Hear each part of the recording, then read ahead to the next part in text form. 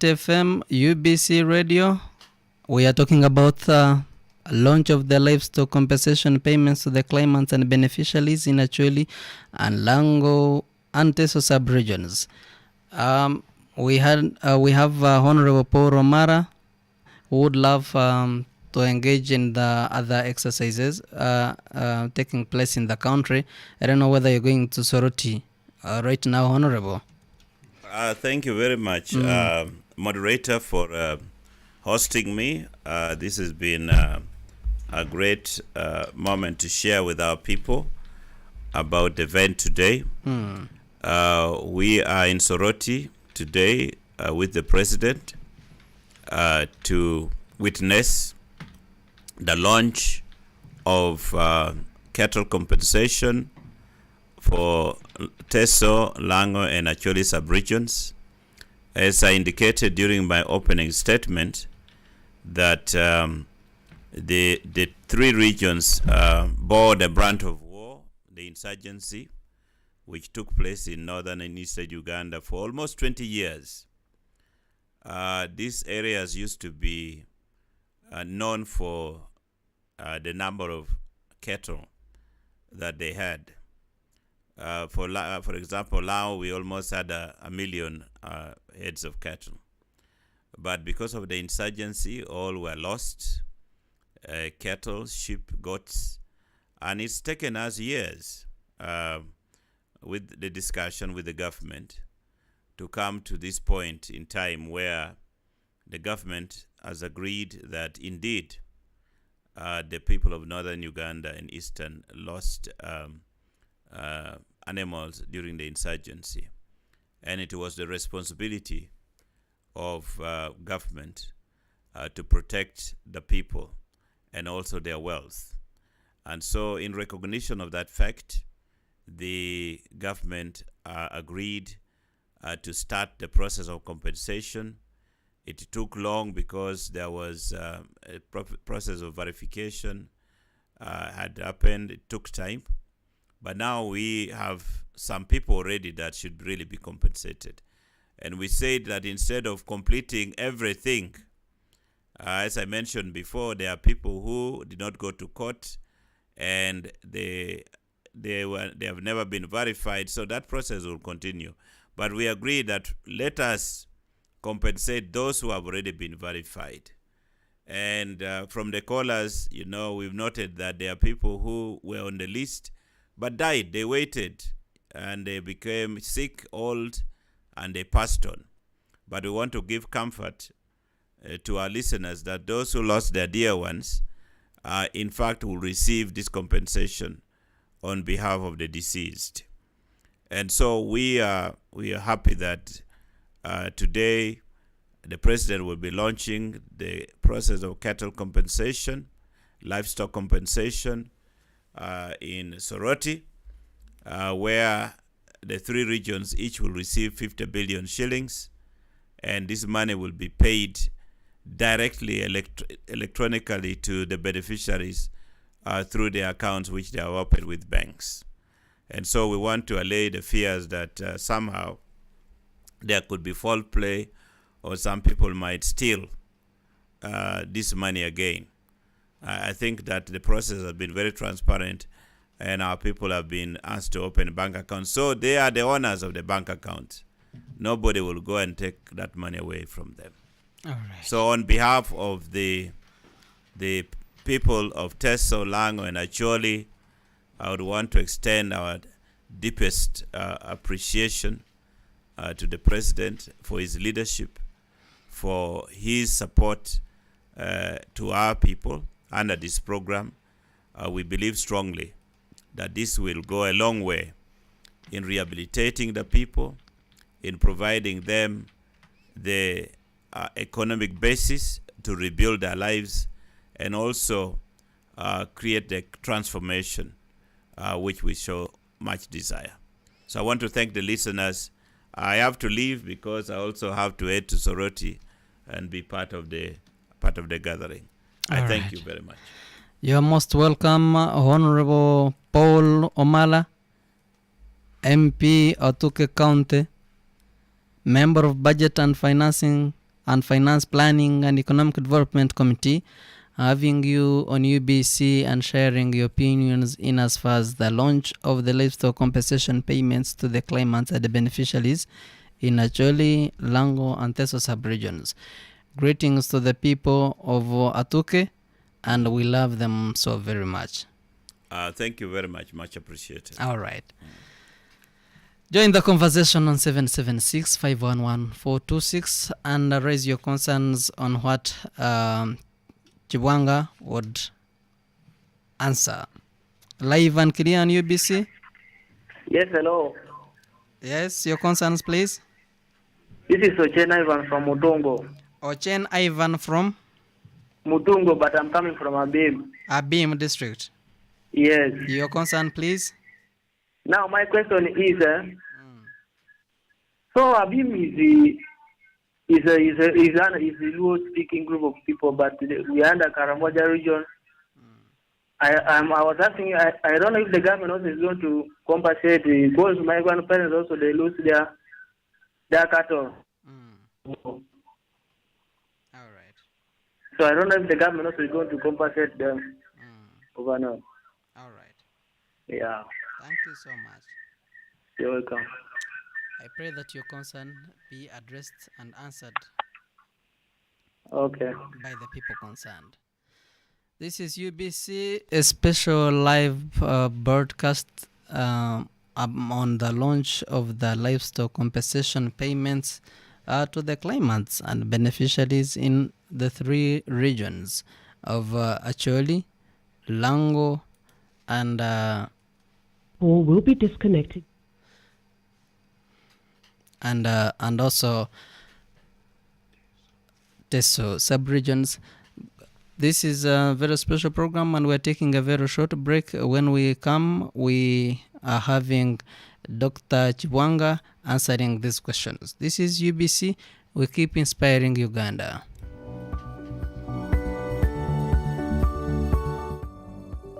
His Excellency, the President of the Republic of Uganda, will grace the official launch of compensation payments of the confirmed livestock claimants stemming from the insurgencies that ravaged and adversely impacted the northern and eastern parts of the country, especially in Acholi, Lango and Teso Sub-regions, starting with the 1979 Liberation War. The Ministry of Justice and Constitutional Affairs, together with the affected local government authorities, established a verification committee to evaluate, ascertain and confirm the genuineness of the livestock claims to be compensated by the government. The launch of the payments exercise will take place on Saturday, 26th March 2022, 26th March 2022 at Soroti University Grounds, Soroti City from 8 a.m. to 1 p.m. This is a confirmation of the NRM government's commitment and concern towards restoring and improving the economic welfare of the war-affected communities in these sub-regions.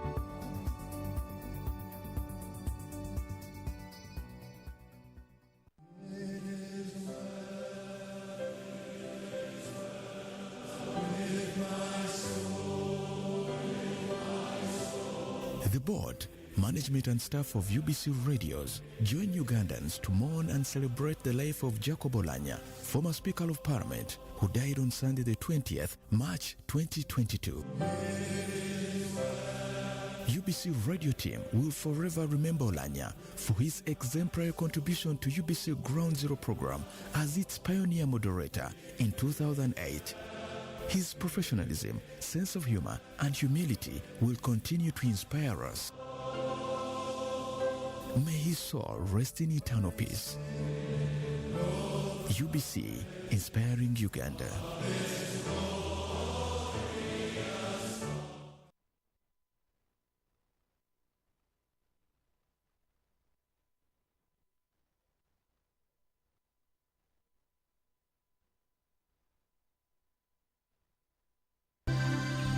UBC Radio Network, your national preferred choice. We broadcast all over Uganda and beyond. Join us on 98 FM in Kampala, 99.4 FM Lira, and 97.4 FM Arua. UBC Radio, inspiring Uganda. You are listening to UBC Radio. Uganda works towards Vision 2040, UBC Radio is dedicated to the development of Uganda. Join us every day for transformative programs in English, Swahili, and Luo. This is UBC Radio. This is independent sound. UBC has 11 sister radio stations spread throughout the country to educate, inform, and entertain. Tune in to UBC Radio FM 98, your national radio station, Magic 100, where sports and music is our life. 87.5 Star FM in Uganda, 97.4 UBC West covering Western Uganda, 102 Mega FM in Gulu, 97 FM Butembo Radio in Eastern Uganda, 107.0 Bududi FM, 100.5 Nge FM in Kasese, 98.0 West Nile FM in Arua, Total Ray Radio FM 90 in Karamoja, and 93.0 Voice of Mundbujo. Now you covered in your local language. UBC Radios, inspiring Uganda.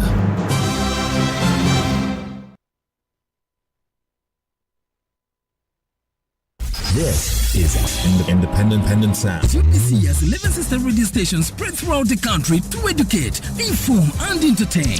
Tune in to UBC Radio FM 98, your national radio station, Magic 100, where sports and music is our life. 87.5 Star 7.4 UBC West Casting covering live Western on 98 FM, UBC Radio. We have Dr. Adam Makmot Chubwanga online.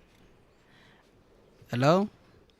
Hello, good morning. Good morning to you. You are live and clear on UBC. Good morning to all the listeners. Yes. I'm very pleased to be here. All right. I'm still on the move, but I can be part of the program. Okay. You'll be hearing some sound in the background, but ignore it.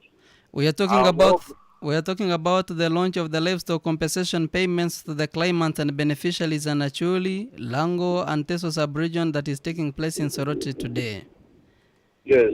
And we are privileged that we're talking to you and as a party that was involved in the whole of this exercise. Okay. What has been the experience like?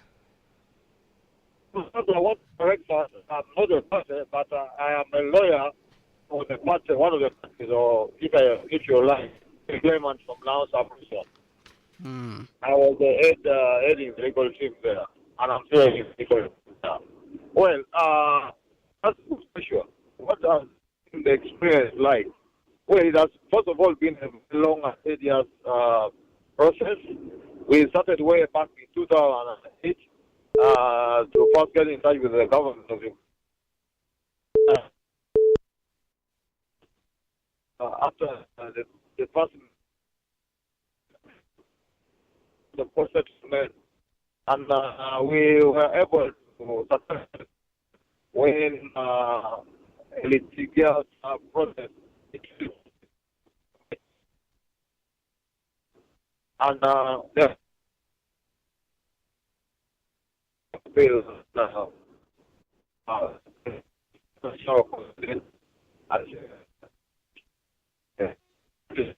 it has not has been a difficult one.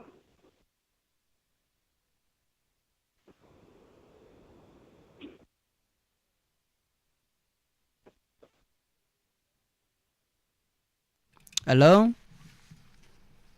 Doctor, are you hearing us very well? Network. Dr. Makmut? Hello? We requested that you change perhaps the location and we get to a better internet. Hello? Network, doctor. We're going to get back to doctor to share his opinions about this livestock compensation payments to the claimants and the beneficiaries of the people that lost their animals during the wars. We're going to get back to him when he has some clear network because we're unable to get to him. But you can raise your concerns and We compiled them for him to answer because I believe he's a party or a person that has been involved from this exercise for more than 10 years. Live and clear on UBC. Hello. Hello. Yeah, this is still Samuel Kololo. Yes, Samuel. There is still one thing I wanted to know. Yes, please. The verification exercise in Teso was majorly handled in different phases and also different groups. How is this exercise going to be handled now? Because these people have different other groups which was verified separately, and then another one. Are they going to consider all of them as one? Okay. Or they are going to nullify another group and say this is the group we are going to follow? All right. Yes. Thank you so much. Welcome. Live and clear on UBC Radio. UBC.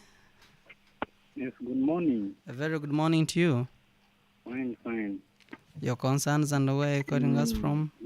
This is Pinto from Tinda. Your name again? Pierre Pinto from Tinda. Yes. But I come from that side of Agago. Okay. I want to first appreciate government for compensating those animals which also people lose during the war. Now I'm seeing that thing they saw it twice and they did very good to compensate those ones. Okay. And also if they are compensating those things, what I want to give is like this. Like for those people, those end of Shoreland, mostly Agago district or Tuke and some part of Teso, every time they always they lose their things from mostly with this Karamojong. Whereby you may be having animals, but again Karamojong will just take off your animal.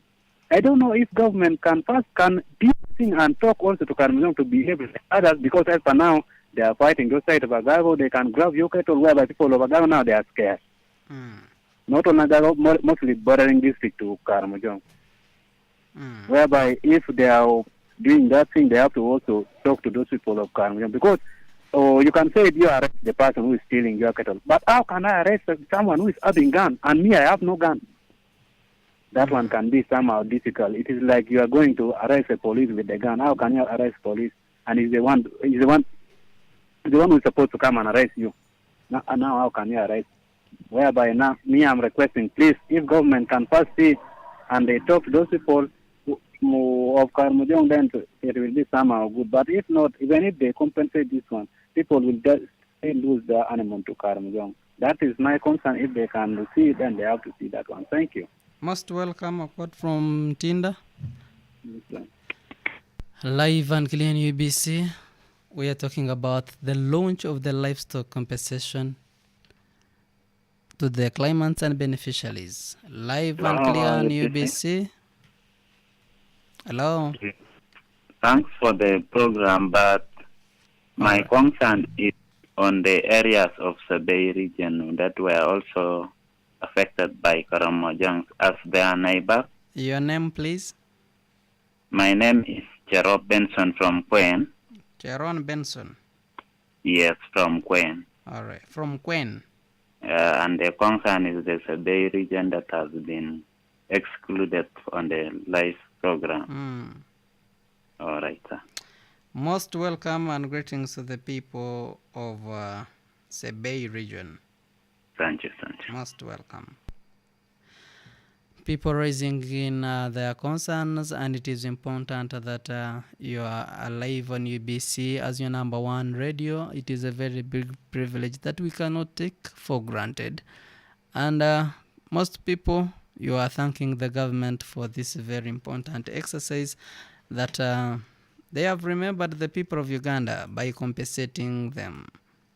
Allow me get back to Dr. Adam Makmot Chibwanga that we lost later on because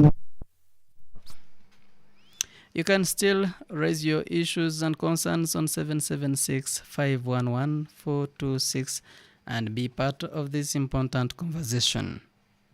We are live and clear on 98 FM, UBC Radio. Hello.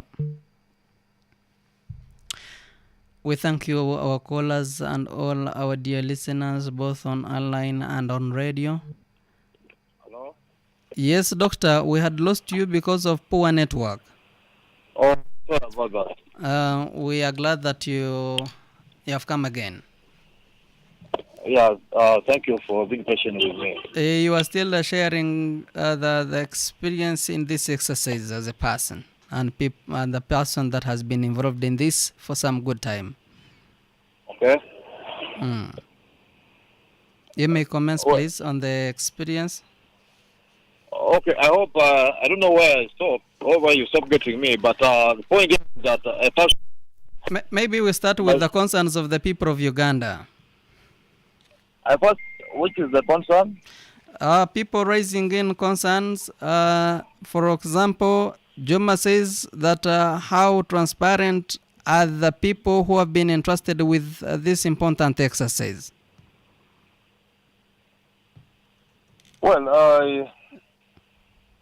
as a lawyer who is involved in the process, I have specific instructions from those thousands of litigants who lost property during the war, and therefore I'm accountable to them.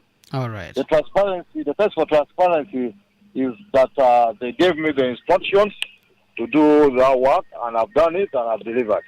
The relationship between the council and its clients is a personal one, regulated and moderated by law, and a client chooses whether or not to continue with a lawyer.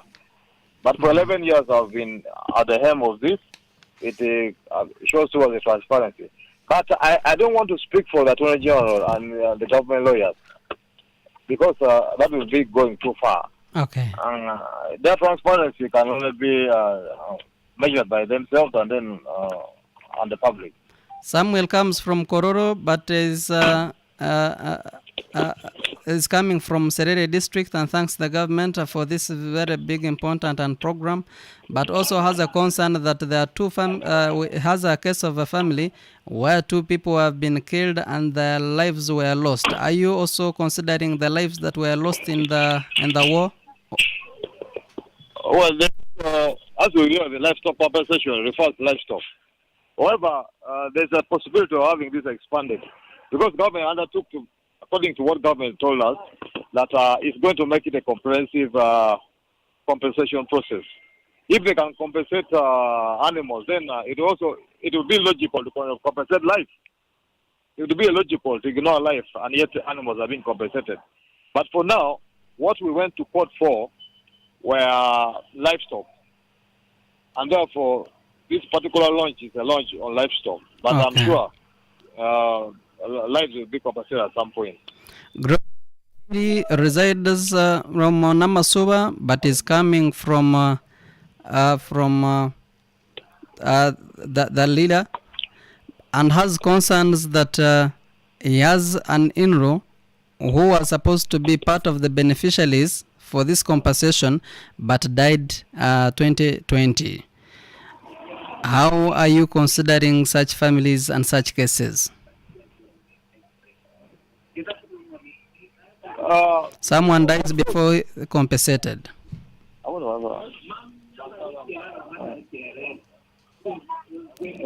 Doctor? Yes. How are you handling those families that lost? Those people who lost their lives before compensated? Okay. Like I said, this matter started as early as 2008. By 2008, we had compiled all those who lost property, and they are in our record. What has happened is that there is a provision for owners of letter of administration of deceased persons to benefit. And so long as you have a letter of administration showing that your father or a relative or anyone that you ask for on behalf of that letter of administration, then you are able to get compensated, even if the person is deceased. What I don't know about Gloria is if the person actually was entitled to compensation and had been recorded as such, or is a new claimant that, that person was a new claimant that whose claim was not yet put on record. But once the claim is on record, that person or Gloria can go and get a letter of administration and approach us or approach whoever. If it's Lango, then that should be me, myself, or my office. And then we see how we can factor in the letter of administration into the payment system. Obote comes from okay. Obote comes from leader, and he says that some people have not been considered. What could be the reasons? You see, the process of compensation started as a voluntary and a demand-driven process. It's not a national program whereby anyone could have qualified. You have to demonstrate need, and also you have to demonstrate that you have lost something. And how do you demonstrate need? You demonstrate need by intending to litigate, go to court. So those who demonstrate the need, like the first 9,000 people, they register with us and we file a suit. So it was not like en masse. It was a matter of choice. So these are litigants in court who are being negotiated out for the purpose of having the payments made. All right. The same Obote is not happy with the mode of payment, and he says is not clear. What is the mode of payment? Are people going to be? What is the mode of payment?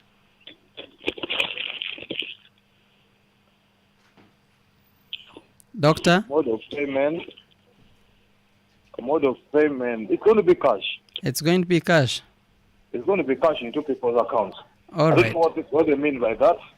But what we agreed on as a team is that the money will go directly into the claimant's account without passing through the lawyers. Normally, in a normal situation, as the law requires, the money should have been given to a law firm that has handled the matter.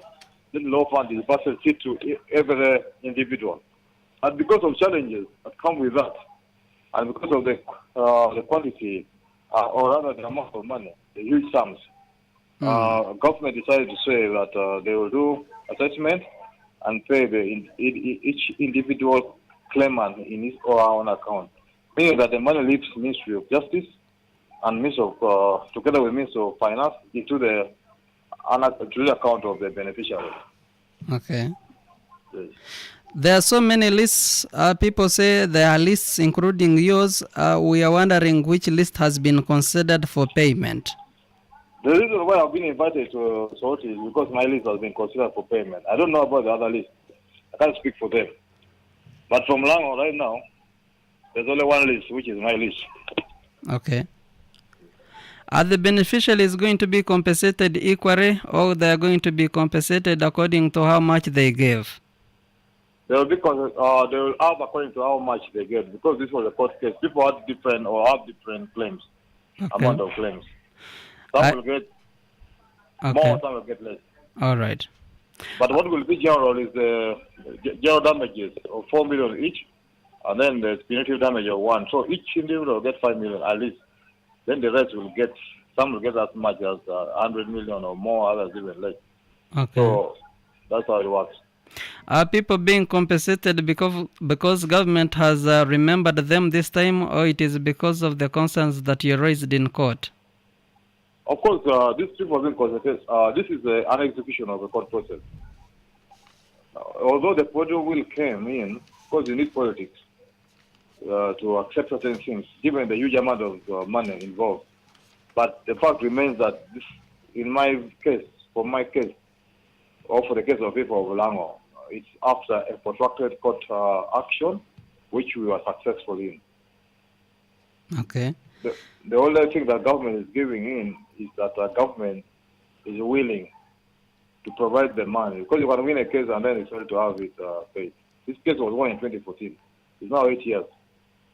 Okay. Are you only compensating people that gave in or lost their cattle, or you're also considering those that gave in sheep and goats?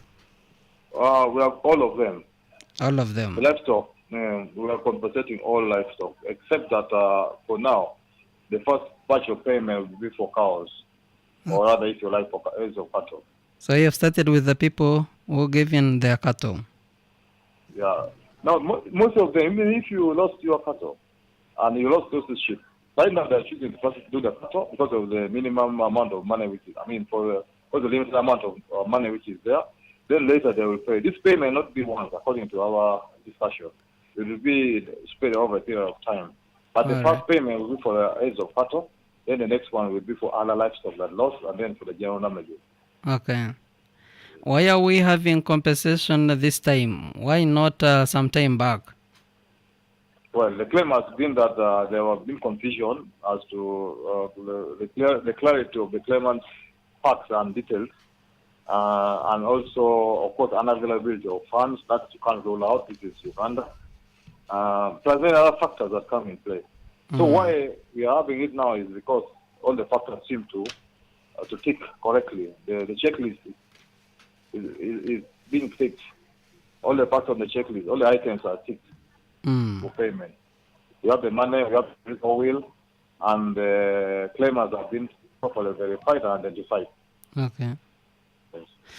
Some people in Sebei are not happy that their region has not been considered, yet it was part of those areas that were affected by the war.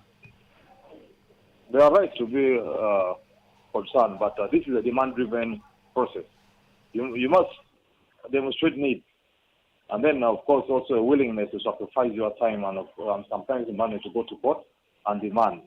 Ours is not give a giveaway, or rather a token from government. Ours is a demand that we purchase. Okay.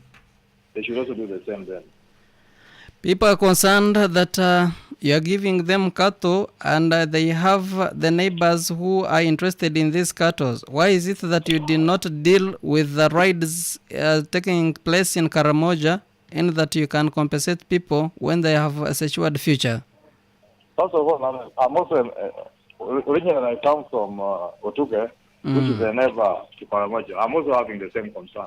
Unfortunately, I'm on the other side of it. I'm on the side of the people who are demanding for the payments. I'm not on the side of the people who are paying. I don't work for the government of Uganda. So I am just demanding that they pay my people, and they say they are going to pay. Therefore, that question should be addressed to the government of Uganda. They have the security, they have the guns, they have everything that we as taxpayers pay for them to use to protect the people. As concerned citizens, we are much concerned and to know what the grounds you based on to pursue government and realize this important program of compensation. Well, it's a constitutional ground in the Constitution. The right to be protected, the right to property. This is the duty of government as part of the contract that they renew every 5 years during elections to protect the citizens of the country from and protect their lives and protect their property. They renegated on that duty when they failed to do that protection. We don't know who picked these animals. We were not there, but we know that the government was in control when the animals got lost. And therefore, the court found that they are liable as the government to pay to the people who lost property, which property were left in their custody. Is this exercise going to stop this year, or it is going to continue? Like we have seen other programs continue and people are going to be considered, because giving the list that has been accepted, many people have not been considered. Is there any opportunity that those that have not been considered will keep on applying and pursuing to be the beneficiaries of this exercise? Yeah, we have been given that possibility that the people who have not been considered may be considered. And it will take several years to pay the claimants, because the amount they want is not so much. The set of claimants I'm standing for I have a claim of amounting to 1.7 trillion shillings, and that's a lot of money. That's 1,700 billion. That is if you don't consider interest and other things. Such kind of money, it will take time for the government to pay. Even if the government has to roll out to the public, it's not an easy process. So it will take several years, maybe 5, maybe 10, I don't know, depending on the the political will of the government. But yes. Okay. You have a question you wanted to ask? We still have people complaining that they have not been compensated for 40 years, especially those that lost their cattle and livestock in the NRA. But now we are considering people who have lost their properties in recent years. Why consider these ones and the other ones not yet? I thought we would first deal with the others, and when that is very well sorted, we can consider this one. Well, again, it comes to the issue of demand and the ability to be agile towards your needs. People, there are many cases in court. My experience as a lawyer for the last 20 years, I've seen very many cases in court coming from all those other areas where they claim that they were losses. But I can't speak for government. That is government's work to answer. For me, I did what came out from between 1987 and 2007. That is in northern Uganda. And that's where, those are the facts and the reality I worked with to get to this level. But I don't know what happened the other side. Okay. Okay. Many Ugandans think that this exercise is due because the president of Uganda promised the people of Uganda then during the campaigns, and he's now fulfilling what he promised. Not that he was pursued by you, the lawyers. How true is that? For me, as a lawyer, I know I have a claim against government and the and the style, whatever compensation is coming in, the style under the court case that we have and the court number. So for me, I don't see the political angle of it. Because as a lawyer, I speak as a technical person.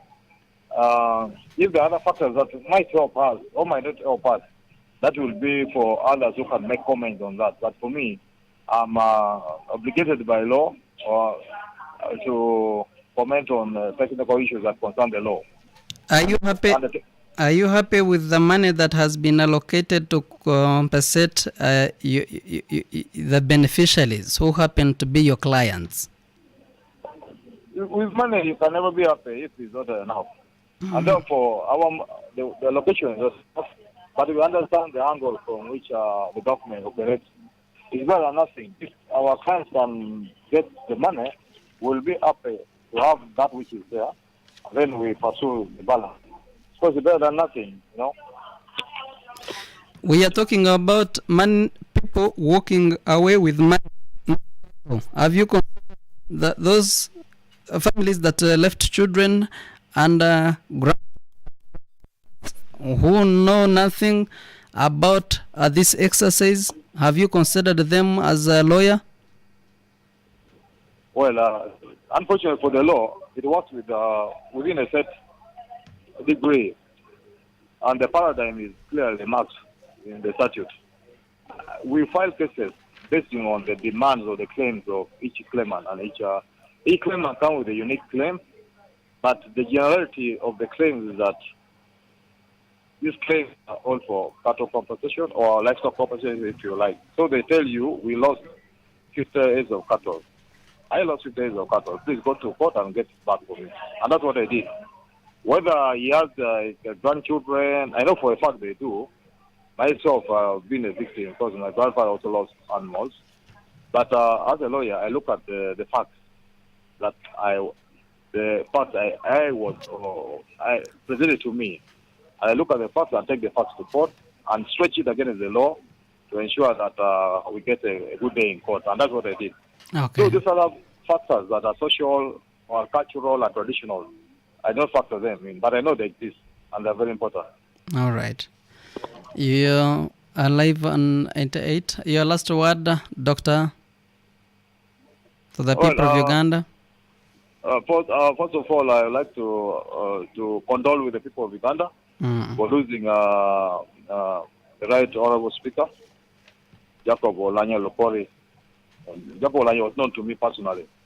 At some point, we were looking at merging as a farm, bringing him in, and we worked towards that. But unfortunately, he has gone. I'm just praying that we keep calm and see how it develops. But most importantly, for the purpose of the compensation, I'm appealing to those who will receive it to use it well, because it's not every day that you get this kind of money coming in. And I also want to thank the government of Uganda, the Attorney General, and all the Attorney General, and the members of Parliament, and whoever has helped in the process. I say thank you. And I also thank UBC for giving me this opportunity to interact with the masses. Thank you, sir.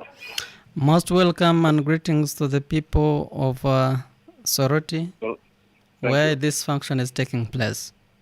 Thank you, sir. It is a privilege having you at UBC. A pleasure.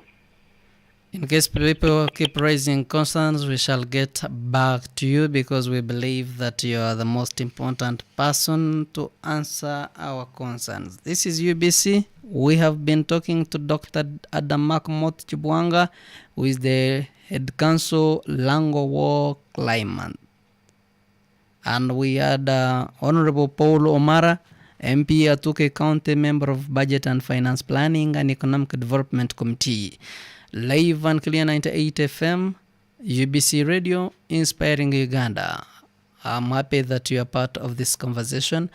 We're talking about the launch of the livestock compensation payments to the claimants and beneficiaries in Acholi, Lango and Teso Sub-region, which is live from Soroti City, and we're going to get there very, very soon.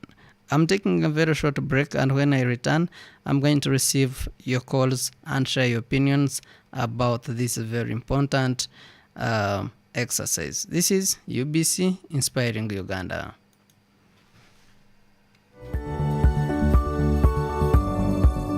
His Excellency, the President of the Republic of Uganda, will grace the official launch of compensation payments of the confirmed livestock claimants stemming from the insurgencies that ravaged and adversely impacted the northern and eastern parts of the country, especially in Acholi, Lango and Teso Sub-regions, starting with the 1979 Liberation War. The Ministry of Justice and Constitutional Affairs, together with the affected local government authorities, established a verification committee to evaluate, ascertain and confirm the genuineness of the livestock claims to be compensated by the government. The launch of the payments exercise will take place on Saturday, 26th March 2022. 26th March 2022 at Soroti University Grounds, Soroti City, from 8 a.m. to 1 p.m. This is a confirmation of the NRM government's commitment and concern towards restoring and improving the economic welfare of the war-affected communities in these sub-regions.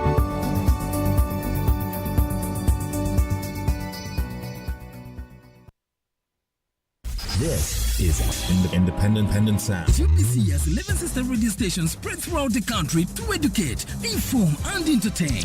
Tune in to UBC Radio FM 98, your national radio station, Magic 100, where sports and music is our life. 87.5 Star FM in Uganda, 97.4 UBC West covering Western Uganda, 102 Mega FM in Gulu, 97 FM Butembo Radio in Eastern Uganda, 107.0 Buduli FM, 100.5 Nge FM in Kasese, 98.0 West Nile FM in Arua, Totore Radio FM 90 in Karamoja, and 93.0 Voice of Mundbujo. Now you covered in your local language. UBC Radios, inspiring Uganda.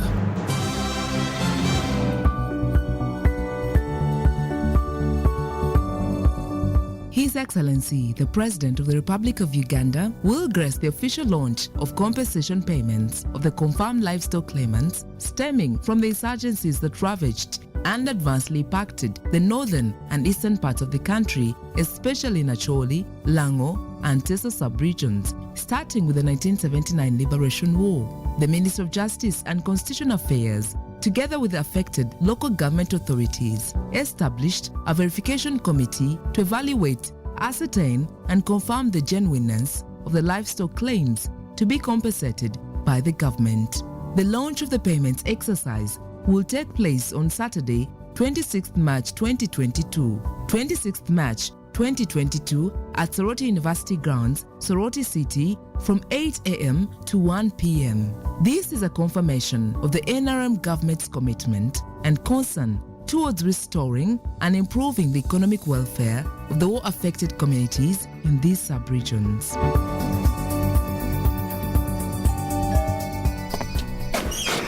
What a surprise, Mr. Headmaster. Is everything all right at school? The school is all right, but I also ask the same question. Is everything all right in your home?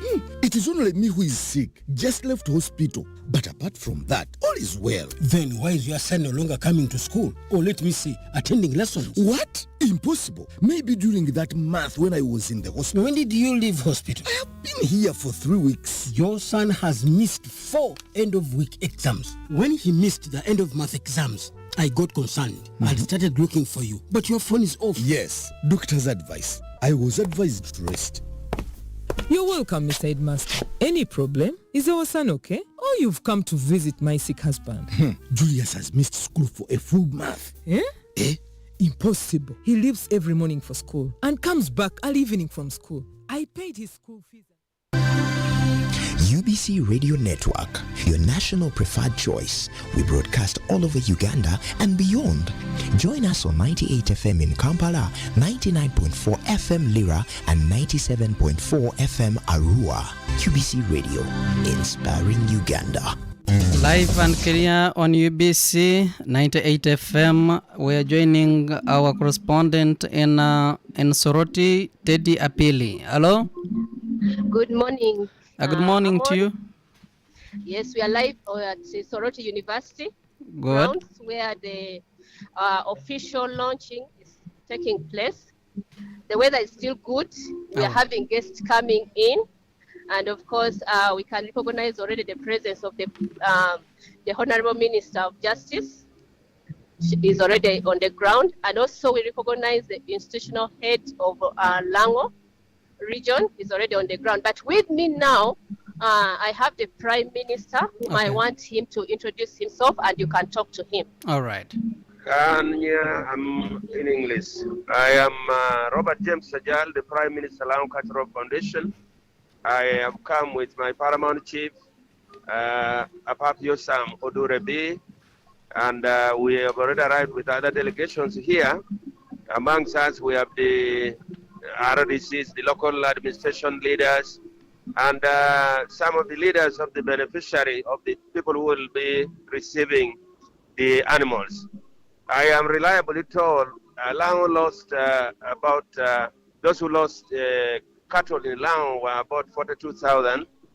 So the list was sent to the districts and then to the sub-counties. They were verified, and finally this list was released, and then corrections made for where there were omissions.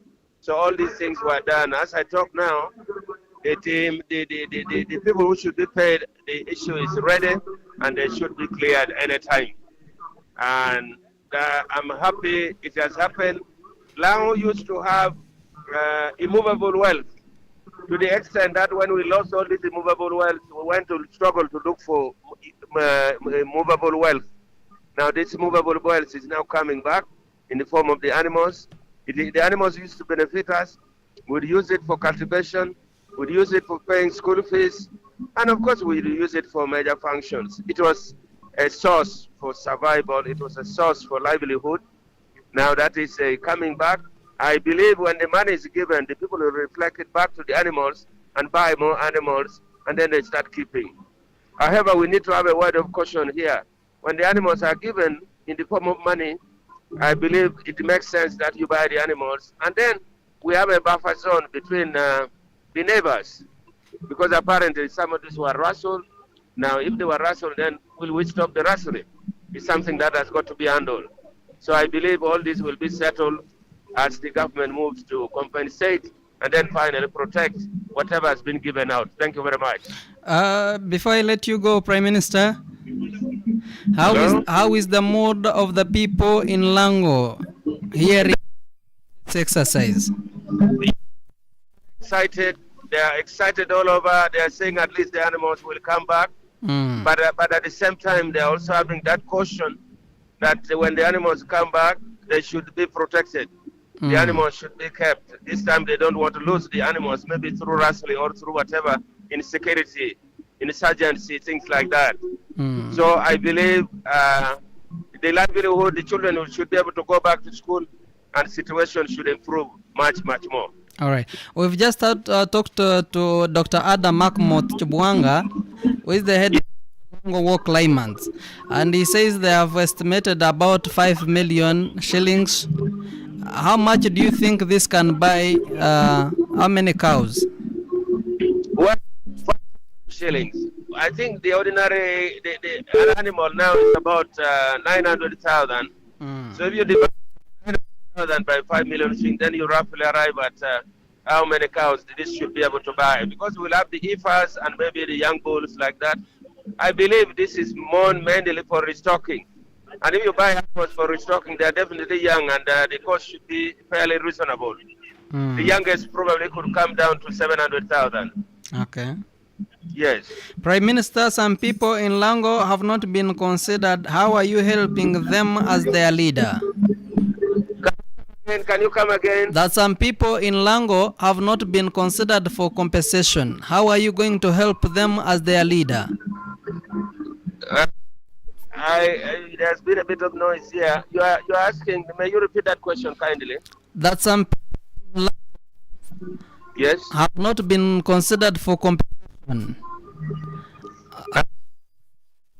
Them as their leader.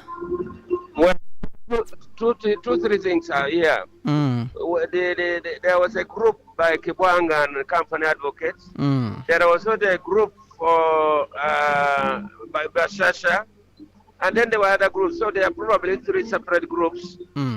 All these groups are known, and they are definitely going to be harmonized. And when all is fully harmonized, and I think the harmonization has already been done, then we believe the people should all be compensated. Those who are missing, I think it's not late, they will still be reconsidered. Okay. Yes, please. Your last remark to the people of Uganda about this exercise? Come again? What is the last word to the people of Uganda about this compensation exercise? The last word to the people of Uganda is that we from Lango welcome this compensation, and we believe it is the right direction. It's the right step in that direction, in that people who used to have their livelihood through the animals will get that livelihood back and try to move on, because then we should be able to educate our children.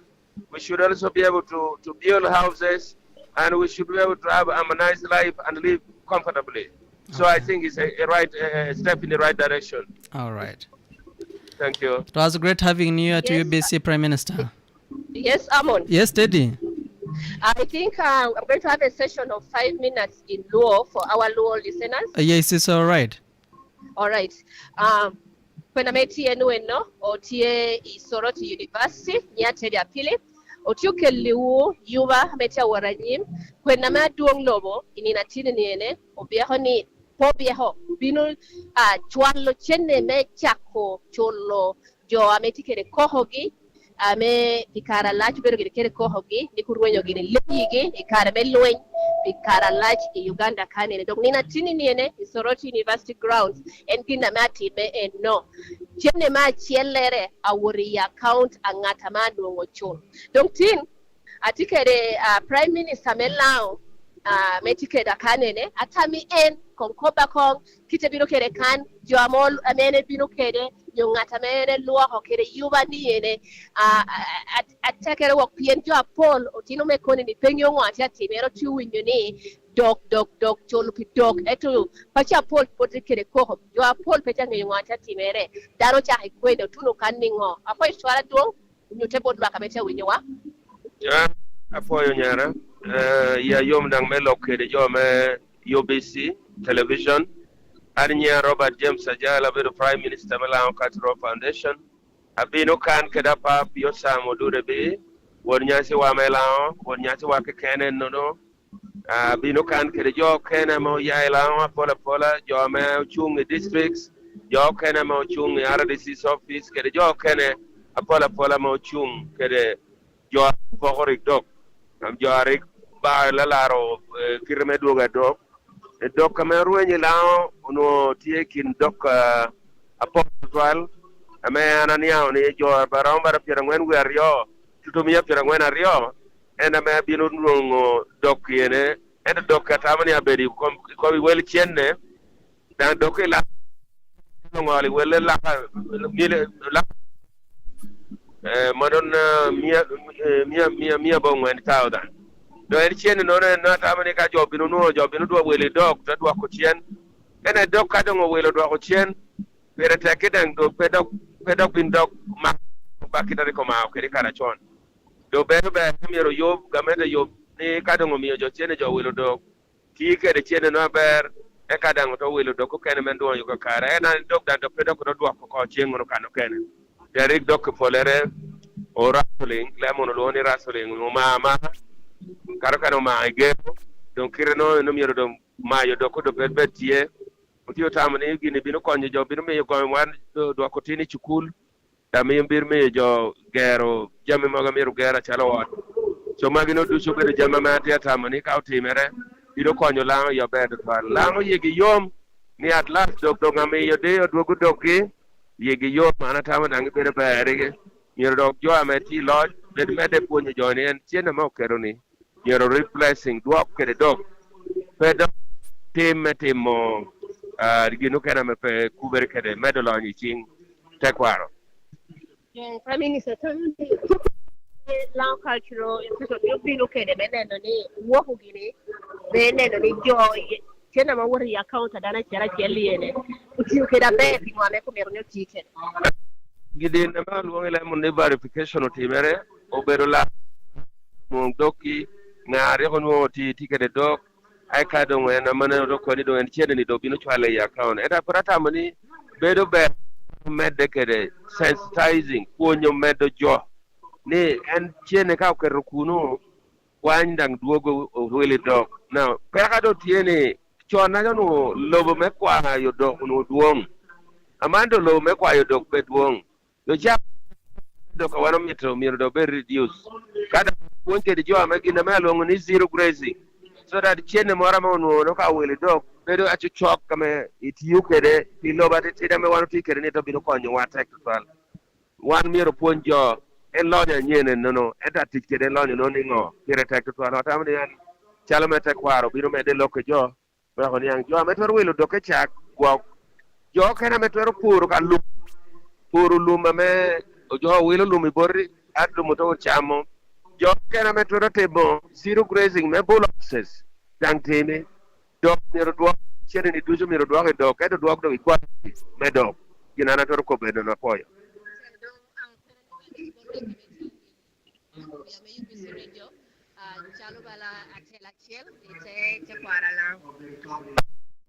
gikitieni na machel poj chalo poj bot gamente autoko botodo kwayo ni na dong aduogu dok kamedang aduogu kede dok awano poyo woki ngero dok tim ngo making sure ni jo ame achulo bedo jikinuing jo ai ko kome menu miru mo chede ni eka yonge yen dok kamedong aduogu no to biro gwoko pedok bin rasle yoko wena na eno ke kera poyo jo ame po nuo poto taro yanyo yore or yan yore wek nuo ngi kanyo chede dong kanu atiteni ena no ti list dwaka nye dwaka list to biro chulo yen pod ang'eyo ni mona chak berene pod biro mede ichulo apoya tek. Yeah, thank you, Hamon, the Prime Minister, Lao Cultural Heritage. Hamon? Yes, Teddy, we're getting you. Yes. Take a foiba. Yes, we are live at Soroti Grounds. The function was expected to start at 8, but up till now we are waiting for the guest of honor. Unless His Excellency the President of Uganda arrives, the function cannot really kickstart because he's the official guest. He's the one expected to, who will be pressing that button to dispatch the first money to the beneficiaries who are receiving their money today. So that's actually what's happening here. We are having different leaders, local leaders from different regions, the 3 regions, Acholi, Lango and Teso, who are here. And yes, I have with me the mayor of Soroti town, Soroti city. Okay. Oh, I have with me the mayor of Soroti City. Please, sir, you're live on UBC Radio with my colleague Amon. Introduce yourself, your name, and tell us a bit about Soroti. Yes, my name is Maro Peter Patrick, the mayor Soroti City West. Our being here is actually today to launch the day of actually the replacement of the animals, which are organized by the government. So today we are in Soroti University, whereby we are still waiting, and now the president is going to come and begin the process. Now, the way Soroti City was one of the cities which was created of recent, but used to be a municipality. And now, here in our city, we have a big number of the persons who are staying here, and they are not even actually persons who are born from here. Most of them were persons actually who come from different districts. Here we are mixed up. Some people from Kaberimaido district, some people from Katakwi district, some people come from Bukedia, some people from Katakwi, some from Amuria. So many, all those districts of Soroti or Teso region are here. Now, in 1979, there was a bit of a problem whereby the Karamojongs actually disturbed Teso region, where many people were disorganized from their places.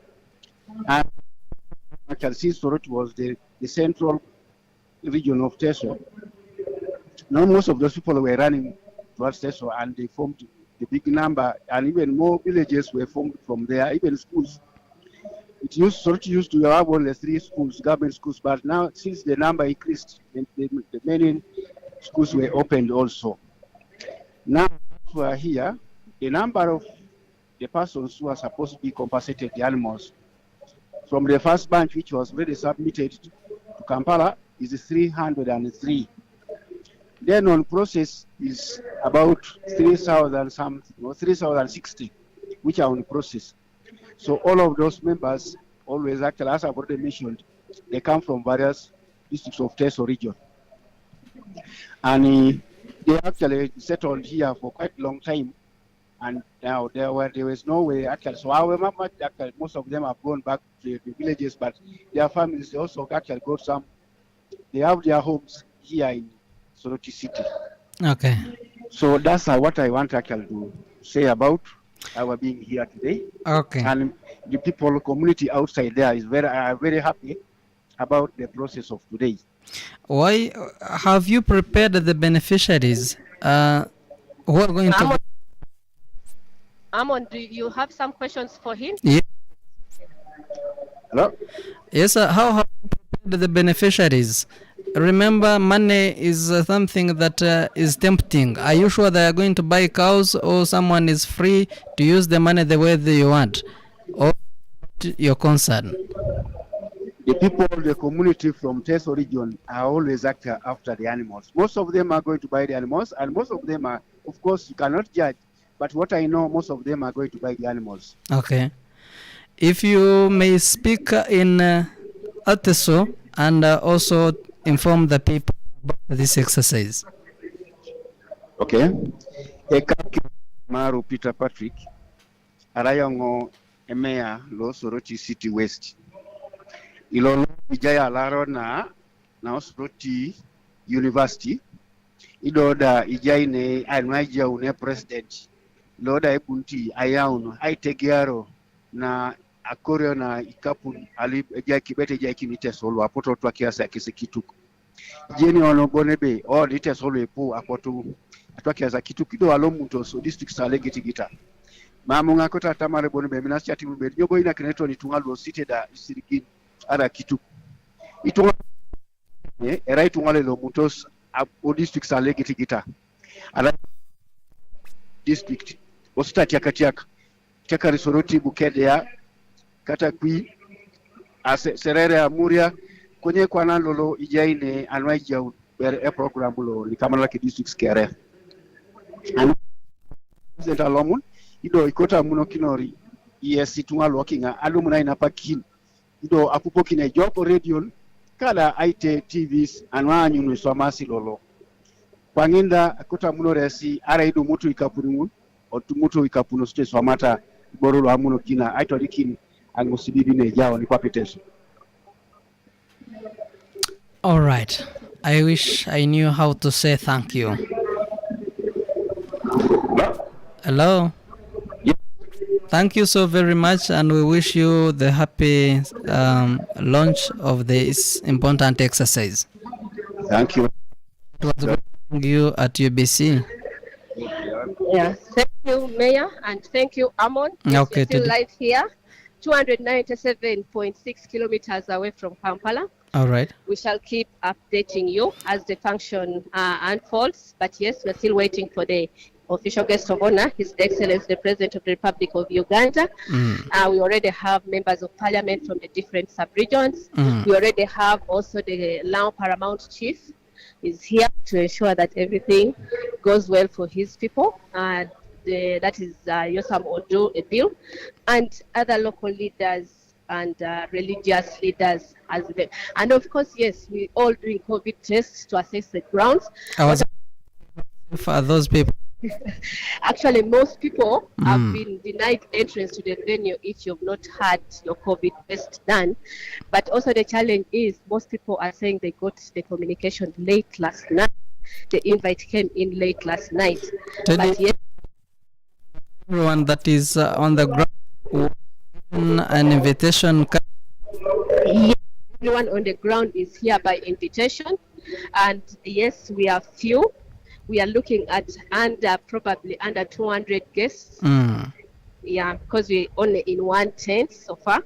Okay. And that's the only thing organized here. And we don't have the local community. As for the beneficiaries themselves, we're only having one beneficiary representing each sub-region. One beneficiary, Teso region, one beneficiary Lango, and one beneficiary from Acholi. A list or a number of beneficiaries attending the launch, but they are representatives. We only have representatives, one per sub-region, yes. Okay. Yeah. Is it possible to get...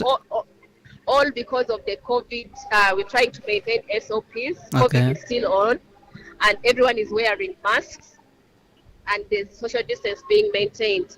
I'm hoping we can get the actual beneficiaries who are on the ground, but Amon, we are all trying to locate them. It seems they have not yet arrived. All right. I was about to invite my friends who are staying in Soroti to join you. Little did I know that it is by invite. On the ground, it is by invite. All right. All right. Get a leader from Acholi would also love to hear that. Yeah, that's what I'm working forward to. But I believe Paul, who is with you in the studio, is going to be updating us also on the challenges, procedures that people are going to use to ensure that at least those who have not benefited yet will be on the next list. Okay. Thank you, Amon. Yes, with my colleague Jagenda also here. Okay. And Jagenda also has had his own share of observations of what has been happening. Okay. Jagenda, you're live on UBC Radio with Amon. We're sharing what we've observed on the ground so far. Well, thank you very much, Amon. You're live and clear on UBC. Yes, Amon. How is the mood in Soroti?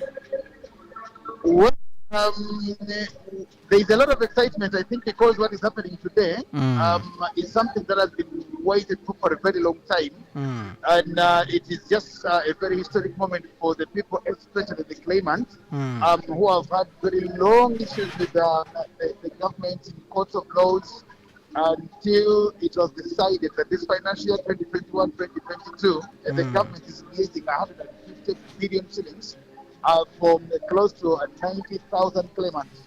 So it is indeed a very big moment for them. We're seeing their leaders building up, coming members of parliament from the sub-regions of Acholi, Lango and Teso, and of course the other local leaders, the cultural leaders, the political leaders, and of course the delegation that is also coming from the Ministry of Justice and Constitutional Affairs. Okay. So it's ecstasy for the people here in Teso.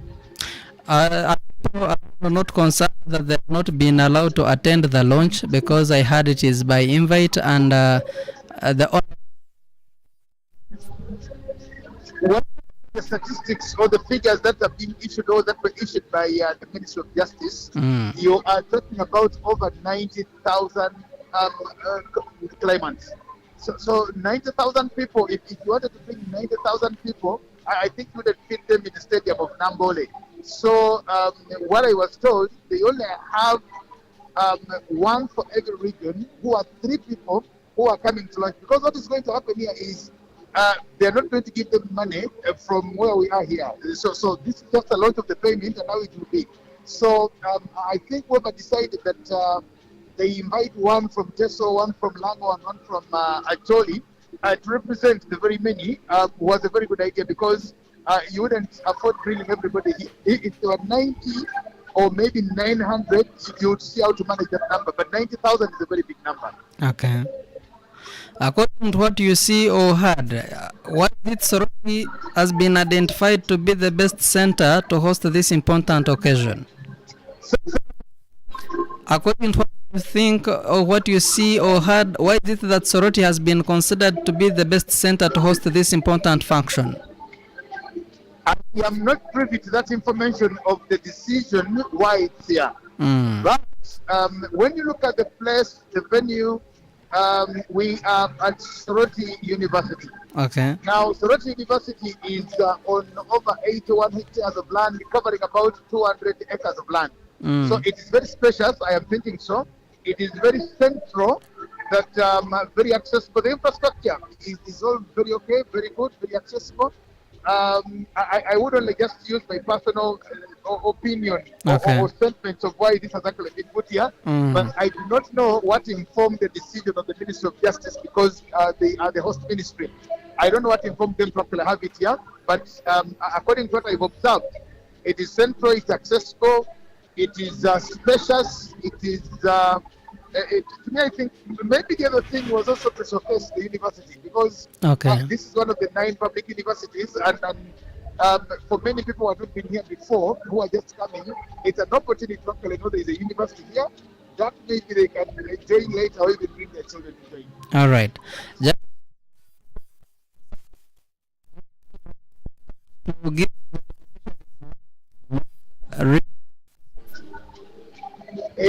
No, both would be okay, but you see, I am only thinking money can help you do whatever you want to do. Because you would think they should have given them cows in kind, but you can't guarantee. If somebody got 5, 6, 7, 10 cows, where would they put the cows? They still have the facility, they still have the land, they still have where to keep the cows. But if somebody got money today, I think the worth of the cows to me is okay, because I'm told I think every head of the cow goes for about 100 or I beg your pardon, 600,000 to about 1 million shillings. So I'm thinking we have different demands now. So if somebody got cash, the issue is compensation, not really the cows. So if somebody got the cash, they could either buy the cows or they could actually move from cows now into some other thing. For as long as somebody feels happy that they were compensated and they give them what is due, what they lost during the insurgencies. So to me, I am okay with both ways, getting cows in kind or getting the cash. All right. Your last remarks to the people of Uganda as a citizen of this country? My last and final comments would just be, whenever there is an opportunity like this, if the government is doing anything and you are a stakeholder, you are a beneficiary, you're one of those who are supposed to benefit from it. Today, I think we should just be part of it. We should just support the people. We should just not say back. We see the politics and all the things. Let's benefit if we're supposed to benefit. Let's support government programs whenever we can. And let's see how we can fit into what the government is doing for the good of our people, especially for the leaders at all levels and at all categories. So to me, as a Ugandan, is whenever there's anything that the government is doing for its people, let's give it a nod, let's give it our support, and let's be part of it. It was you to UBC Radio, our brother Jagenda Samakula. It was great having you. Thank you very much. Thank you very much. Blessings again. All right. God bless you. Teddy? Hello? We're going to get back to the people in Soroti, where the official launch of the livestock compensation to the beneficiaries is going to be taking place, or is taking place. And we've been talking to our correspondent, Teddy Pili, giving us different leaders from Acholi, Lango and Teso Sub-regions. We also heard from Jagenda Semakula sharing his opinions about this very important exercise. This is UBC broadcasting live on 98 FM. We have just had an update that over 200 people and plus are attending the launch, and not all beneficiaries have been given the chance to attend, but because of COVID-19, they are going to be represented by their leaders or representatives, and 3 regions have been considered, that is Acholi, Lango and Teso. You are free to share your opinions on 776-511-426. This is UBC. Live and clear. Hello. Uganda is listening. Yeah? You are live on UBC. You are live on UBC. Yeah? Your name? Is it in Kampala or here in Mbarara? You are UBC, Kampala and all. In Kampala or in Mbarara? Where are you calling from and your name? From Ubusha. Your name, please? From Jackson. From Jackson. Do you have any statement to say about government compensating those who lost their cows in the war? Yeah. Okay. Yeah. Any comment? The schools which have got irons which are okay. And there are schools which have no shutters like windows and doors. Okay. So during the time, okay, people they suffer from pupils or young students they suffer from coldness. That is another problem. Okay. Another problem. Hello. We are listening. The schools which have no teachers for houses, most teachers, most of them they travel, they have in nearby training center. Okay. Yeah, some they travel from their homes long distances. Sometimes they arrive at school very late. Okay. One time when the school is supposed to start at 8 a.m. in the morning, you find the teacher arrives there at 8:30 or 8:45. What brings about that? Yeah? What? Lacking of having accommodation nearby the school. Okay. Yeah. What would you want the government to do? Facilitate the school with those programs. Okay. Are you in Kampala or you are in Mbarara? We are connected to Rova, Uganda. Yeah. You are on national broadcaster UBC and all its radio stations. One day I ranked this number. Okay. It was Sunday. There was a man called the Semangartaya who was playing all these on the radio UBC. Okay. But is he in Kampala or in Mbarara every Sunday? I will update you later on about that. We are talking about the launch of livestock compensation that is taking place in Soroti. Okay. Okay, thank you so much for spending time to talk to Ugandans. Okay, bye. All right. This is UBC. This is what we mean by inspiring the people of Uganda. This is your number one radio, national and public broadcaster, live on all our radio stations. We are waiting for the President of Republic of Uganda, His Excellency Yoweri Kaguta Museveni, to address the people of Soroti, where the function or the launch is taking place.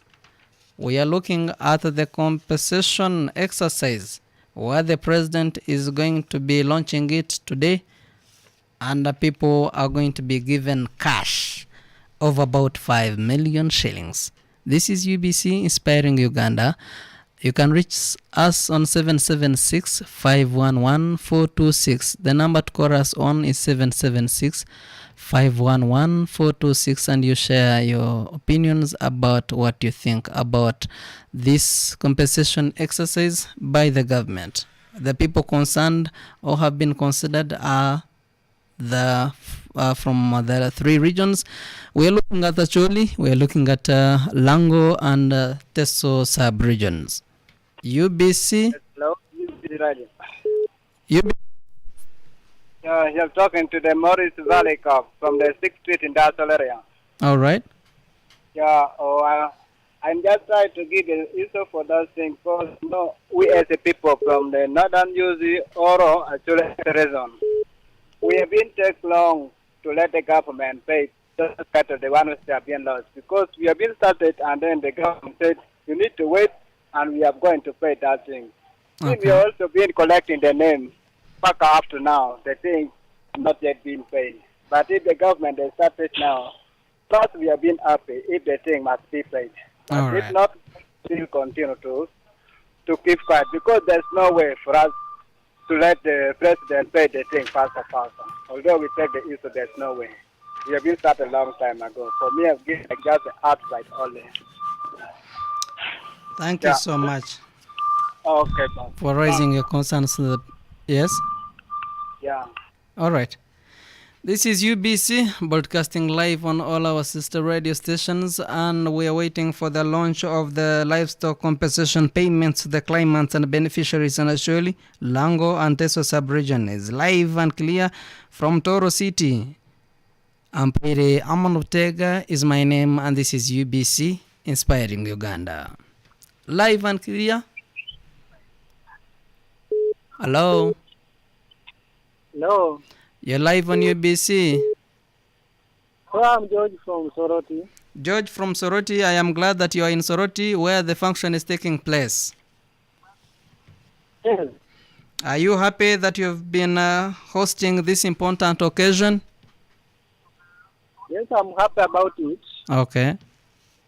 So how are they going to benefit? How are the beneficiaries going to get?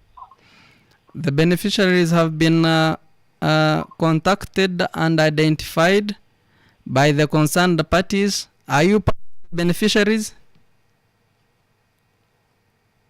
George? You can call us, George, again on 776-511-426. We're unable to get you a concern about that compensation exercise. UBC live and clear. Yes, good morning, sir. Good morning to you. Your name and where you're calling us from?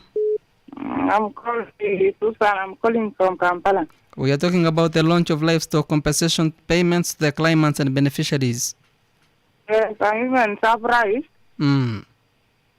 Concerned my father, I was telling me bad story. Okay. That by the time of registration, every office is just approach. They tell him that he pay 500,000. He has paid up to now. Okay.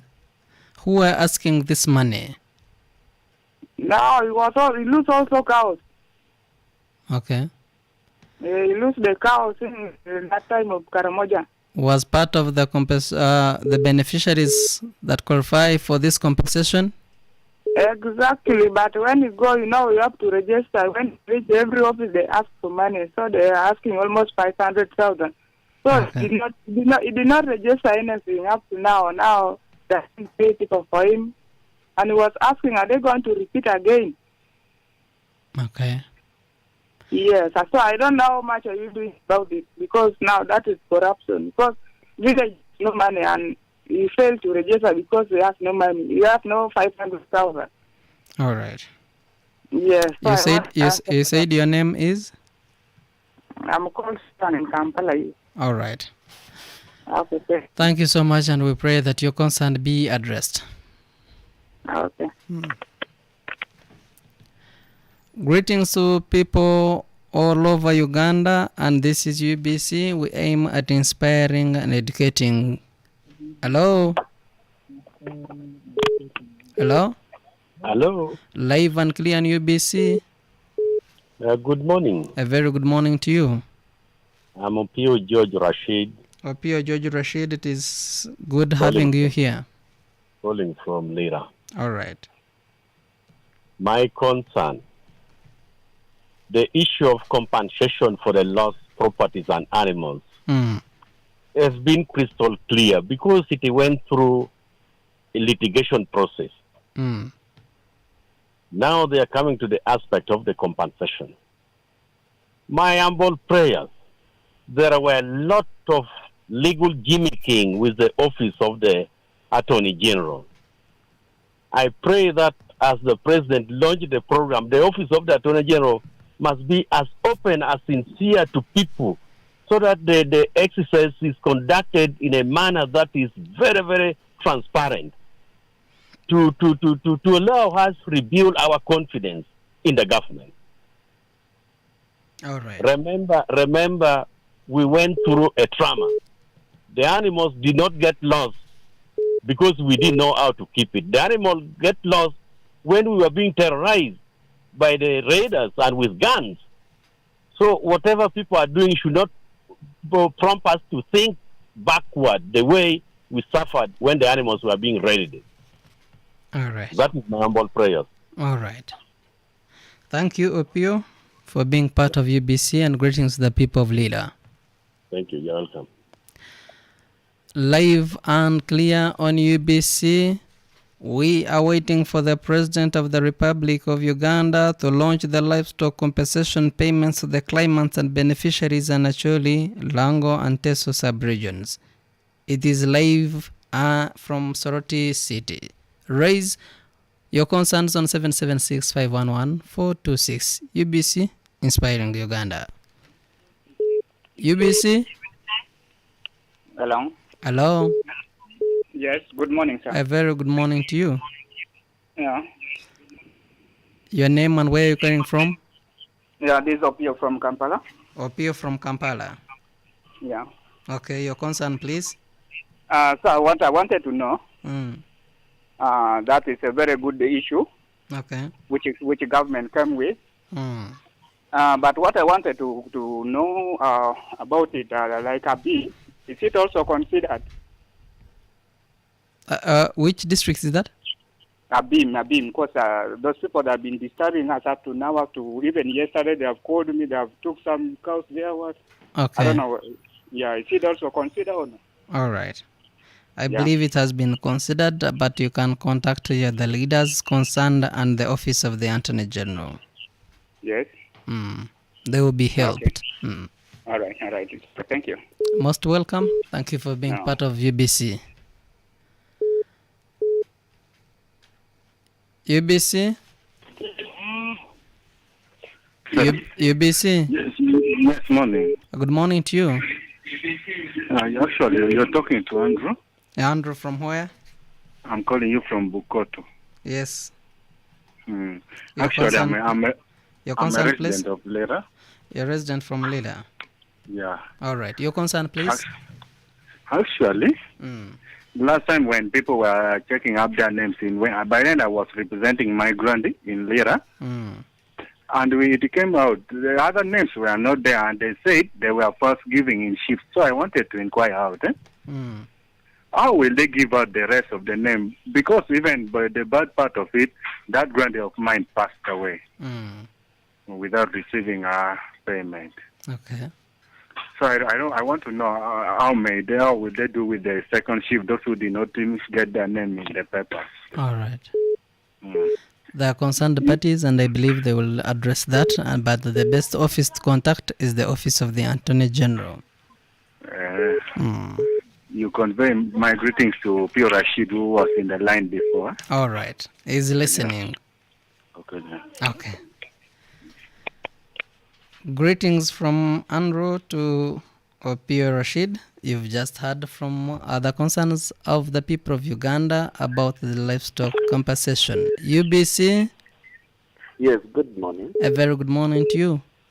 Yeah, thank you very much. I'm Chris calling in from Ginger. Most welcome. But, Your name again? Yeah, I'm actually my local district is Serere. All right. Now I wanted to raise something Mm. concerning what is taking place in Soroti. Mm. There were names that were put in the sub-counties, and people went and checked and they found their names. But beneficiaries who have passed away, names are existing in the list. Mm. Therefore, during the occurrence of their death, and they never had national IDs, Mm. but their children are there. Eh? So when actually when we try to follow up, Mm. the same as one of my sisters who called in from Kampala complained that they need a lot of money, and they said they fish up to reach up to court one time. Mm.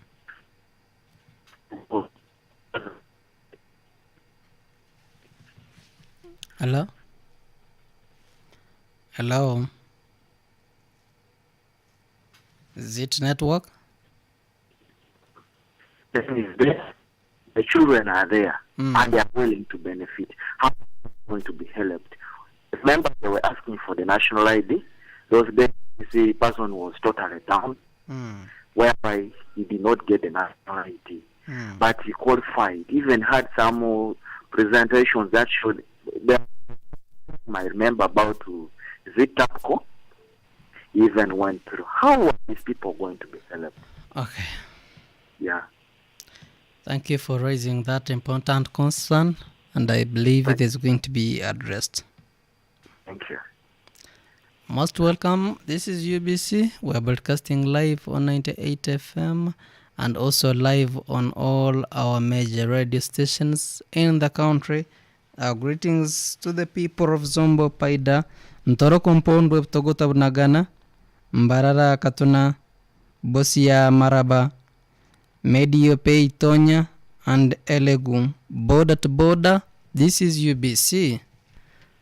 Live and clear. Hello. Good morning. A very good morning to you. Thanks for the program. Most welcome, sir. Yeah, you are speaking to Emmanuel from Kachumbala, eh? Emmanuel from? Bala. All right. Yeah, I wanted to appreciate the program, eh? Okay. But I wanted to inquire, All right. those people, those beneficiaries, are they going to receive that money through the mobile phone or to the account of the bank? I think they have registered their accounts, bank accounts, and that's where the money is going to be channeled through. Mm. What about now those people whose names will not be appeared in the list? How will they raise their complaint? They're saying that they can contact their local leaders and reach to the office of the Attorney General for being considered, to be considered. Thank you. Send my regards to all those beneficiaries of Kachumba, not forgetting my mom, Peruna Nakures. All right. This is UBC. We aim at inspiring and educating Uganda. It is a very big privilege that you are part of this inspiration journey. UBC. Hello, good morning. A very good morning to you. Your name and where you calling us from? You're speaking to... Win Manuel. Yes. Your concern, please.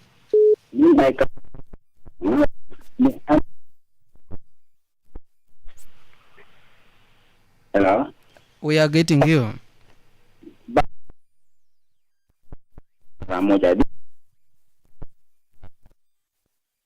Into the radio. This thing. I pray to help. Okay. Yes. Is it possible for the locals to be part of the UPDF and also fight these raids? I think the government also needs the input of the local people to easily fight this vice. UBC. Hello. Live and clear.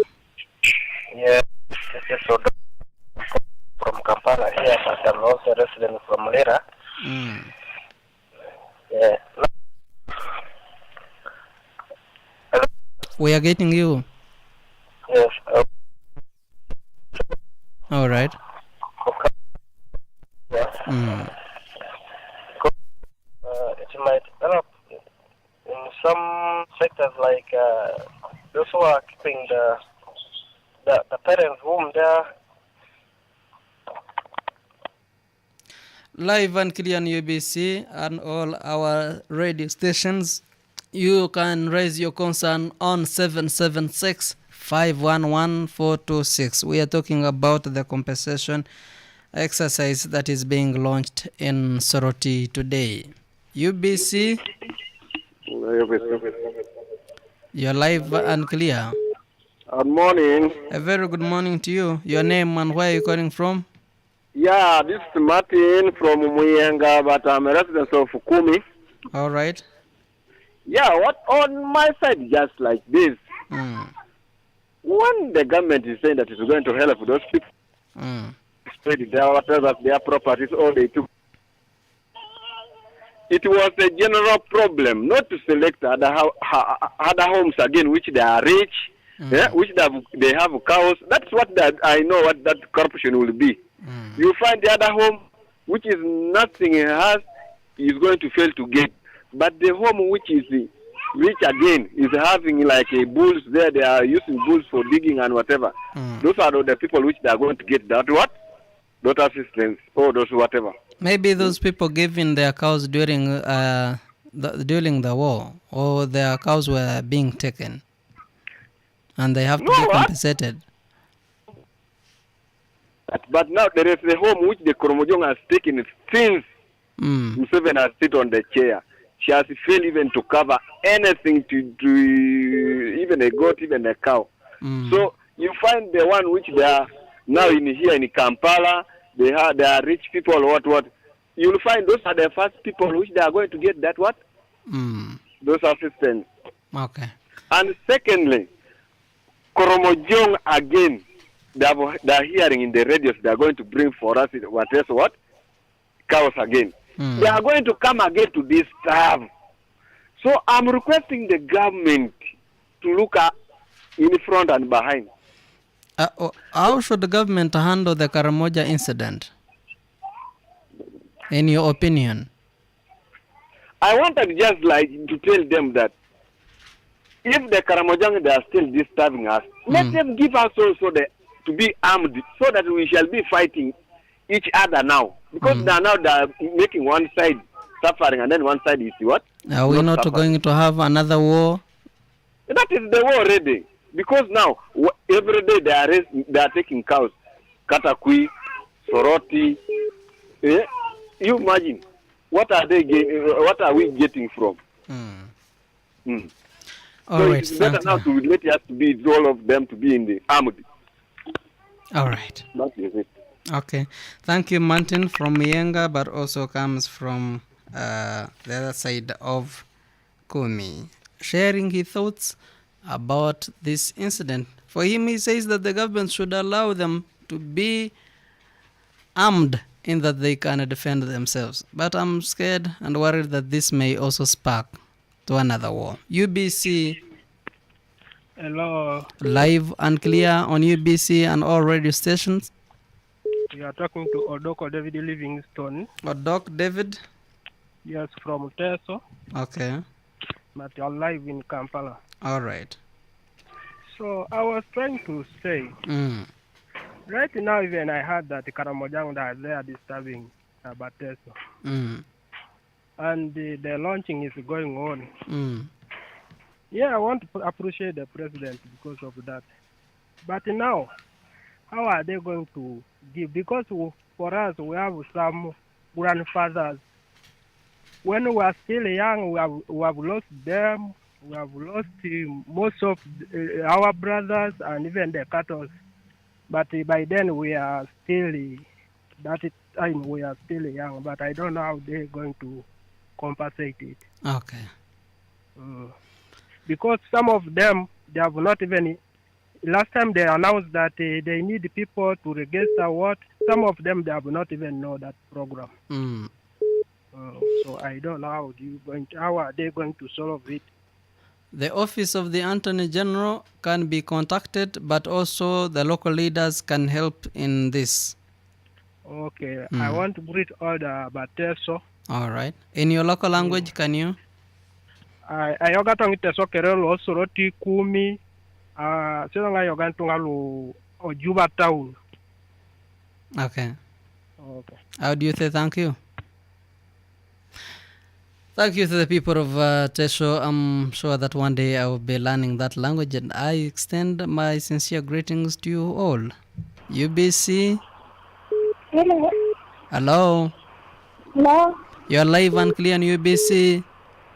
Thank you. You're speaking to Lucy. I think President from my father. Your name again? I think Lucy. You're coming from which district?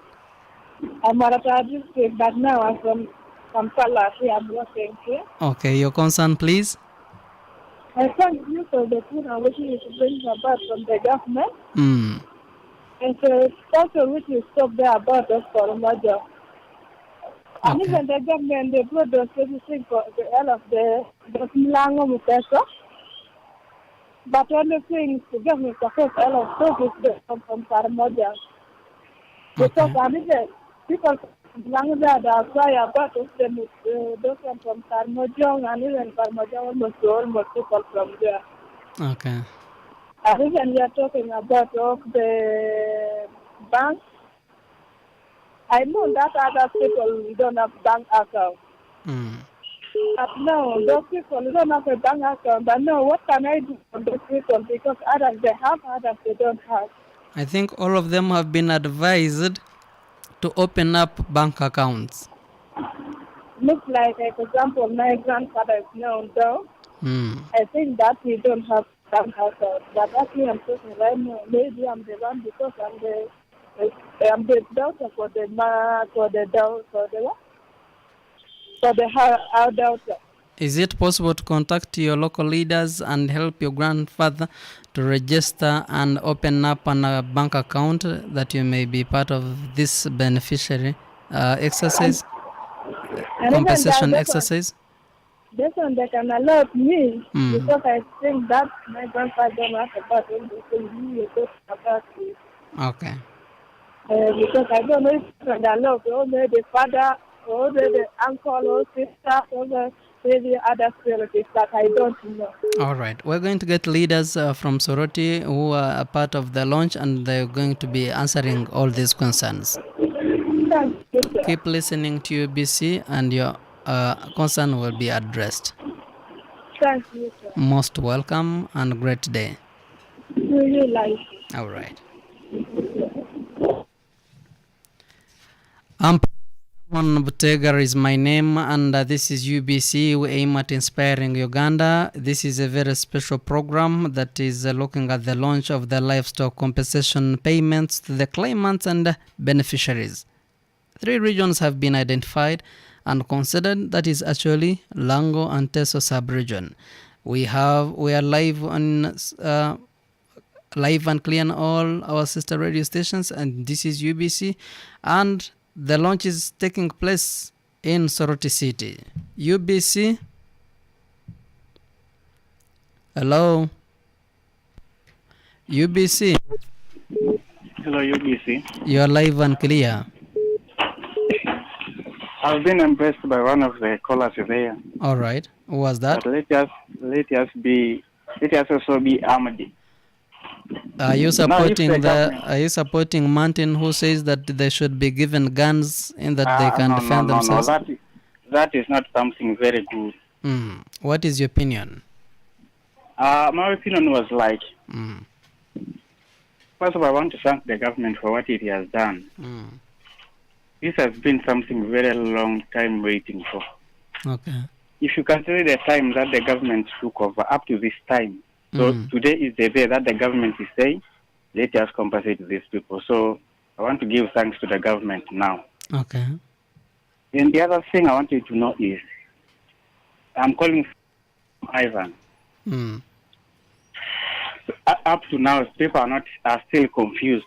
I had someone yesterday who called me that the government, the president is going to come to Soweto to launch, but people are still confused. As we don't know, there are 3 groups of people. There is war victim, there is Tapuko, and then the other one I've forgotten even. Which people are going to be compensated really? Yeah, that is my question. I think all the lists, I'm not sure though, but I believe according to the concerns that have been raised by Honorable Omara Pope, what we had in the studios say that all the groups are being considered. Even those that have not been considered, the government is still on this very exercise, and every person is going to be contacted. And if you feel you have not been considered, local leaders can help us to process this, but also the office of the Attorney General would be the best place to go. Okay, thank you very much. That was what I wanted to know. Most welcome. This is UBC. Okay. Inspiring Uganda. Be part of the conversation. Raise your concerns. 776-511-426. Ampaide Amon Butega is my name, and this is UBC. Live and clear? Yes, live and clear alongside Butega Bab. All right. Yeah, this is Juma. Thank you very much, Mr. Ampaire. And for the security purpose, I could hear it in a bad way when I'm hearing our soldiers are being shot dead by the cattle rustlers, and at the same time the government is going toward the same direction to establish more animals in the same region. Before security of those animals are being comprehensively handled. To me, first of all, I would like the government to at least establish enough deployment of the forces rather than arming the civilians. How can they arm you and yet you have less training? In fact, you have not well trained how to handle this gun.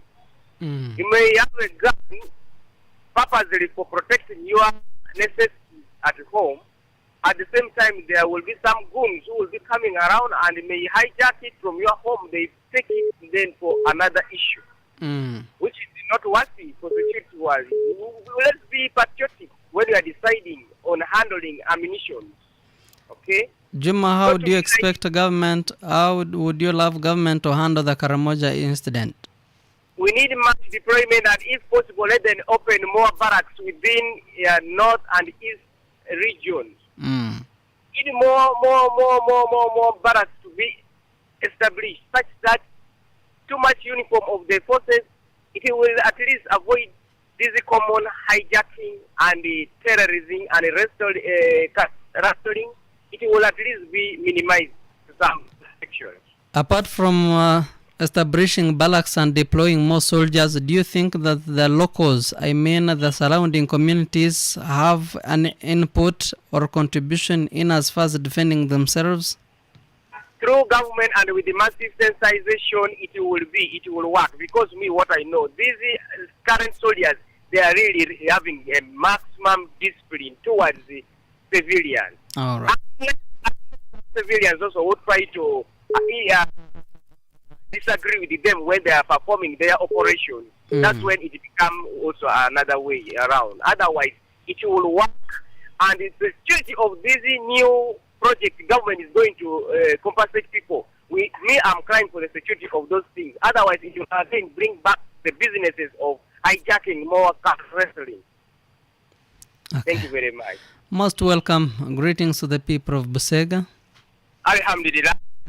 Live and clear. All right. We thank you that you are part of UBC, and this is the special program.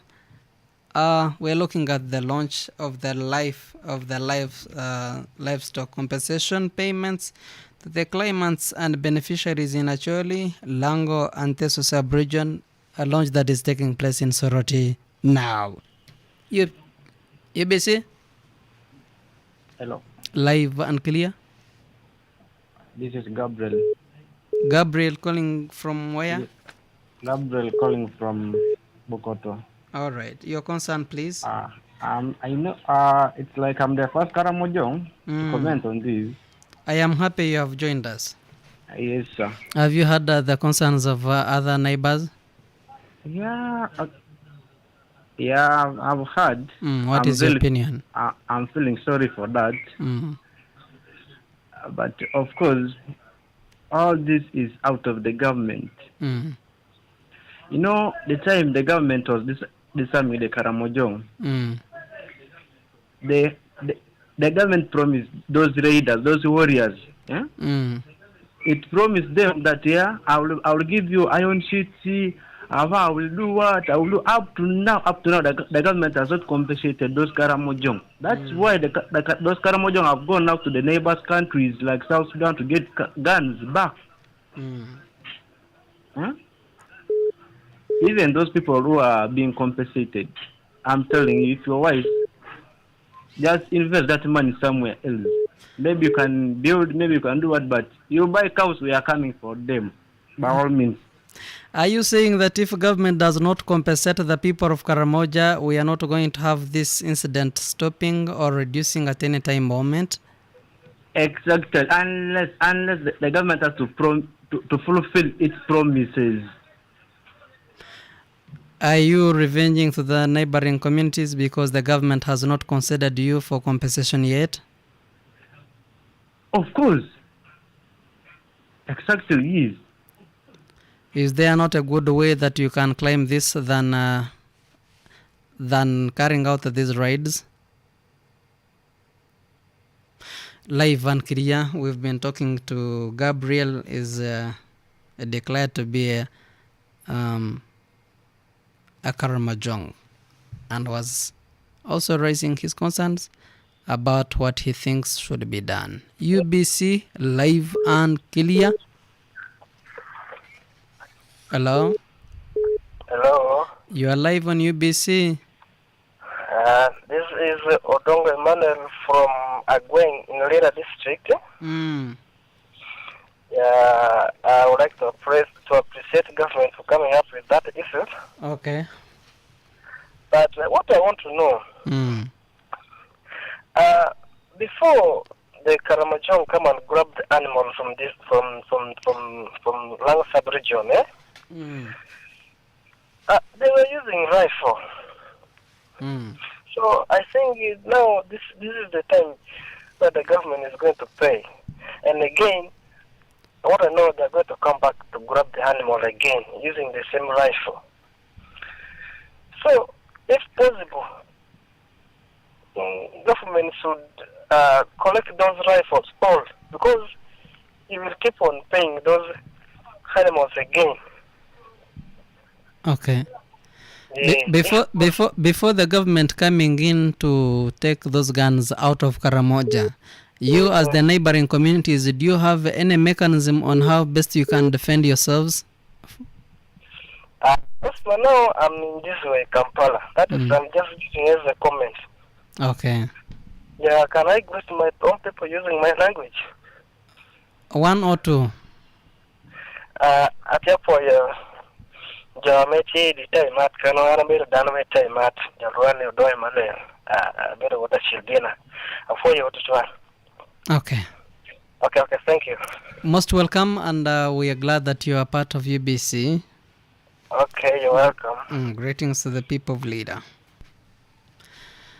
The issue of Karamoja and the neighboring communities seem to be serious, but I believe every Ugandan has an input and contribution to make sure that all Uganda is safe. The people of Karamoja are listening in. I don't know whether they are part of this accusation or how best they are going to reduce this, but I believe one day we're going to end this. And I believe that UPDF is doing its best to have this are eliminated from Karamoja. UBC, Yes, hello. you're live and clear. Thank you. Most welcome. Soon after, Don Emmanuel, this is Ungora Emmanuel from Alaptown. Aleptong. Yes. Okay. I would like to thank for the program which is taking place in Soroti today. Now, my request to the office of the Attorney General is this, that if the program is launched today, then the office of the Attorney General should carry out the system. It shouldn't delay. Okay. Yeah, that is my request. All and right. there are some who they had not been in the system.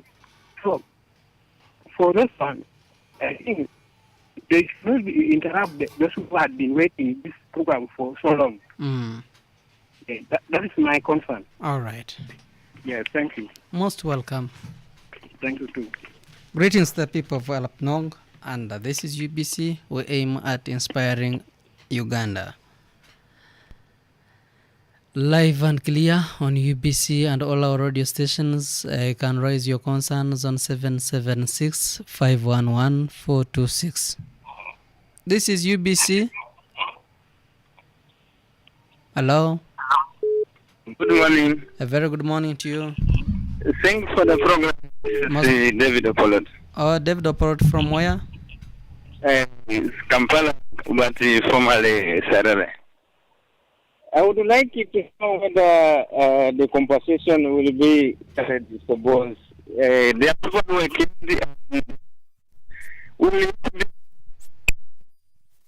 Who were killed and also the animals. It has be general.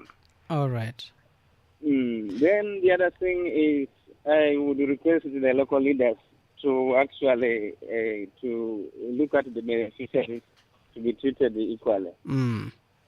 To greet the two people in the local language. Only two. Your guide for Luangina, Kede Pulone Ochola, Yalamani Assam. Okay. Okay. You said your name is? I've just lost the caller, and this is UBC. Raise your concerns about this compensation exercise on 776-511-426. Live on UBC. Oh, thanks so much, UBC Radio. All right. Yes, speaking to Jimmy in Lira. Jimmy from Lira. Yes, please. Are you happy that your people are being considered for compensation? I can say I would be happy if I've already seen it. It is taking place in Soroti right now. Yes, I'm aware it is taking place. But these have been things that people have been doing all along. We have been having launches and many things of such. But at the end of it all, you realize just a handful or some few tend to get this compensation. And if I question myself that what's the sustainability of this compensation? How much is one person or an individual going to get from this? And is it enough to compensate what they have lost?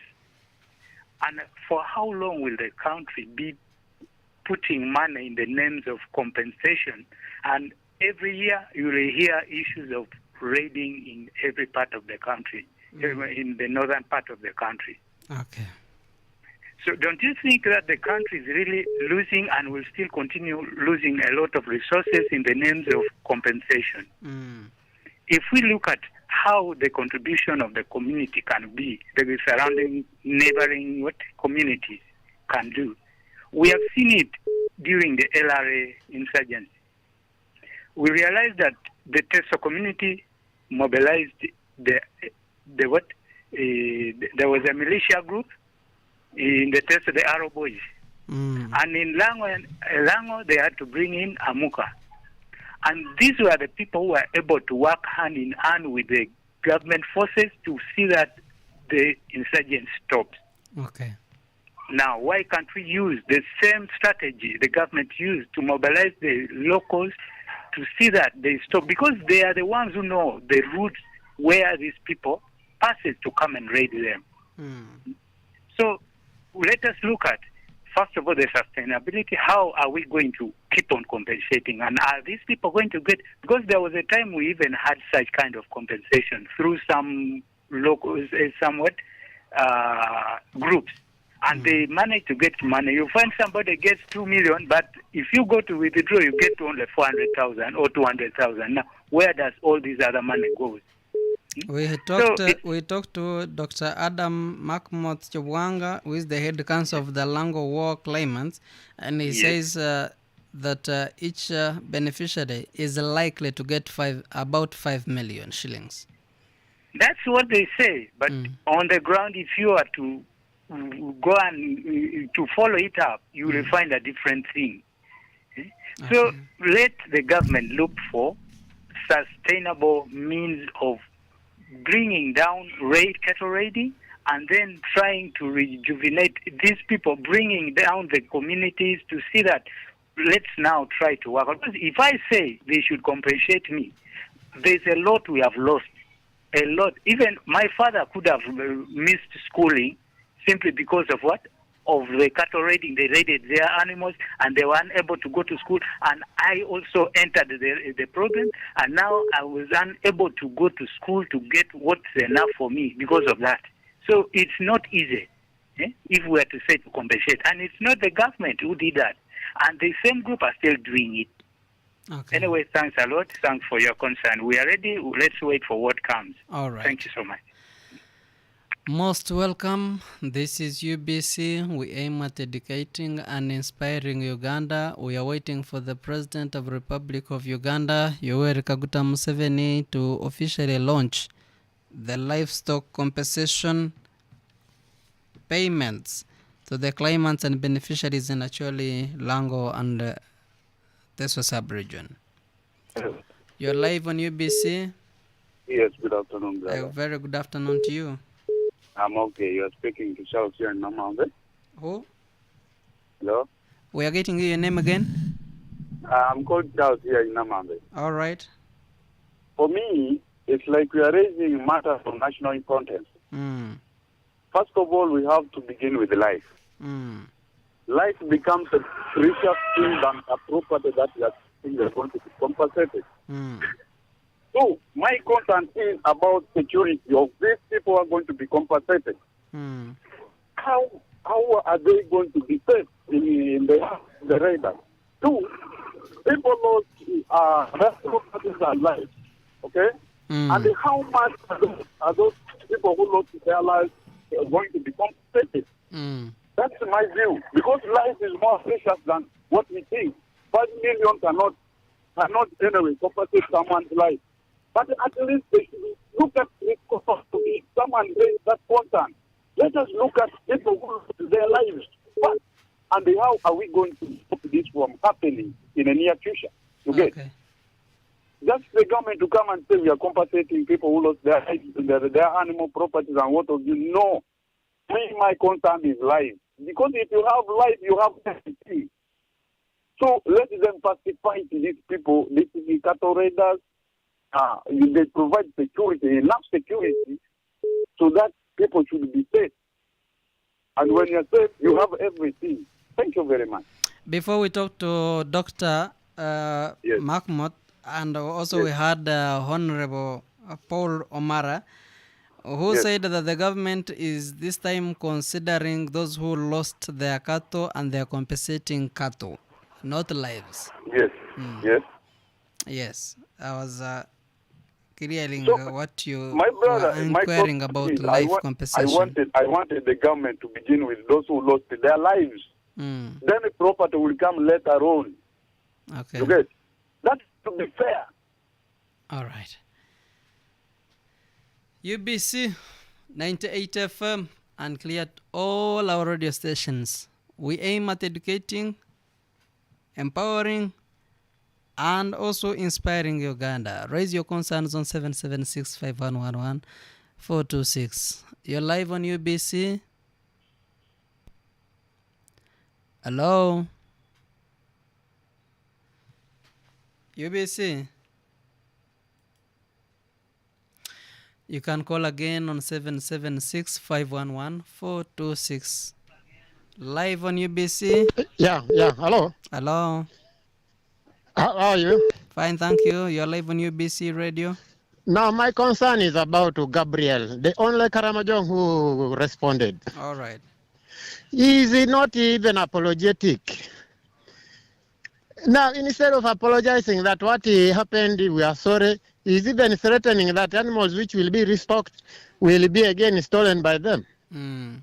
This is a backward sort of response, which is not building a Uganda we want. Two, he is proud about cattle rustling as a culture, which should not actually, that is the same culture which is causing all the Karamojong ladies to be beggars in all the towns of Uganda. Okay. Why don't you heal that by saying what happened was wrong? Let us have a new stocking. Let the border between Uganda and Kenya be closed. The Karamojong take on another source of income other than cattle rustling. And then the neighbors also come at peace. Alternatively, if the neighbors of Karamoja cannot be armed, then disarm all the Karamojong. I want to assure you that the government handling of Karamojong has been with a silver hand. Because all the previous governments handled them as if they are a delicate people within the country. Okay. They are lawless, they are armed, they have guns, and the neighbors are just innocent civilians who they are rampage at will. So why not bring a balance of power? Either arm the Karamojong and all their neighbors, they will strike their own military balance, or disarm all the Karamojong as much as all the neighbors are disarmed. So the likes of Gabriel should apologize. All right. Thank you very much. Most welcome. Live and clear on UBC and all its radio stations. Raise your concerns about the livestock compensation. Hello? Hello? Yes, hello. You're live on UBC?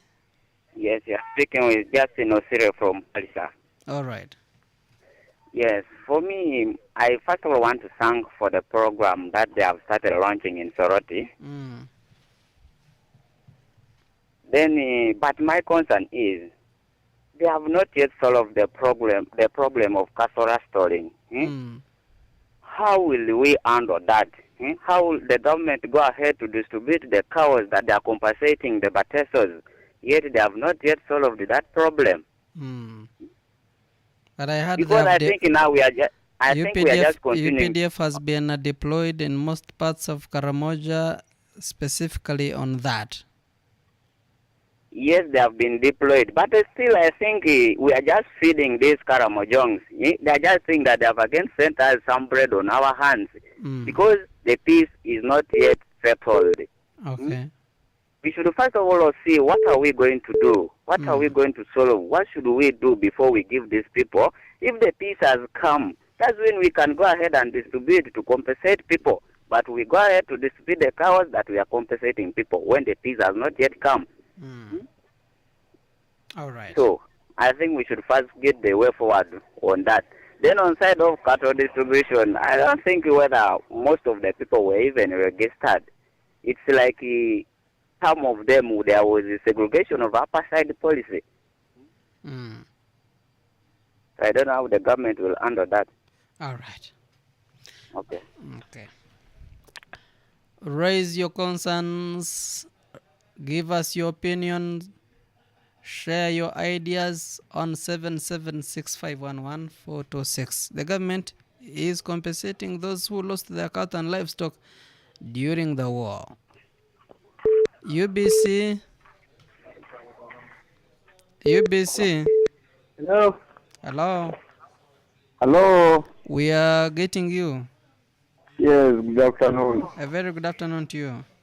Yes, you're speaking to George from Katafui, specific to Mariam. All right. As we are happy and we are appreciating what Museveni is doing. Okay. He has given us also a happy knowledge, and really, it's like we are getting also rich, which we lost in the other time. Okay. But to me, it was, I was seeing that idea was very good, but sometimes it will be like a song of compensating us, because if you compensate without even solving the problem which is causing the compensation, then it is like a meaningless point of it. Okay. To me, I was like, if really we can use, first of all, the little which we have to safeguard the security from the Teso, Karamoja, and we disarm those people. How best can the government do that? Apart from deploying, what can government do to solve that apart from deploying the army? To me, I was trying the idea of the someone who is the concern of deploy our boys, the people. I think those are the people were knowing all the routes which these Kejongs and other LSUs, they can help us in moving the security from our side. All right. It was great having you at UBC. Okay. Thank you. Most welcome. Hey. UBC 98 FM and all our sister radio stations. You're live and clear. Thank you. Your name, please? My name is Obakru Simon, calling from Kolir. Kolir? Kolir, Bukadia district. All right. For me, I want to know. You can call us again on 776-511-426. UBC. UBC. Hello. Hello. Hello. You are live and clear on UBC. Yes, well done for the program. Oh, thank you. Yes, I'm Stephen from Kumi. All right. I just want to begin by appreciating the program. All right. And the first question that I want to pose and that I need to be helped. Okay. I am someone who is aged 35 years. 35? Yes. Okay. Yeah, but my grandparents, whose animals were raided, all of those people have died. But now the thing is on how to be compensated such people like of us. How to get these letters of administration is a problem. Because once you've been written down, the clan has given you the go-ahead to look for those letters of administration. But when you go, they tell you pay 350, 400. It's for sure that people are lacking that amount. Okay. So how does the government help such people? And how will they be able to benefit on this program? Okay. I think the government has to see and how to help to sort those people out. Because for sure, I know those people are not going to benefit in this program because they have really failed to get the letters of administration. Okay. So let the government see the way forward. Then secondly, on how to help this, to help the government to fight these raiders. Let the government bring back these people of the Arab boys who helped to chase the coin in the Teso Sub-region. These people, they know what they are supposed to do. Once they are trained, they know how to handle those guns. Okay. If you follow the history on what happened during those days of the LRA, when they were given the guns, they utilized accordingly. So it is my prayer to the government, let the government bring back these Arab boys and let them be armed so that they should be able to help the UPDF to surround those borders where those Karamojongs always comes and disturb the Teso people and the Acholi and Lango at large. You know, what Gabriel talked about, they are proud of that they can be able to raid the neighbors, but it is not good. I do want to ask my brother to apologize. You know, we the people of Teso, we are bleeding seriously. It may cause hatred amongst the Teso and the Karamojong. So it is better for them at least to see the way forward. We need to forge the way forward so as to have peace and unity, and that is why the reconciliation is there. But is it possible to have the locals have input in this, as the government is also doing its part? Hello? Yeah. Yes, please. Is it possible for the locals also to opt for other mechanism on how best they can defend their cows, as the government is also doing the other part of protecting them and disarming the Karamajongs? Yes, it is possible. How? It is possible. It is just when the government comes on ground by talking these local chairpersons and let them be sensitized on what's supposed to be done. When they sit in the round table and they discuss and agree terms and conditions, everything will just have to go on well. Okay. Yeah, that is my prayer. If all right. the government can prioritize that, peace will be recovered in Teso and Karamojo as a whole. Okay.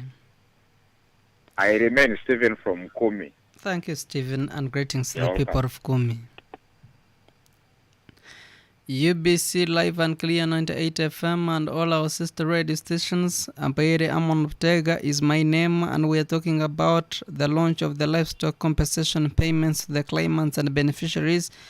The 3 regions have been identified, that is Acholi, Lango and Teso Sub-region. The function is taking place in Soroti City right now. And before, we had Honorable Paul Romara, who is the MP Otuke County, and is the member of Budget and Finance Planning and Economic Development Committee. We also heard from Dr. Adam Makmoth Chibwanga, Head Council Lango claimants, and most importantly, you, the people of Uganda, raising pertinent issues and concerns about this compensation exercise. UBC. Compensation exercise. UBC. Hello. Hello. I requested you reduce on your radio. Hello. Is it possible that you may reduce on the volume of the radio? Please, if you're to call, make sure you reduce the volume of your radio because it creates that echo. We pray that you call us again on 776-511-426. We're going to get back to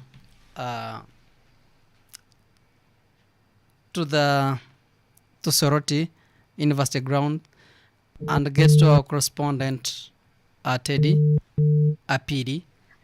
Yes, good afternoon. A very good afternoon to you, Teddy. Yes, we are still live at Soroti University. I'm handing you over to the member of the East. Member of? The place where we are. Honorable, please introduce yourself and say hello to Ugandans. And of course, my colleague Hammond. Hello? Hello? UBC? Teddy, are you getting us? I think we can contact Teddy again and also get to know what is taking place in Soroti, where the official launch is taking place, and we're expecting President Yoweri Kaguta Museveni to officially launch the stock compensation payments to the claimants and beneficiaries in Acholi, Lango and Teso Sub-region. It is live in Soroti City, and we are contacting our correspondent Teddy Apili to give us an update. Is happening. Yes, I'm on. We were not getting you very well. Maybe it is network. Yeah, I think it was. Your name and Atano Kia Moses, Member of Parliament representing the people of Soroti East Division in Soroti City, covering the area where we are to the Soroti University. Okay. Yeah. It is great having you at UBC. Thank you. It's my pleasure too. How is the situation in Soroti now? The situation in Soroti is that people are arriving. Everybody is settling in. We are receiving guests, beneficiaries, and members of parliament representing the regions of Acholi, Lango, and Teso Sub-regions. Okay. We are converging here to witness the launch of the cattle compensation and restocking program. We have had a number of callers, and there were pertinent issues about cattle raids taking place in Karamoja and the neighboring communities. That's very true. That you are giving people cattle, yet you have not solved the insecurity in the region. That's very true. How best are you going to help the people to remain with their cows before they are raided tomorrow? That the issue of compensation stems way back as far as the President Manifesto in 1996. It was a promise to fulfill, to compensate cattle losses that as a result of cattle raids and others, as you are aware that ministers in this government have gone on record that other cattle and animals were taken by soldiers of the NRA. So the compensation that is coming to start to be launched today is premised on a background that this has been long overdue. The security challenge withstanding, it is a challenge that the President, the Minister for Security, and all stakeholders have to take on squarely. But we are aware that there have been engagements, and there are still engagements to try to make efforts to see that we have peace, but also the question of the porous border. Because these arms that cattle raiders are using are not coming from within Uganda. They are coming from South Sudan, from Ethiopia, and the Kenyans who are also threatening the Kajongs. And the question of government is duty-bound to protect property and life. And it's a duty of government. We think that we will have to call on the head of state and the security institutions to make sure that the property and life in Karamoja is protected, and they also don't lose their property to the raiders from outside Uganda, and then they also are secured against them infiltrating Lango, Acholi, and Teso to raid. Now, if that is not addressed, then there is no need to say we shall have a successful cattle compensation in Teso. Because you are going to compensate people who are going to be raided, and it will go the next day. So we believe it's embedded within compensating and securing the Ateker, the people of Mother Teso, and the people of Lango, because raiding is not only in Teso, it is also going up to Lango, and I'm sure that you are aware that some raids even in Lango are people from South Sudan who are coming to raid. So we have to deal with it multi-pronged, that we have to deal with it nationally and internationally, secure the borders where some foreign elements are coming to raid in broad daylight, like recently it happened in Lango. Honorable. Yes, my Don't brother. you think that it is right time government also works hand in hand with the locals to ensure that the people in that region are secure? And the first thing is that you can't take away the community, the role of the elders in Karamoja, the role of the community leaders in Teso, and the religious leaders inclusive, and cultural leaders. So the community must be involved fully, and you can't exclude them in the question of security and securing property. Is UPD failing in Karamoja that we need to deploy the Arrow boys also? PDF, I think one thing that is coming out is that the command and the leadership of the battalion that is in Karamoja has had loopholes. For instance, it was agreed in Karamoja there should be not any movements of animals and trucks carrying animals, but it has continued in the guise of orders from above. Now, the animals that are being raided are not exiting Karamoja, but you continue to see the demand for animals. Now, when there is a demand for animals from outside Karamoja, from outside Teso region, and these people are highly connected, that they can infiltrate and threaten UPDF to abide by orders from above, and they move animals in the night, then it becomes a demand which creates supply for raiders to have raid and sell to these people who demand. And we seem to notice that there are people highly connected, and it's a red flag raised by against the command of the UPDF, the battalion that is currently in charge. And it's a matter we believe the president must investigate keenly and take punitive actions if that is continuing. Honorable, we had some caller known as Gabriel, as he introduced himself to be a Karamajong.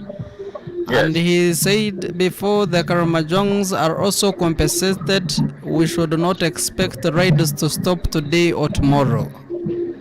If the Karamajongs are what? Are not compensated, that they will continue the riders. Ideally, I totally agree. Because Karamoja has equally lost to the attacks from the Turkana, the neighborhood. Even South Sudan's have attacked and they raided Karamoja. We have not secured Karamoja substantially, and the poverty that is in Karamoja leaves a lot to be desired. Yet it is one of the richest mineral resource for this country. Okay. Yes. We also had Jimmy who is calling from Lila, and he said we have had so many launches by the government, but there is no good fruits on the ground, that we may think that people are going to get money, but if we follow it up, people are going to be getting less than $1 million. No, I want you to re-echo the concern. As members of parliament, we have the same concern. As we are coming to launch here, we don't know the unit cost of per animal being compensated. We also don't know the list of the beneficiaries. Who are the people who are going to benefit? We try to ask, because in our function of oversight, you must have information. You must know whom we are compensating and compensating them at what rate, and who are the first, and then how have you categorized to deal with the larger community? Because if we are launching, you have a group you are launching with, but how many are you going to have to compensate? What is the budget projections, and how many are you projecting to compensate in Teso, Lango and the Acholi sub-region? And the concerns of Karamoja region cannot be ignored, because they have equally lost. Okay. And you know that they have always been claiming, even a minister, even the senior official in the judiciary who lost the number of animals, said the UPDF followed the animals and they were eaten behind her house and others disappeared in this area. So government is duty bound to provide security for property and life, and where government fails, the Karamojong people are duty bound to hold the government to account. And that said, I think we need to do a lot more than only the launch, and I think we will be following up closely after the launch. What next? All right. And who are the people who are benefiting? Are they the rightful beneficiaries? And how many are inclusive? How inclusive is it? Or it is just a show of political capital gain at the expense of those who will remain expecting? The matter of frustration is to have hopes in expecting something and then you don't get it. Okay. So it can backfire on the ruling party if things are not done the right way. And majority of the people in Teso, Lango and Acholi remain frustrated and disappointed. Yes. Before it falls back to the ruling party, Honorable, as a member of parliament, are you not concerned that Uganda as a country is losing a lot of money in the name of compensation? How shall we keep this on? First and foremost, I think what we must agree is that if you fail on your duty, your actions and inactions as a ruling party and a government, you are duty bound. For instance, if you fail to secure my property and life, I lose life out of the failure of government to protect me, and I lose property. I take to court that you are duty bound to protect my property, but I lost it. People went to court. Government defended itself. Government didn't want to compensate. They lost the court cases in Acholi, in Lango, and in Teso. And they agreed to settle them amicably. So with a legal framework, government can't run away from a legal system where there is rule of law. So what is very clear now is that government must do what it is duty bound to protect life and property. If it does that, then the demand for compensations will not arise. If we protected property and life in Karamoja, the demand for compensation will not arise. But if you're promising to send hell on them as a result of the element of a few raiders causing death to some people, even in Teso, we didn't send hell to the NRA when our brothers and sisters were burnt in the train wagon. And there's action statements and choices and decisions of the leaders who should secure lives and properties, anger and stir up emotions. You can now see the feel from Karamoja that they equally deserve to be compensated. Okay. I think as leaders we must be responsible and be sensitive to what the community could take as a result of the statements, the choices, the actions and inactions we take. All right. Honorable, someone, before I let you go, someone raised a serious concern that life is more precious than property. Why is it that the government has prioritized compensating people for the lost property, not lives? That is still in the pipeline, and it is a question that is still disturbing all of us, because when people went to court, it was about life and property. And court ruled on compensation of lives lost and property. And government has chosen to go one direction. I am sure that it will still remain a matter to deal with. And it can't end with this government. Any government that will come with tomorrow will have to deal with the challenge of uncompensated lives. Okay.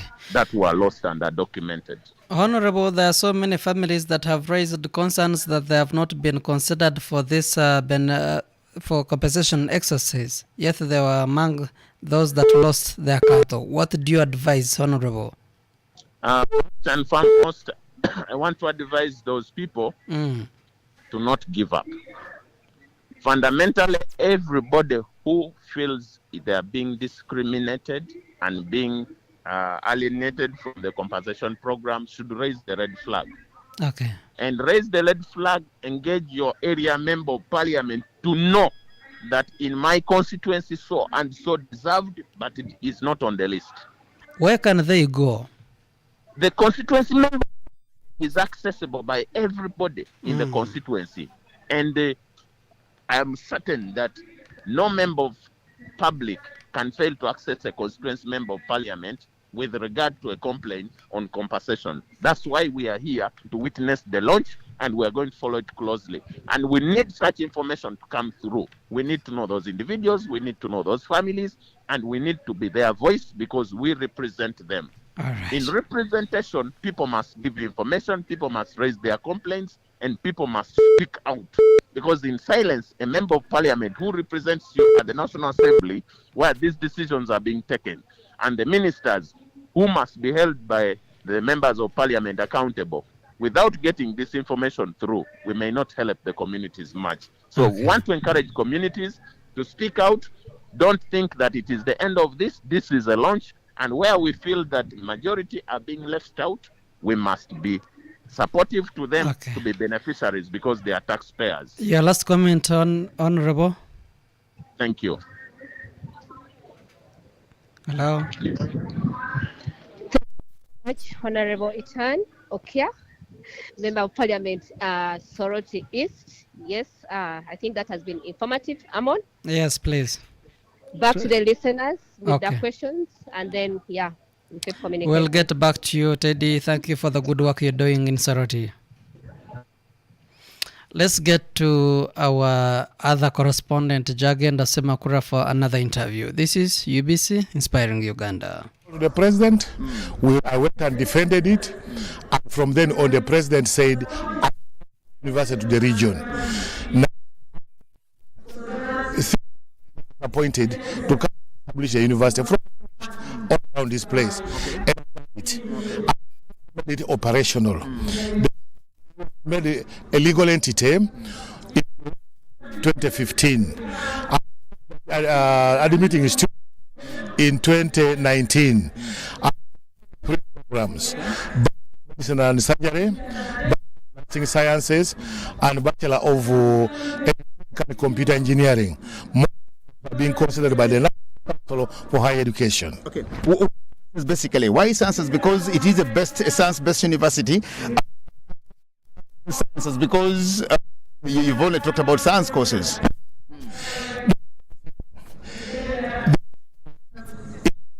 A shortage of scientists to do research, to teach research, to solve problems of this country. What is offering humanities and liberal arts subjects, commercial subjects, is a misty bag, established to do medicine and so on, but further to go and do development studies. So the president, in his wisdom, decided that for medicine, I want engineering, I should for that he hates arts. Sort out problems of our country. Yes. The university from almost 400 students. 400 students. 2 years. So, and for science, it's different. Is to come here. We have science teachers, so students here is not very good. But country, so it's a public university. The national university, it is Uganda. Okay. Like I showed you, this is the Soroti. The professor to me here. I want everybody to have a good view of your university here. Yes. Now, university and what the university does, just through what is happening here, and why did we have to come here today for the event of compensating lost much of their livestock, especially in the insurgencies, frequently.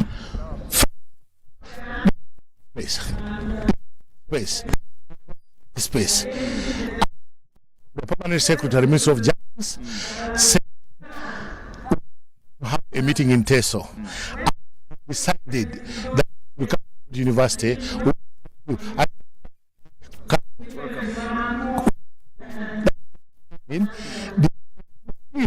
Because government has to move with successful. The place.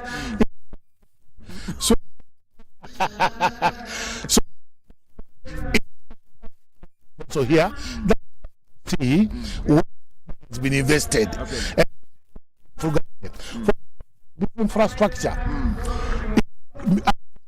0.6 billion. 1.6 billion Uganda funds. You are seeing here is only 30 billion shillings. So, and I think the public is beginning to see that money is properly, it is produce results, and this is one of them. Today, happening today. In another 1-2 minutes, what expect for what is here? Is going to launch a project of compensating cows through the various years insurgency. 1979. And complaining to government, especially the president, that to be compensated. In his thinking, strategic thinking, to do so, we has some smaller funds to start the project of compensation. So what we're doing today is going to launch it to the elected people and to sign off the platform, so people will see that the project has been launched. Session. Stage. Okay. Normally, programs have session. Aren't we going to have issues later of the ghost beneficiaries or those who are supposed to get and didn't get? Some things. Without vision, clear to come, we'll have problems. For here, there, I'm complaining. Who they were born. Ooh. I've had that one. Has to be started somewhere. Keep on correcting. The Minister of Justice and Test Affairs will continue correcting as we go along. But let's make a start. Okay. Yeah. Thank you so much, Professor Ikojo. I thank you so much, Professor Ikojo. Odongo is the Vice Chancellor of this very Vanguard University, the 9th public university in this country, Uganda. Thank you so much, sir. Thank you. Very well. Yeah. Professor Ikojo is the Vice Chancellor of this very good university here, the University of Soroti, just right here in the heart of Soroti. Now, not far away here is one very other good old school called Teso College Aloyet. And of course, this is where we are today to be part of the launch, just like you heard from the professor, one of the organizers here. And of course, joining me here is another comrade also to speak to us about what is happening here. As a member of parliament, here is where we are here today. This has been a long time demand from government with several litigations and court cases. And finally, the government is coming out to say we should do it and conclude it. What does it make for you, especially the political leaders? Us as political leaders, my name is Atano Kia Moses, Member of Parliament for Soroti East Division, covering this place where we are launching this today. As political leaders, we are happy that this launch is taking off. There are concerns back in the community of those who feel they have not been included. We are telling them that the launch is not the end. We believe that after the numerous processes of litigation and court decisions and the government taking a decision, that we must start this compensation. Very good. We are grateful. Very good. Look at your colleagues, like those from Elgon area, those from the Renzoris, those from the Sebeiland, who are actually saying we are missing out on this. You're members of parliament. And when you were talking about this and appropriating and saying in this financial year 2021-2022, the government is marking money to these people. How did you feel that you were considered first and foremost with all the other things? And secondly, have you been part of scrutinizing the beneficiaries to really know who is supposed to get and to also decide how much is going to be at the cost of what everybody is going to be compensated? As members of parliament, it's a concern we still have. We have not been availed information to the detail of who is going to get. But that is a matter we'll deal with internally. We have come to flag off and witness the launch. For the other regions, let's take into fact that Teso Sub-region, with the change of government in 1986, we had a rebellion of capturing government here, and it vastly affected us. The NRA, then we went into UPA, then cattle raidings, then we had LRA, then we had the Arrow Boys standing up against the LRA. The compensation to Teso has been a promise from 1996. If you look at President Museveni's manifesto, page 18 of 1996, it was a promise. And all those years, there have been a rewinding of that promise. And people have said, is it a song? And today, we come here for that promise.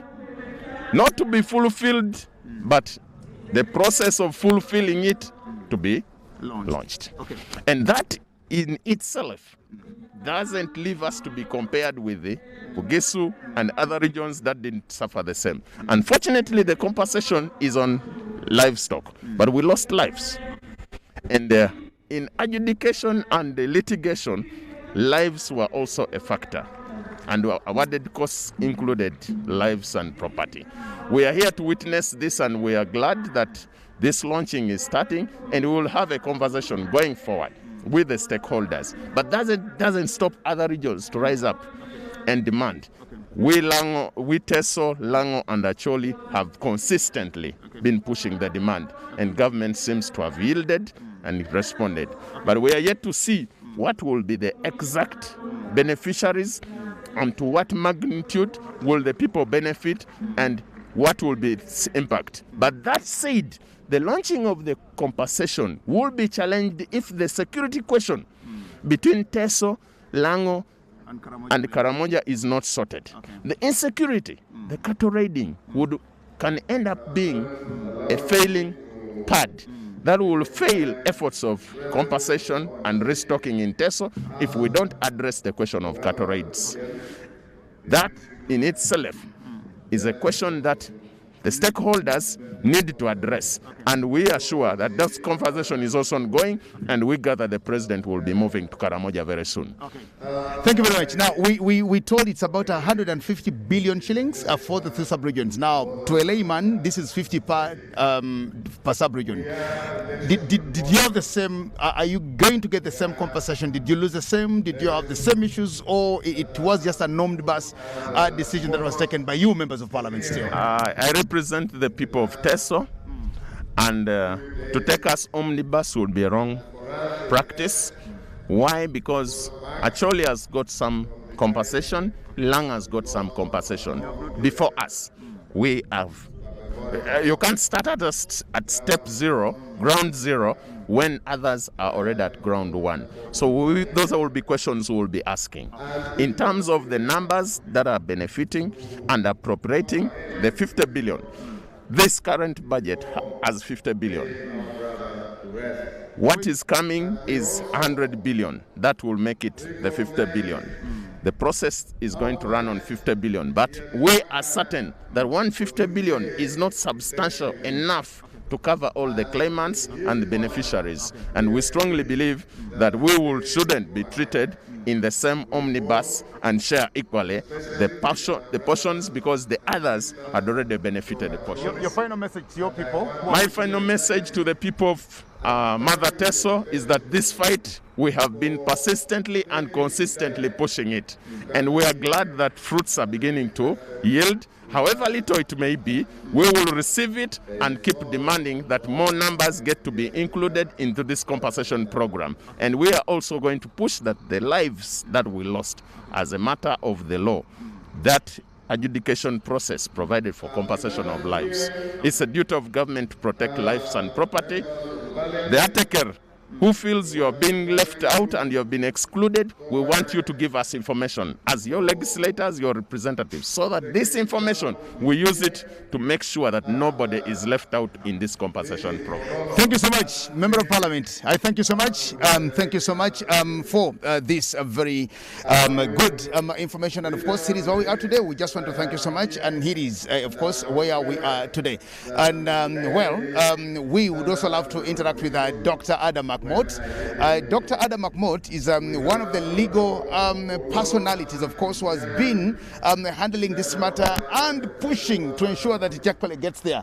All the issues concerning litigations been a part of the journey that he has allowed to work with the people of this particular area and the region. We'll also have an opportunity to hear from him, and of course, let's know what it is for the people of Teso, the people of Lango, and the people of Acholi. I am happy to have you here, Dr. Mahmoud. A very good afternoon, and we'll just start off to the things that you've done. You've been part of this thing from its inception, and it is why we are today. How do you feel at this particular moment that here is where we are today? Well, I'm very happy to be here. Thanks a lot for inviting me to say a few words to the population, all from throughout Uganda, not only Lango sub-region, because this thing affected all of us. the concern for everyone in Uganda, and we're all happy that has come to this level. I have nothing much to say, but just to thank the government for recognizing our effort of bringing to the forefront and to the agenda, the national agenda, the concerns from people of northern Uganda, Teso, and other areas that were affected by war. And I am very grateful that it has come to this. Okay. Yes. We talk about 150 billion Uganda shillings. What does this mean now to the region? Is it money that has come for development, or this is money that is going to be given to individual persons who claimed and were supposed to be compensated? You see, this is a product of a legal process, litigation, and the specific people who are beneficiaries of this program. And therefore, this money will go to individuals. What they choose to do with it is up to them, but of course we will be encouraging them. We have formed associations of claimants to guide them to do the right thing with it, and we hope that they will put it to development process. But as it is, we can't control beyond having the money in their accounts. I don't really know, and I don't care what they use their monies for, but I'm only thinking, are we sure that this time around we will actually give these people their monies and not get issues later after here, people coming running to TV, going to radio, going everywhere to say, Dr. Makmo took our money, so-and-so took our money, Samakola took our money. Are these people going to get this money as, like we've heard about these others, Myoga, YLP, UOF money, etc.? Are they getting money individually? And of course, everybody will choose what to do with it. And are we sure that this money will actually get to the persons? Ordinarily, the money should have been paid through the lawyers, like myself and other lawyers that are representing claimants in various sub-regions. But after a long discussion, we agreed that the money goes through the government system and is then dispensed by government into direct accounts. So if there are issues, then that will be administrative issues from the government. But we are sure that the money will reach the people. Okay. Yes. How much is somebody supposed to get, an individual, on average? Because I don't think they get the same amount of money because they didn't lose some things.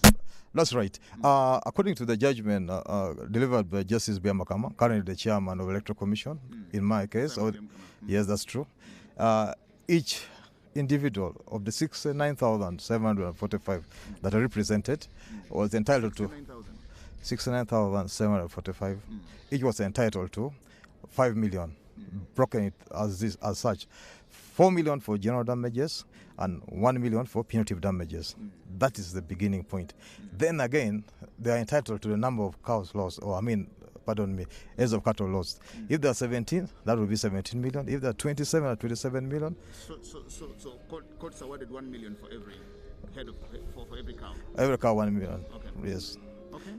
So the 5 million is for punitive and general damages? And the cuts across the board for each of them. Then those ones which are specific to individuals are peculiar. They are peculiar because depends on how many heads of cattle you lost. It ranges from 0 to 200. To 200. Yes. Okay, very important. Are there people here today who are supposed to get the money? Or will we see some people get some money here today? Or we're just launching it and go away, then we'll just hear the news that somebody got the money? Well, I have been told that there's a demi check that will be presented. I was told to call some of the representatives of the claimants, and indeed they are here.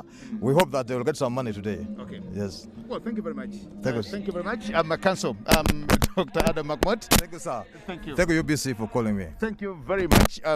He's one of course, the lawyers who represented some of the claimants in these legal cases that, of course, have ensued for a very, very long time. And I find, like we say, today is this other day that Ugandans, and especially the people in this particular sub-region, and these sub-regions have been waiting for. It is here for them. Welcome. And thank you so much for joining us. Thank you so much. Tell me what you feel like today, and of course, your people that you've come to represent and to be part of this. What does it speak to you and to the lives of the people here? Thank you so much. My name is Gilbert Olanya, the Member of Parliament from Acholi sub-region, from Amoro district specifically. I am here to see the long-awaited program. That is the launch of the livestock compensation by the Acholi community, Lango community, and Teso community. I am so happy. You know, the issues of compensation started 20 years ago in Acholi sub-region. Very many parents of ours filled the form, they applied, and many of them died without receiving the money. So today, since His Excellency is coming to make sure the program is launched I am really so happy, and I pray that the government should hurry with the payment. Let the elderly people who lost their animals, let them receive the money. They buy, they restocked, they invest, so that their lives also move on. I'm really very happy. That's true. When it comes to monies and compensations and lots of these things, it normally disorganizes us. You'll find a very peaceful community that is peaceful without any compensation. But the moment they learn that some millions, some billions are actually going to land into our community, then it disorganizes us. One, because we'll find people who also say we lost when they didn't lose. Then we'll find we've heard about ghost everything in many of our preparations. How have you, as members of parliament, leaders, civil leaders, political leaders, from all categories and from all stakes, have you ensured that when this is done, it's actually done to the latter and that will not have again squabbles thereafter? It is true, people are corrupt. We have the scrupulous people, those who utilize the opportunity to receive the money for their selfish interest. But fortunately, as a member of parliament from Acholi Sub-region, when people were registered, we told the person concerned to make sure the names are public.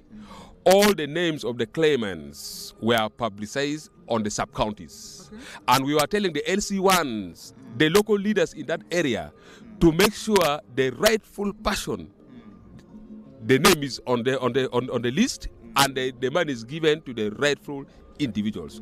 We started making our verification right from the village up to here. And after the launch today, we shall ask the minister to lay the names on the floor of parliament. We shall pick the names. Who is this minister now? Yes, the Attorney General. We shall ask the Attorney General to lay on parliament. We shall pick the list that are laid on parliament. Take it back. Take it back to the village. Okay. I will go to my village in Amoro.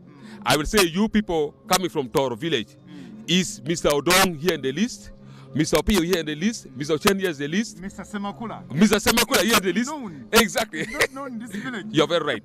So let the verification be done right from the ground. And I know, for us in Acholi Sub-region, they are not going to steal us. We don't want anybody to utilize the opportunity and receive the money in our name.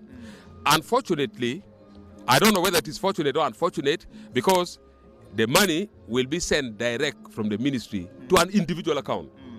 That is why we need the Attorney General to lay the list in Parliament, so that we pick the list, we take it on the ground. This money was sent from us to somebody called Gilbert Olanya. Exactly, exactly. And So you should be able to know whether Gilbert Olanya is in Amur. the LC1 must know the home where Gilbert Olanya is.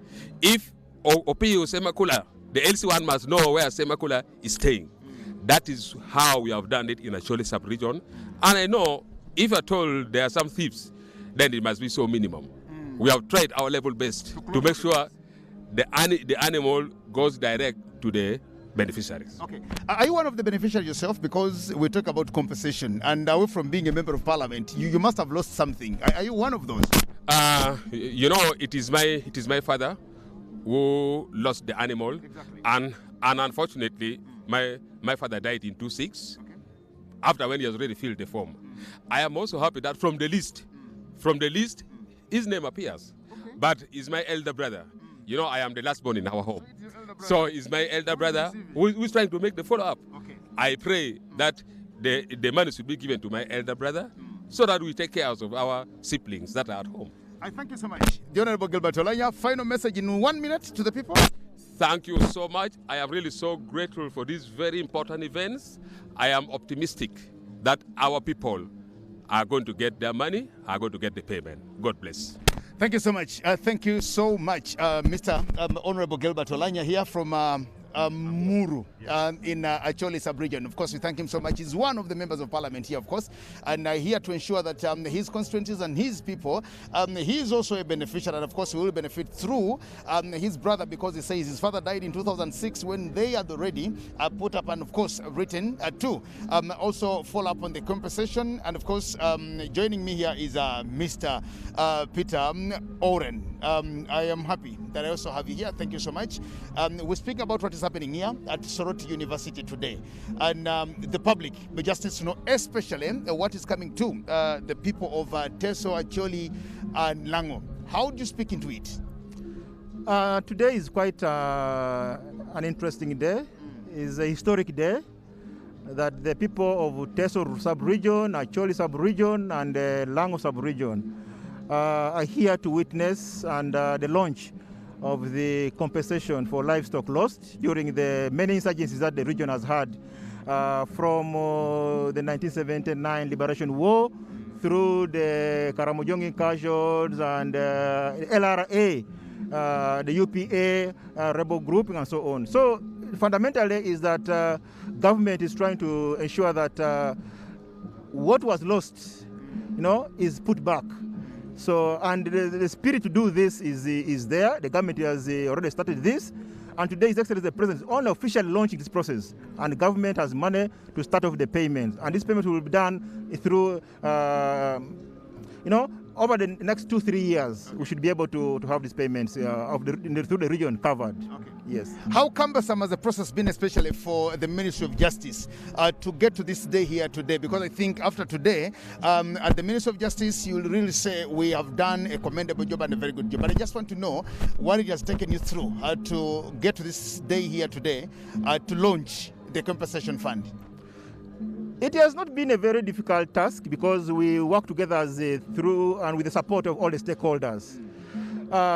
We had an interministerial committee and had the national organizing committee, and working together with the local leadership in the respective districts and specifically the host district here and the city, we're able to put this together. So we want to appreciate the effort of each and every one who put in a hand to this to ensure that we have it. Yes, in any organization there could be the need for some commitment to it, and in terms of time, in terms of resources, and as government was able to provide the resources, government was able to provide the time, and we the organizers giving our efforts and our time to make sure this day is what you see. Okay. And we believe that it's a success indeed, because the guests who were targeted and invited are here, and they are here to witness this launch. Okay. Yeah. I see so many people here, of course, were invited. Many of us have come from Kampala, we've come from the ministry, we've come from different places.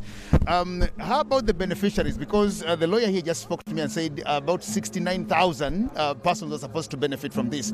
Are there any of the 69,000 those are supposed to get, or we're sitting like you sit in boardrooms to decide for the people who are out there and they have nothing, no idea about what they're being planned for? Interestingly, most of the people studied here are beneficiaries, okay, because they emanate from Teso Sub-region, Lango Sub-region, and Acholi Sub-region. They lost livestock, and in a way, they're all beneficiaries. But specifically, we had to invite a few to represent the many who are out there. Okay. So there are those representing the Acholi Sub-region, those representing the Lango Sub-region, and those representing the Teso Sub-region. Those few are here just to be able to represent the men who are behind and to receive the dummy checks that are there for the individuals that we were able to give. It's just a show of, that the process is starting. Yeah, so we are a few who have come in, just a significant few, but we know they are representing the many who are out there who are to benefit. Okay. And I just want to give the assurance to the public that the payment process is starting today with the launch. And from next week, you'll be receiving this money in your respective accounts that you gave to the Ministry of Justice and Constitutional Affairs. We are paying individual beneficiaries. Okay. We are not paying through anybody, any third party. And all of these have bank accounts where the money is going to be wired. Yes, the bank accounts have been, surfaced, given to the Ministry of Justice. They have been verified, and the money will go to their respective bank accounts. Okay. Yes. Well, you're live on UBC radios and all our sister stations. This is UBC, a special program about the launch of the livestock compensation payments to the claimants and beneficiaries in the three regions, Acholi, Lango and Teso Sub-region. We are live and clear in Soroti University grounds, where this is taking place as we expect the President of the Republic of Uganda to launch this important program. We have just heard from the representative from the Ministry of Justice and Constitutional Affairs that the launch is starting today and people are getting cash today. And by next week, every individual that has been registered and considered, they are getting money. This is UBC, a special program on this important development. We are following anything that is taking place there. We have so many interviews that we have to carry out. I was trying to contact our correspondent Teddy Apiri later on, but we can go back to our other correspondent Jagenda Semakula. It's a good question. We are happy about it. We are happy, we are excited. Not only excited, we have been expecting it. Unfortunately, this would have not been the right time for us to do it because, masses, we have been expecting this. It has been in plan before, and the country has to move. At the same time, we are mourning. We have lost our dear brother, our senior man. We have lost him. He had been advocating for this. He has been speaking about this, that please, you pay people, compensate them. They have lost their properties during the war.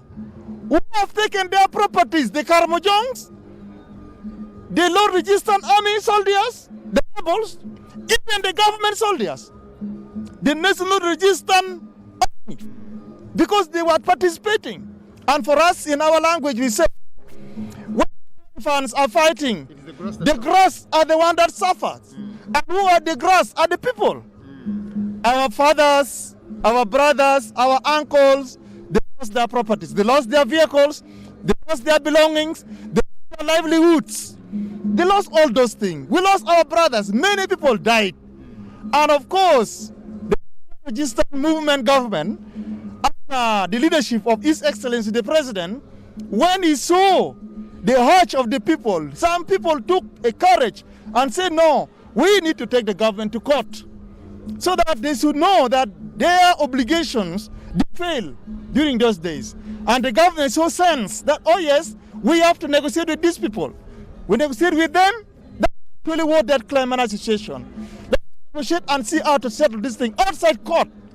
It has taken so long to the extent that some people, including myself also, the president, not the president, the government, were trying to play games, political games, because they will tell you, we are going to pay. This financial here, you're putting this money. This another one, we are going to do this. Until such a time, people say, no, you are playing games. You've overpromised us. Secondly, even people, the veterans, you know the veterans, the men and women who had been in uniform, and they had been fighting, and now they have retired. Some of them also, they have not been paid. But when it comes toward the time of election, you see that now, oh, come, bring your names. People move, go to Bombo, go to where? Looking for their money. And people say, no, I think this is a trick. If the government doesn't have money, let us know. Therefore, all those things today, if His Excellency the President is coming in to tell all the world that I am launching the compensations of animals and lost animals during the wartime, which got lost, everybody, including myself, had said yes. Now he is walking the talk. And we are ready to support the program. We are ready as the parliament, as a member of parliament, to do our oversight duty, our oversight roles, so that all the lists, the names of the beneficiaries, that has been verified. We now have the right from today onward to tell the Attorney General that lay on table. We want to see the names. Who are the people who are compensating them? Are they ghosts? Are they the real true people from the place you have mentioned? Have you exaggerated? Or you have written the right thing? Do you know the exact persons, especially in Agago North County, for example? Do you know the people who are supposed to benefit? That in case the Attorney General lays on table and says, these are the people that we've compensated, will you be able to screen out and say, these are ghosts, these are true claimants? My dear, I am a born of Agago district. I am a son of the soil of Acholi land. I grew up in Kitgum. I was born in Gulu. I worked in all those places. And above all, Agago district being my origin, I know people. When I see that Mr. So-and-so in passing, I would know. I said, who is your father? Who is your grandfather? Where's your land? Where do you stay from? Which was the area you used to keep your animals? I know. Even now, I know. There was a time when the first list came. We saw certain names that resembles. It was not resembling the northern name. We said, no, there's some problem here. Can you go and check it properly? Can you check it properly? You know why? Your name is Okot. I started with a colleague at Toronto College, and he was called Semakula Okot. Oh, now, what would you do with a Semakula Okot? Because I personally started, I am Semakula, but I started with somebody called Semakula Okot, and he confused me. I didn't know whether he belongs to Uganda or belongs to Acholi land. That is the very point that will take an interest. Because if I say my name is Okot Kiwanoka, somebody will ask me Kiwanoka. Yet the meaning of Kiwanoka and Okot in a traditional African traditional way where they interpret, they mean the same thing. They mean the same thing. Okot and Kiwanoka mean the same thing.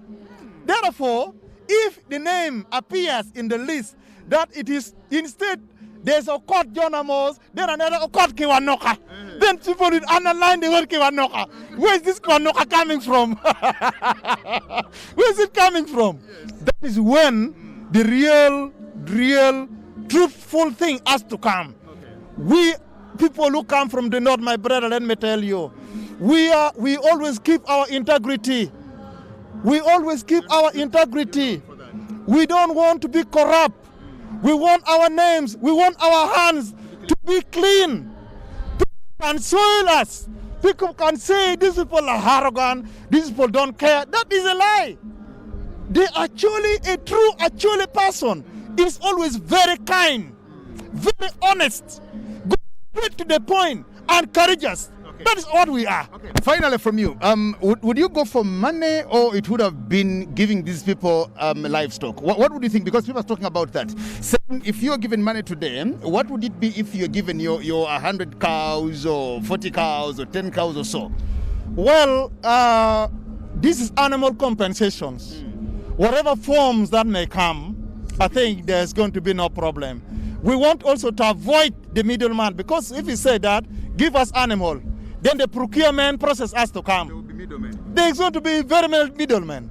You will find one animals, they are going to exaggerate to come 2 million, 3 million, 5 million, one animals.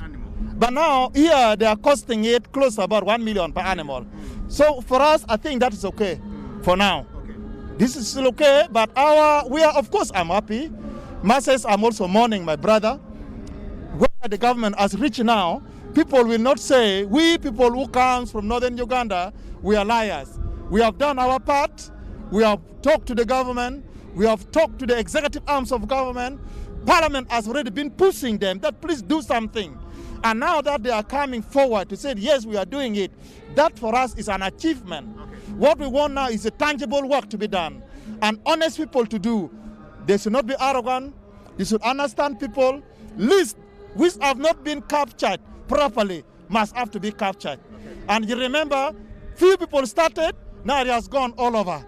And people who their property got lost, they need it. Okay. Let it be so. Okay. And it should not stop on animals. It should go to other properties like vehicles, tractors, factories, ginaries. All those things are part and parcel of things we lost them during the war. Okay. Thank you very much. Thank you so much, Honorable Okot John Amos from Agago North. NRM ticket during our primary election for the positions. The final position was Deputy Speaker, but the first one we were ruled out within the Central Executive Committee that they want to follow the President so that the Deputy Speaker should take over the position of the Speaker. And we said, being a loyal member of NRM, we were obliged for that. Okay. And then when we went for the Deputy Speakership, I was one of the candidates. Okay. I was one of the candidates, my brother. Thank you very much. Thank you very much. Thank you very much, Ndugu Honorable Okot. Thank you so much for, of course, joining us and, of course, for being with us and for aggressing at this. And just let you know, we at Soroti here to launch the compensation fund for the livestock claimants in the areas and the region, the sub-regions of Teso, Lango, and Acholi. These are up to about 70,000, but the launch is going to happen today, where the president will be signing dummy checks and, of course, dispensing the payments to start going. Now, this money is supposed to get to the beneficiaries without the money going through the usual and the routine government processes. We'll wait to see how it happens, but of course, it's happening here at Soroti University grounds in Arapai sub-county in Soroti city.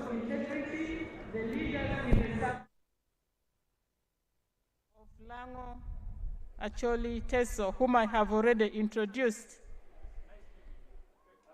We have not introduced the following, and I would like to kindly request them just to step out in front of us here so that we know them. We are not going to introduce them individually. And this includes the RDCs and their deputies, if they are here. RDCs and your deputies, please step out for recognition.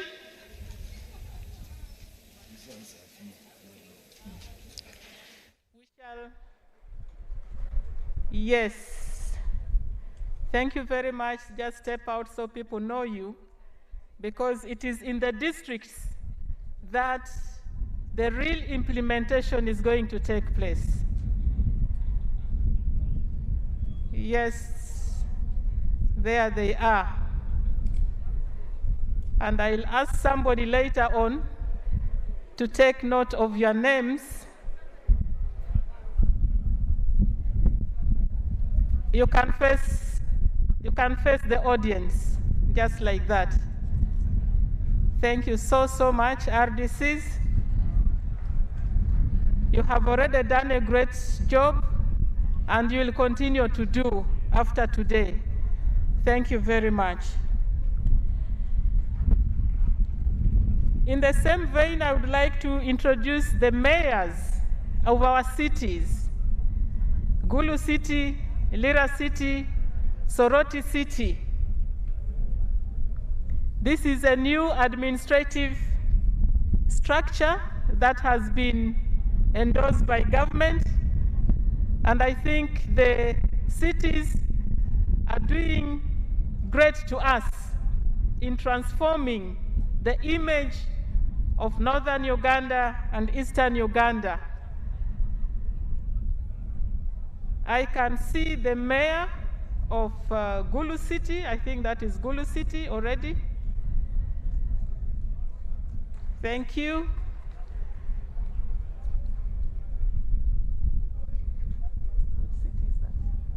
Which city? I also see another elder from, I think this is Soroti, our host. Thank you very much, Mayor Soroti.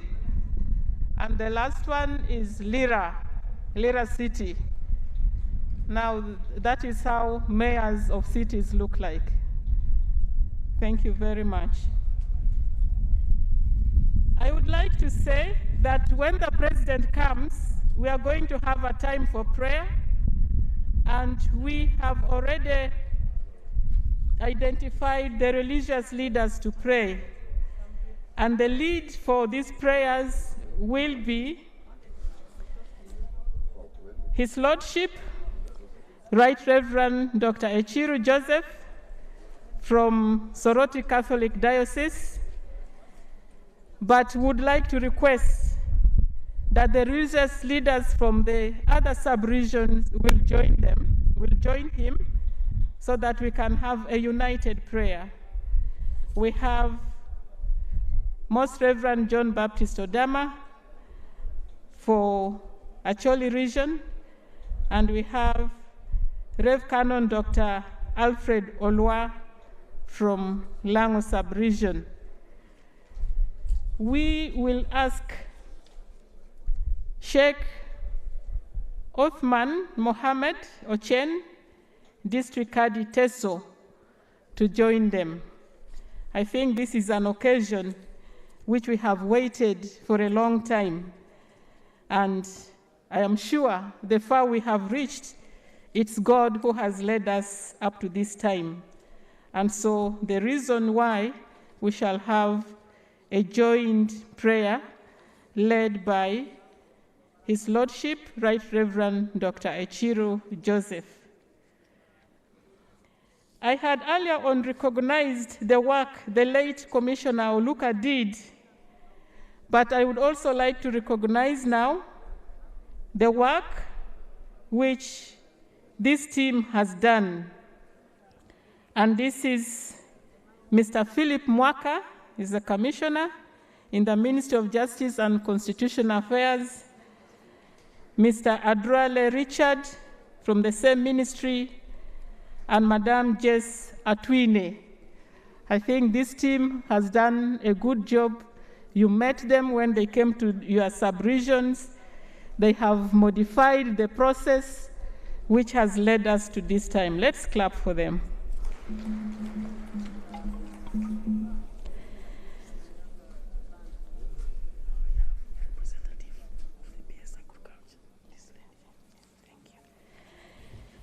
I would like to introduce an interministerial committee, because I said I think government and all of us became wiser, and we have mobilized people and structures and institutions so that we can work better. Earlier on, I had recognized people from the Ministry of Justice and Constitutional Affairs, but let me just mention the Interministerial Committee on this livestock. And these ministries are Office of the Prime Minister, represented by Keith Muhakanizi, he is not here.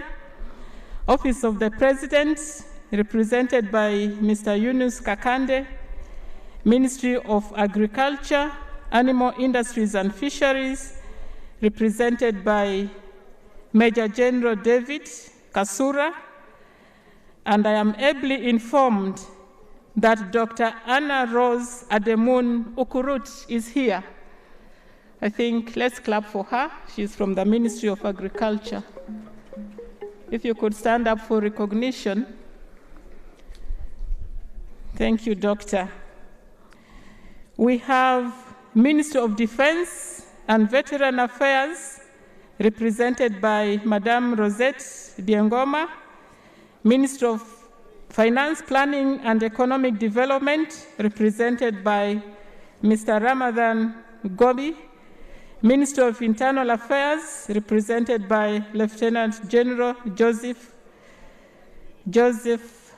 Musanyufu, Minister of Justice and Constitutional Affairs, represented by Mr. Robert Kasande, who is here.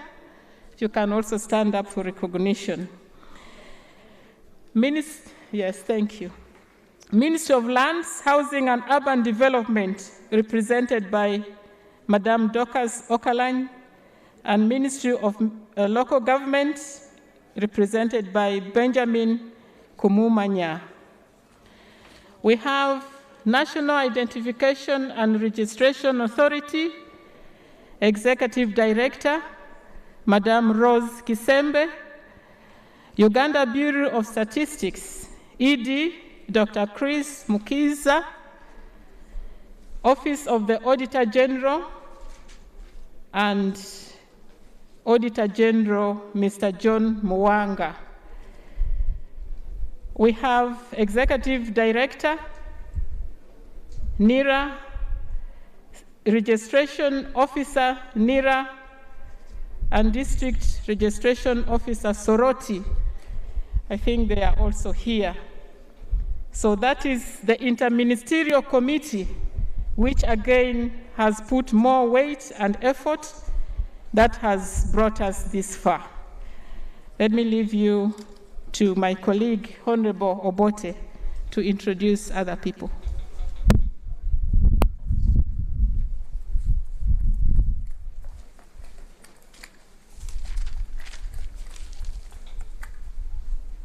Thank you very much, Honorable Minister. Friends, we have received more members of parliament who have arrived since we had the last introductions. Therefore, allow me to introduce them to you. We have the Honorable Carla Kevin Ojinga, the woman MP for Palisa. Thank you. We have the Honorable Achayo Juliet Lodo, the MP for Ngora County. She is not a district woman MP. She represents the county. We have the Honorable Adeke Ann Ebaju, the woman MP for Soroti District. We have the Honorable Laker Sharon Balmoy, the woman MP for Gulu. We have Honorable Achiro Pasca Menya, the woman MP for Pader District. The Honorable Achien Dokas, the woman MP for Aleptong District. The Honorable Komakech Christopher, the MP for Aru North. The Honorable Angura Frederick, the MP for Tororo South. We have the Honorable Oseku Richard Oriebo, the Member of Parliament for Kibale County and Palisa District. We have the Honorable Apollo Christine, District Woman MP for Kumi District. We have the Honorable Edakasi Alfred Elalu Olale, the MP for Kabramaido County. And finally, I have the Honorable Atan Okia Moses, who is now the MP for where we are, Soroti East, which was Soroti West during elections. We also have with us the district chairpersons. I hope they are around.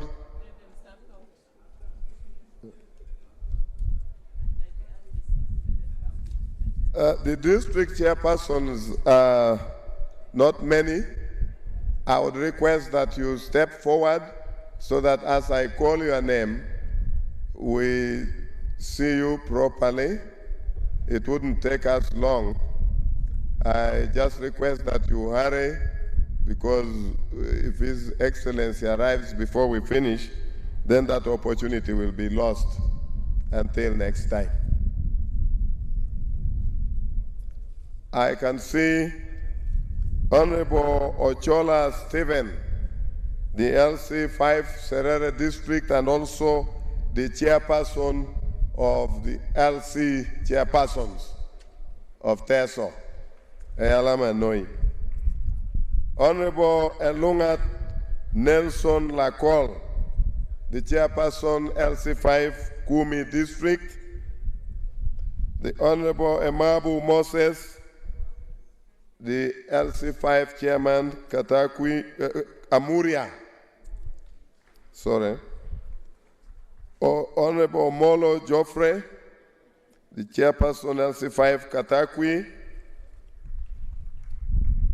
RCM Okelo Orik, the LC5 Lira District. Honorable James Oto Apili, the LC5 chairperson Kole, and the Vice President Ulga, Northern Uganda. Honorable Odongo D.K., LC5 chairperson Aleptong. Honorable Okelo Samuel, the LC5 chairperson Kalaki District. And finally, Honorable Olemukan Moses, the chairperson, LC5, Bokedia District. Have I missed out? Don't worry, I never leave out people. I'm going to sort it out. No, just stay there quickly. We'll do this quickly. It's just an oversight. Get those names.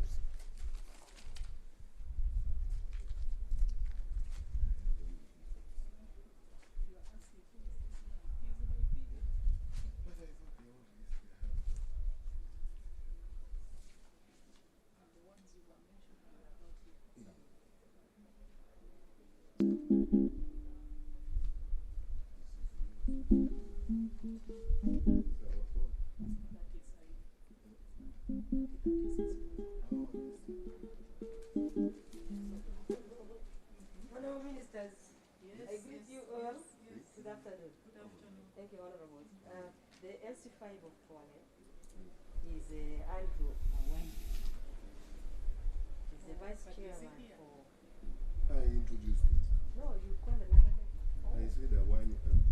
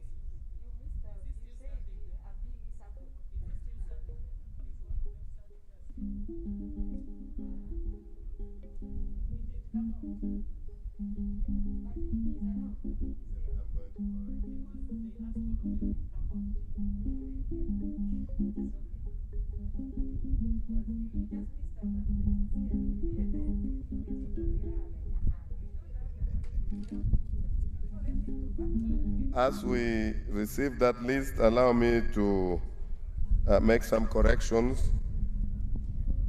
The Honorable James Otto Apili is the chairperson LC5 for Dokolo District. Then the Honorable Awan Andrew Moses is the chairperson for Kole District and is also the vice president of Wolga, Northern Uganda.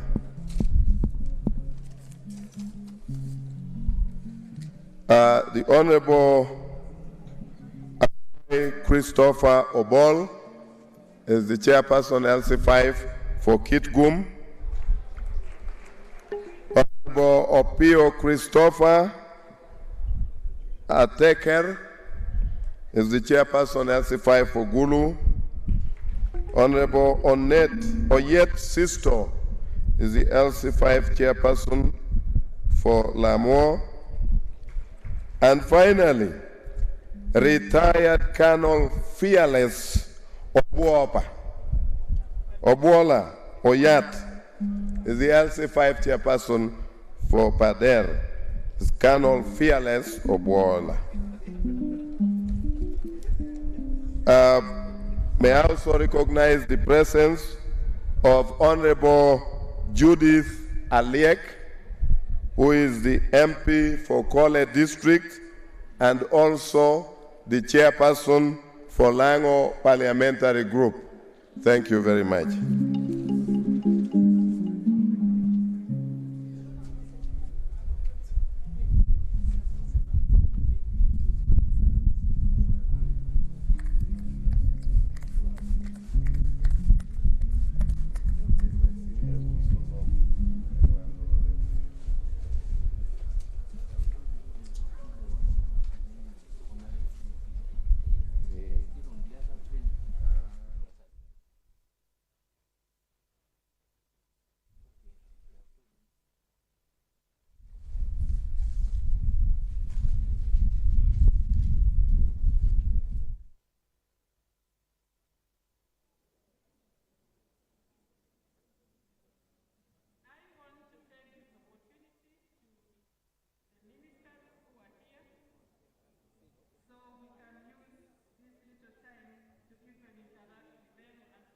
University in Soroti City in eastern Uganda and in Teso Sub-region, where we are today for the launch of the compensation payment to claimants, those that lost their livestock, lives, and quite a number of things. But of course, this compensation specifically is for livestock, for the people who lost their things during the wars that started in 1979 all the way through to the recent wars of the Lord's Resistance Army that ravaged these centers. Now remember that these were epicenters of these insurgencies that left so many lives and property. Now here is why we are today, to see God fulfill its pledge to the people, to give them compensation for their livestock. Now with me here is Teddy Pili, one of our very own, works with the UBC radio, but she's also from one of the areas and one of the regions here in Lango Sub-region. Let's hear your thoughts of what is happening here. I am not considering and looking at you as one of the beneficiaries, but as a journalist, of course, and the other thing also, as somebody who comes from the region, you ought or you know what the region has gone through and what it feels like for some people, especially those from your own sub-region of Lango. What do you feel and what are your thoughts? Thank you so much. Sorry, we are used to holding the mic. Thank you so much, Mr. Jagenda. And personally, I'm so very happy for my people because it's been long overdue. We've had contentious issues coming up here and then when we think it would happen, then you hear of ghosts, you know. But now that it has happened, I just wish my people could embrace it. Yeah, much as there's a lot of criticism still, we can embrace it and use the opportunity that has come. Let's receive what is going to be given. Yes, I know some people are saying it's small money. If you listen to what the Prime Minister of Lango said earlier on, that each cow has been equated at 900,000. Yes, 900,000 can buy you actually 2 cows. Yeah. So let's use the opportunity that has been presented. Let's embrace that because yes, we've gone through a lot. How many years of wars? How many years of unforeseen circumstances like the nodding disease? So if this is meant to help us come out of the poverty, yeah, let's use it because agriculture is the way to go. The only thing I'm seeing is how are we going to manage to keep these animals? That's also another challenge that will come in. And also, how are we going to ensure that the people who are benefiting, because this money is going into the account, Jagenda, if money is sent into your account, you don't know, you can't really dictate to me how I use it, but is there a mechanism in place, you know, to follow up to see that, yes, you've gotten the money, at least buy something, buy an animal to show, an animal or 2 to show, because you buy a cow today or 2, in 2 years you have 4, so why not? I'm just so happy. Yeah. Okay. I had an opportunity here to talk to Dr. McMott, Adam McMott, one of the council of the claimants, and he just tried to break through to me what this actually means, what the ruling of the Justice Simon Mujenyi Byabakama really meant.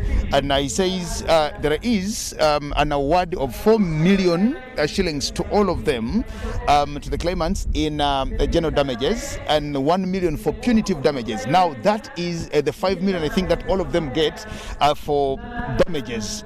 But then for the livestock, it depends on how many cows you lost, and of course the count starts from I think 1 to 200. Now this is very good money because when you get 4 million plus 1 million, and then maybe let's think you lost 10 cows, and that's another 10 times 9, that's another 9 million shillings. I'm only thinking. Do you think that now, with the situation that we are in, this money will help them benefit themselves, do anything, because it's coming in cash, it's not coming in cows or so. And so if you get your 5 million or 15 million or 20 million, it is up to you to actually choose what to do with the money, whether to marry another wife, whether to get married to another man, whether to drink it forever. I know many are going to start with drinking, but yes, 4 million or 5 million is actually a lot of money, Jagenda, to someone who has never held it. And looking at northern Uganda, someone can start a lot of things. You can buy land. We have plenty of land there. People are selling off land. You can buy land. You can plant trees. You can actually start a farm. You can start a produce business if animal is not the thing for you. You can do a lot of things. That's not small money. How many years does it take for someone to even hold 1 million shillings? That's why I said in the beginning, let's appreciate the little that has come on the table. On the issue of the compensation, yes, they've talked about livestock, properties. My only concern is how about the lives that were lost? Where did that come in? Yeah, Actually, according to Mahmoud Steele, he says that is also looked at in the judgment. But what is happening now is they are not talking about the property. They're not talking about the lives that were lost. They are first of all talking about the animals that were stolen, and of course the animals that got lost and those that were killed. So this particular compensation is a compensation for livestock.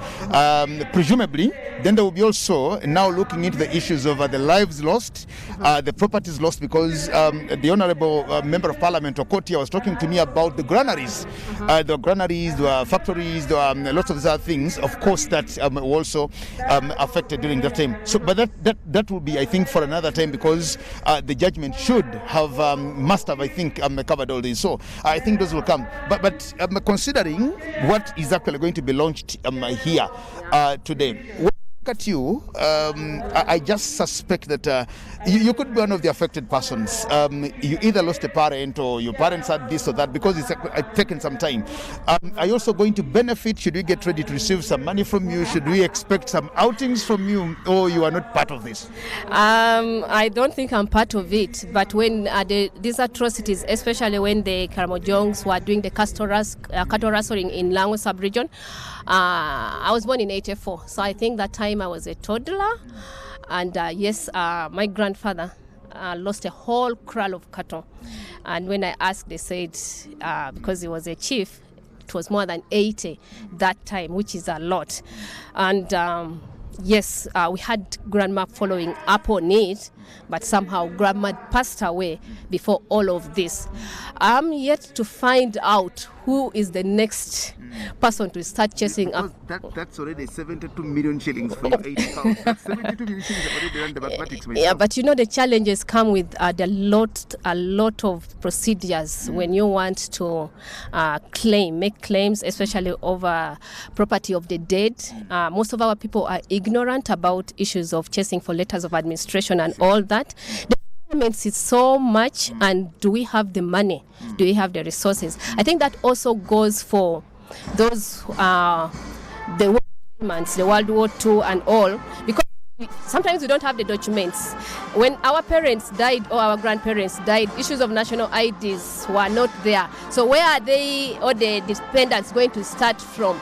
You know, these are the challenges. I give an example like the recent UPDF call out. Everyone was asking, where are we starting from? Yeah, we don't even know the numbers, you know. We don't even know all this. I think that's going to be a big challenge. So I would really love to be a beneficiary, but no. But still, I'm happy that the few who are receiving are really going to receive. And I'll urge them that at least make sure you buy one animal. Yeah. And let's give it that. Well, Teddy Apili is just one of our own journalists here at UBC, and she is with UBC Radio. Yeah. She's here, of course, doing very good work for radio, and of course, this is also live on UBC Radio. Say something about in Lango. Oluo. Kwena meti uni yenu eno nya Teddy Apili kong yeya nya moru akate jolu di baradit. University, I met here Eastern Uganda.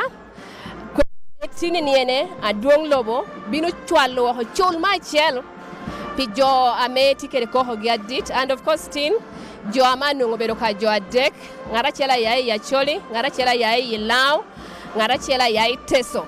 Donc ka joni tinu no chene gi niene joka ine dong alubi kanwe no kanaberi yetieni ameacha ko ni miro jobeda yom tieni kwena yamu koki chene ruanyu rushu chene ni ayai I bank awona ha direct I account mamegi kwena meti yenu no me miro yibeda yom anongioni chene ko bina mani jo chakene excitement mun koni excitement yiwa beda yom ate hate hawi wate wilo ko kere ngamiro timuno chene ntia binu me chuli pile yame Iruenyo. Doka ya Lango kera Acholi kere Teso ngara chela monu ochene ni o wilo dia chela at least to kero yot atamu ni monu bera chakiwa melwenyi kopi kom chan na metieni ene don kana metienu eno yes tu kor welo ma wora adong lo yueri kaguta Museveni ena yetina binu chakumeyo yuba mantin chakumeyo chwalo chene oho etu ibedu nankere gume bedu kero meme o parliament amobedo lokan hotela popat meko biu ngo amati me amageno ni ko kor unu kwena menyiti yenu eno iti kere gumi no abe uti unu kere guma moti unu kere no abe meneno ni okeru no ginoro ping po maruno ka chena mara po baruno ka bala ento da obedu no kere yom chuny ni tin chene ni tia katu ho pien uko unu pira pikara large uko unu pichene ni pikara large eto donkati no bino ni enkono yiwabeda yom pi jama no tin yina mepebedo kere gume nuongo no enno amenyi pot pe ho no enno kubekera meme wad moko chiki I constituency kwena meiti yenu eno mecha kuopo mei nuong chene no eno pien kari hindwenyo ginoro irwenyo jammi nyerwenyo leyi nyongato ni urwenyo kuomere wundushu iti uno entitled meneno ni ino uno kony manene picha ne we hagika no eno kuno woti koro welo ma wora ni ateri apili iti wi yame UBC radio apoyo.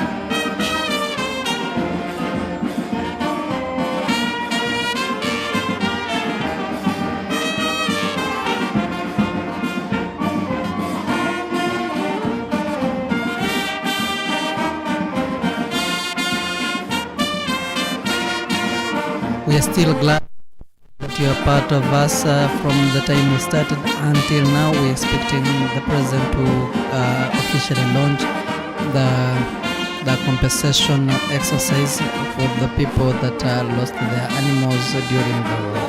This is UBC inspiring Uganda. We pray you don't go away. We still continue with what is happening in Soroti. This is UBC.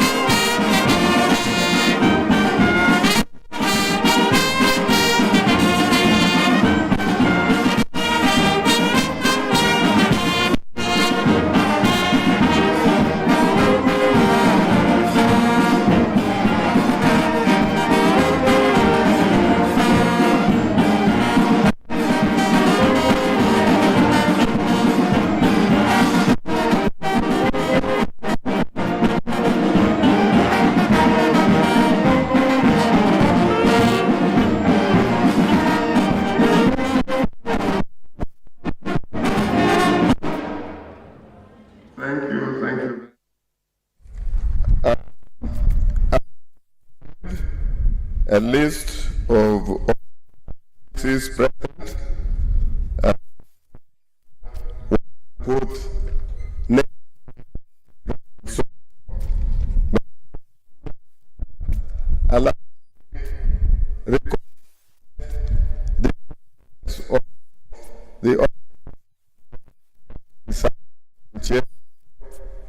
the cameraman who is here with us.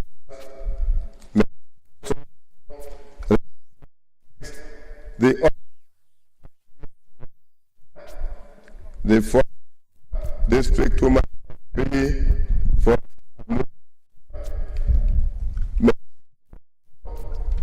recognize the presence of Toto Acholi, the sixth of NRM.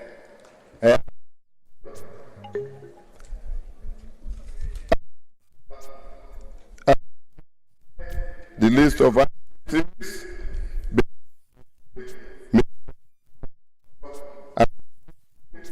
the district, the Amoro,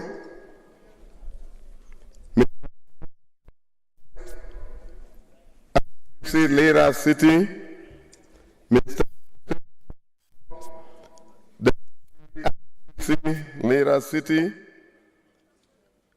Akutu Julian, RDC Oyam, Angolere Caroline, RDC Kole, Acham Proscovia, Deputy RDC Kwania, Ekaju Adiama John Robert, RDC Aleptong, Okware Emmanuel, Deputy RDC Pader, Odong Latek, RDC Gulu District, Komakech William, RDC Kitgum, and Lumumba, RDC Dokolo, Okiswa Joffre, RDC Bukedia, Ichogor Charles, Deputy RDC Bukedia, Ecom John Stephen, RDC Katakwi, Mitala Emi, RDC Kumi, Nakamia Harriet, RDC Serere, Kalikwani Paul Mwidu, RDC Kalaki, my RDC, Akot Susan Moro, Deputy RDC Kalaki, my Deputy RDC, Eyal Lilian, RDC Amuria, Chemtai James Small, Deputy RDC Lira District, Haji Sadiq Bategana, RDC Lira, Jacob Jonga, Deputy RDC Kapelebiong, Toko Swaibu, RDC Kapelebiong, Kayizi Asanasio, RDC Mora, Thank you very much, and of course we continue the coverage of the compensation for livestock here to the claimants of Teso, Acholi and Lango Sub-regions at Soroti University in Soroti City, just right here in the heart of Soroti in Arapai Sub-County. Now joining us here is the Honorable Stella Isodo. Stella Isodo is a woman member of parliament for Ngora district, but also the spokesperson of the Teso Parliamentary Forum or Caucus or Group here with me. Happy to have you, the Honorable Isodo. Thank you so much. I'm so happy also to be here. The program for the cattle compensation for Teso region for a group that I represent. It's been long awaited.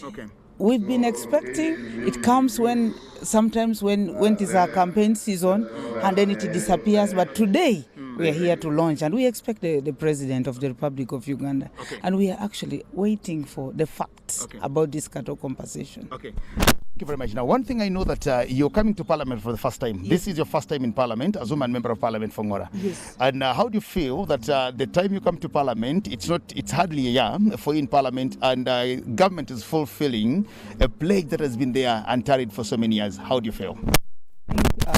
It's a positive. It's a positive for the people of Teso that we are talking about compensation, and it's going to start, I think, this very year for the first lot of people. But we're asking for facts, by the way. We're asking for real facts, for the verification, who was verified and who verified. We're asking for this list from the Ministry of Constitutional Affairs and more specifically the Office of the Attorney General. So I think we feel so good if it starts, if it takes off. After today, we will feel so good for our people. But also, the people in different categories, there are those who went to court, there are those who, generally, we just need a compensation for all the regions, the 3 regions of Teso, Lango, and Acholi. Okay.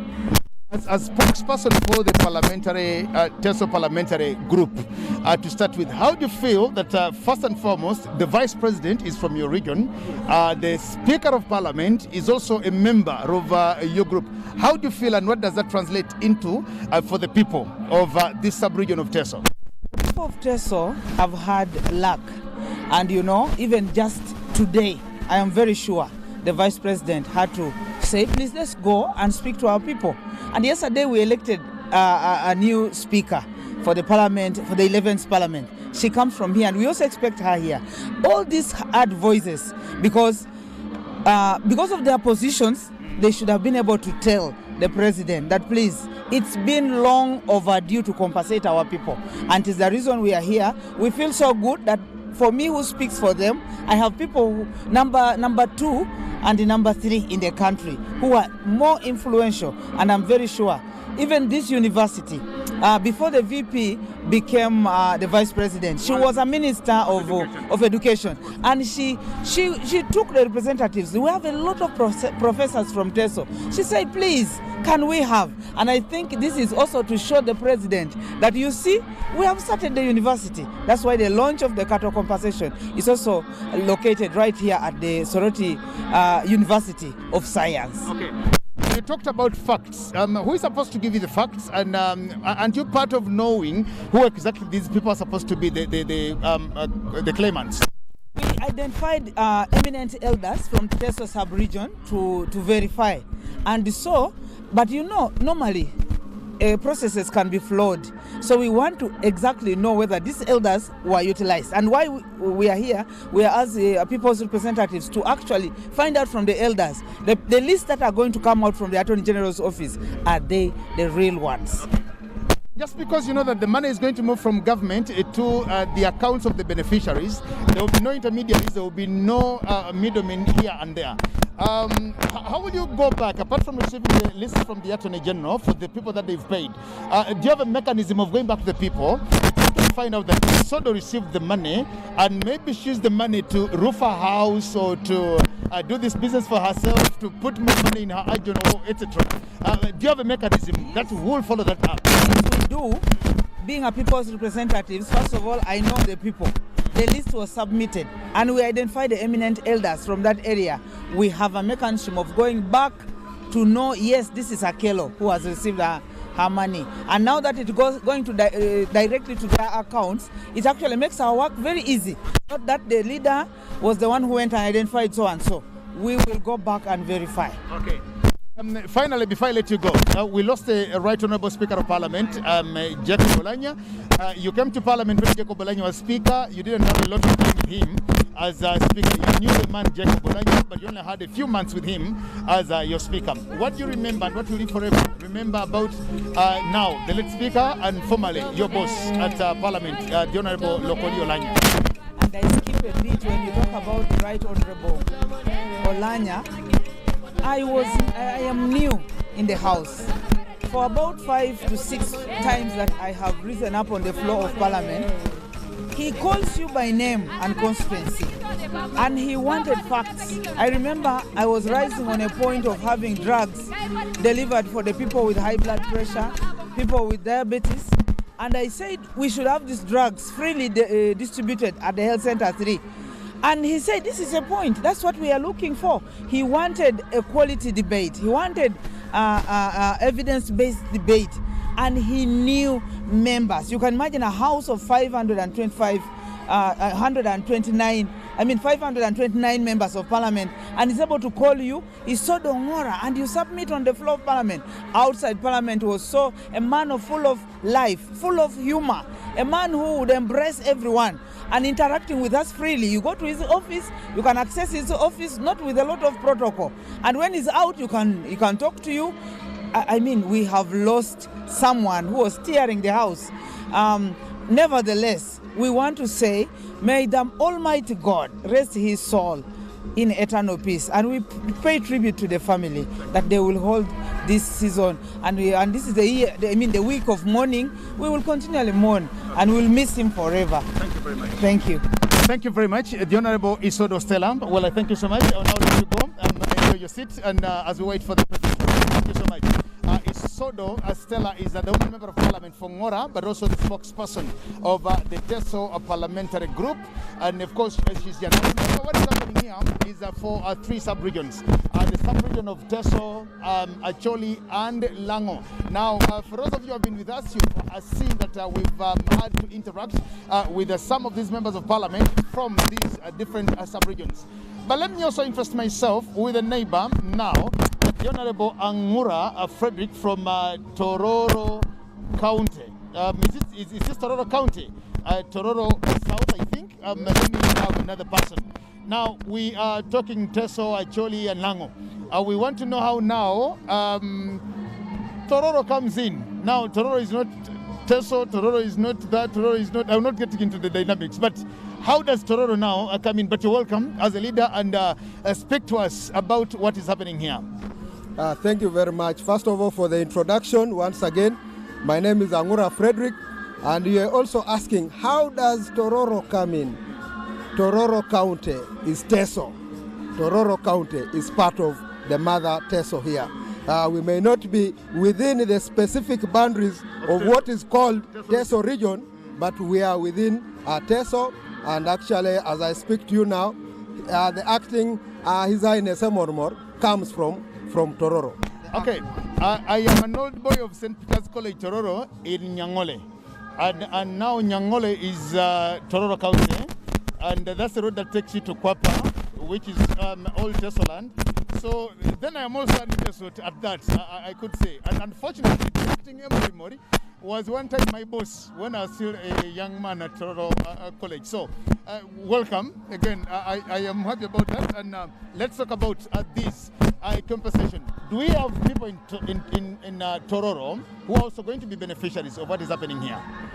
Thank you very much. First of all, I really want to thank government for this initiative that finally we are seeing the compensation process take root. It has taken long. People have cried for a long time. Many have aged, and we're expecting to benefit from this government agenda. Many times, many years ago, discussions have been going on, but it never came.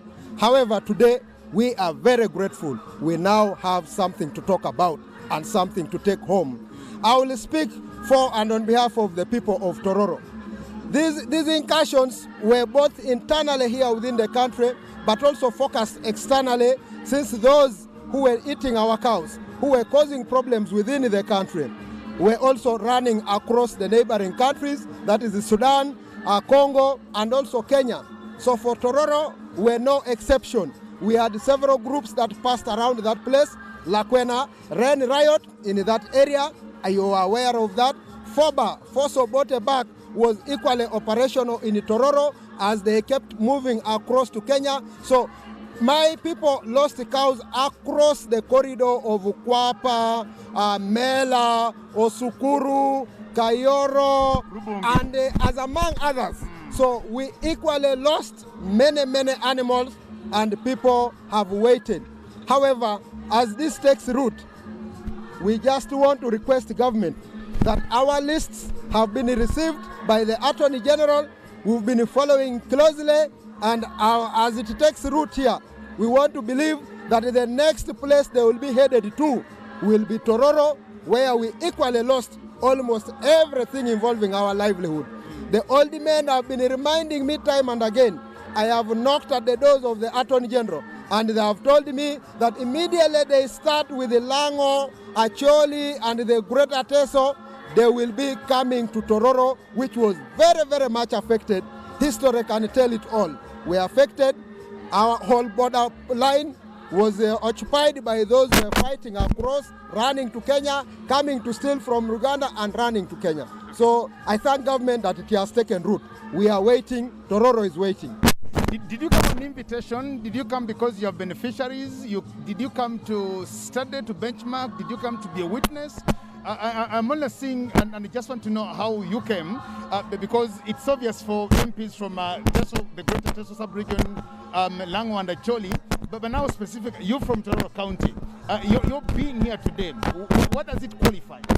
First of all, we're invited as members of Teso Parliamentary Group, all of us, and of which I am one of them. And in that case, in Teso Parliamentary Group, I am also in charge of culture. So I link the cultural institution with the parliament, which of course, as you're aware, is where many things are discussed. And this very particular matter has been a very, very key issue on our agenda in parliament. Time and again, we have had discussion coming up, and the cultural institution has been also making follow-ups time and again from me through a linkage with our parliamentary group to find out how far, what is going on, and how debate has been generating in the House. So I am here equally as a member of the Teso Parliamentary Group, for which all of us are invited, but I am also here in that aspect of linking the cultural institution with our parliamentary group, but as a beneficiary in waiting. Okay.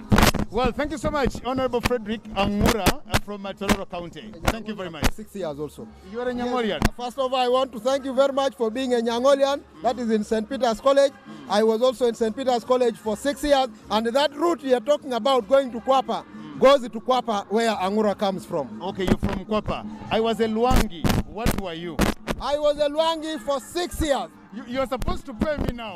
Because you're there before me, I'm sure. So you're supposed to pay me before I let you go. Surely all Nyangolians respect fellow Nyangolians, and that's why we say, Palma sub pondere. May that palm tree grow and grow to see the fruits that we all desire as we serve this nation. Thank you very much, fellow Nyangolian. Palma sub pondere. That's it. Well, that's it. Thank you so much. Ladies and gentlemen, still here at Soroti University, and we're just waiting for His Excellency, the President of the Republic of Uganda. It is a few minutes after 2 o'clock this afternoon, and of course it's still very hot, and this is the typical Teso region that we've all known. Now, when it is hot indeed, and when it gets cold in Teso, still it gets that cold. But here is where we are still trying to engage and to talk to the different leaders and what we envisage and expect from them as we also get to the launch of this today. You're very welcome and very good. Good afternoon. I'm Robert James Sajal, Prime Minister Lango. I am attending the launch. I'll hold it for you. I'm attending the launch for the cattle that was rustled, and the compensation is on now today. The President should be able to arrive here in time and give it to us. From Lango, we have come, the Paramount Chief is here with me. We also have representatives from Lango, the 20-member committee, they're all here. Everybody's excited, everybody's very happy to have received this. We are hoping that after this, we should be able to translate this cash into real animals. And we think it should be feed animals for breeding. And now that the land for feeding, the grazing the animals is not so much, we also recommend that some training be done so that we reflect these animals into either zero grazing or something where you have little space to handle them from. Okay. I hope it is going to be a very good idea. Mr. Prime Minister for Lango Cultural Institution, I just want to know from you about how many animals on average is everybody supposed to get in terms of cash? and you think it should be a wise idea to transform the money into animals. About how many animals are we looking at for a specific individual or families, I could think? Assuming we are going to compensate about 42,000 people, each family may get in Lango, then each family may get about 5 or so animals, or a little more, because others have lost many more animals. But the thinking now is that the grazing could be an issue.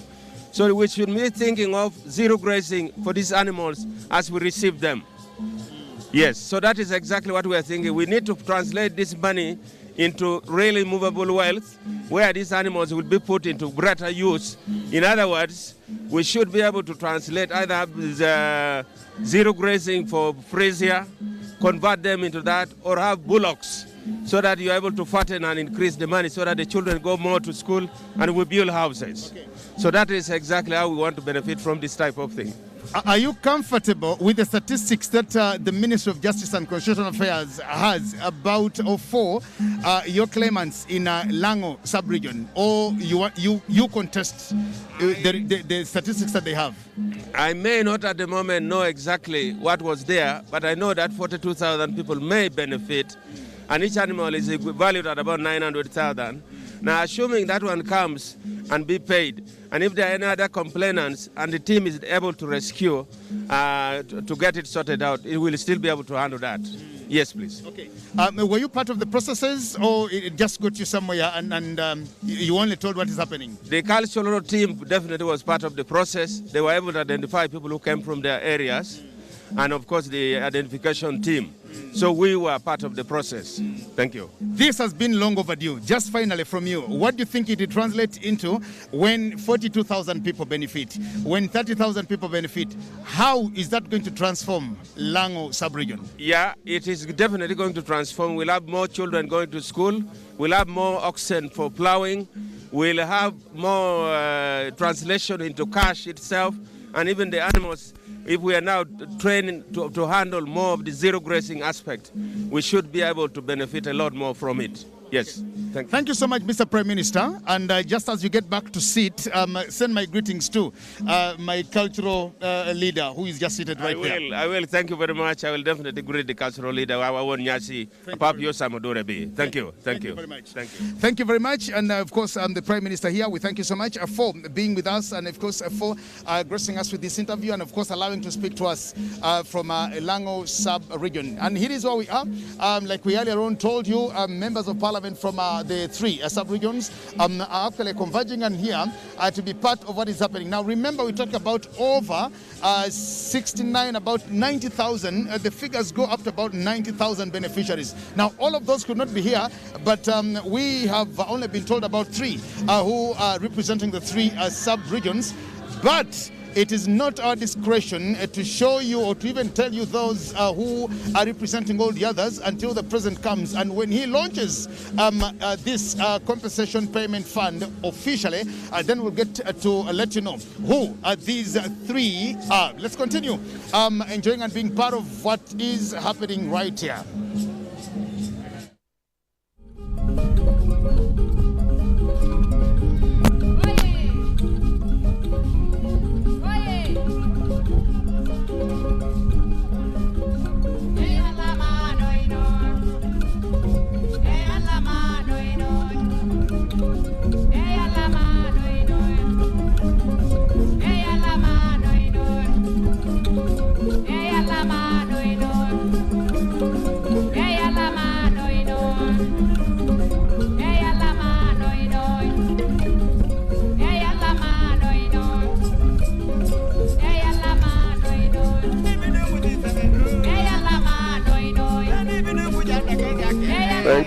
Thank you.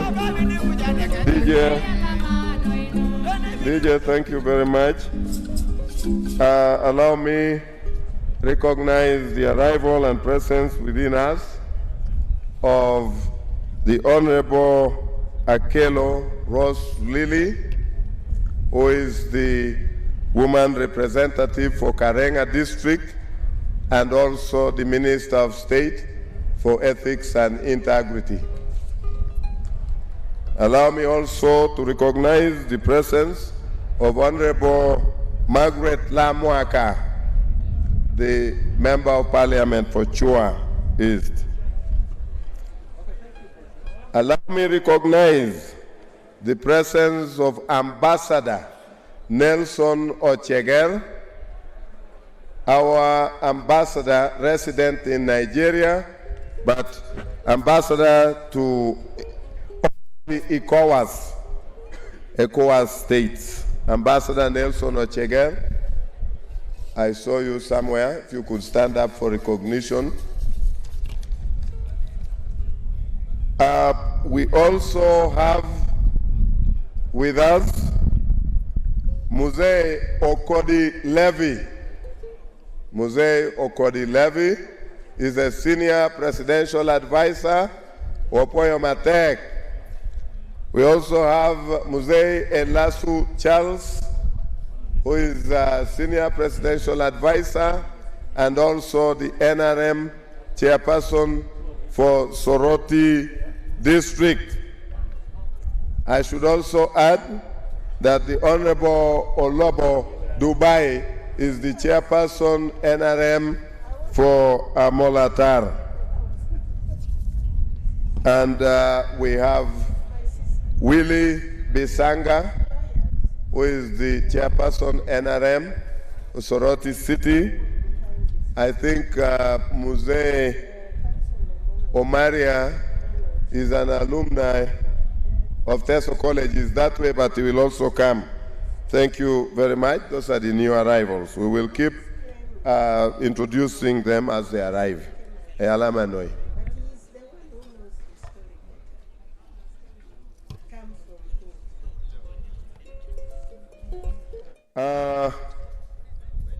Allow me to recognize the arrival of the Honorable Emigu Julius Peter, the Member of Parliament for Ochiero County in Kabramaido District, and the Honorable Atuto Jacinta, the District Woman Representative for Kapelebiong District. Thank you.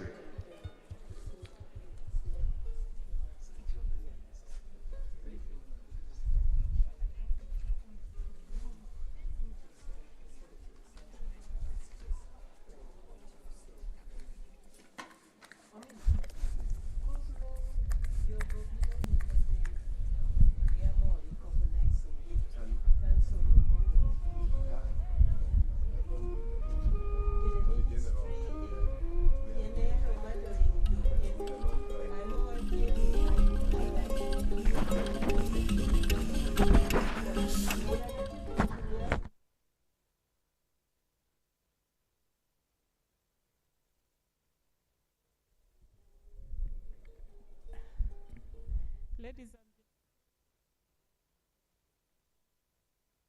and information here that as we are here, we could listen to some information about restocking generally. I want to take this opportunity to correct what mistake I did as I recognized the Minister of State for Animal Industry.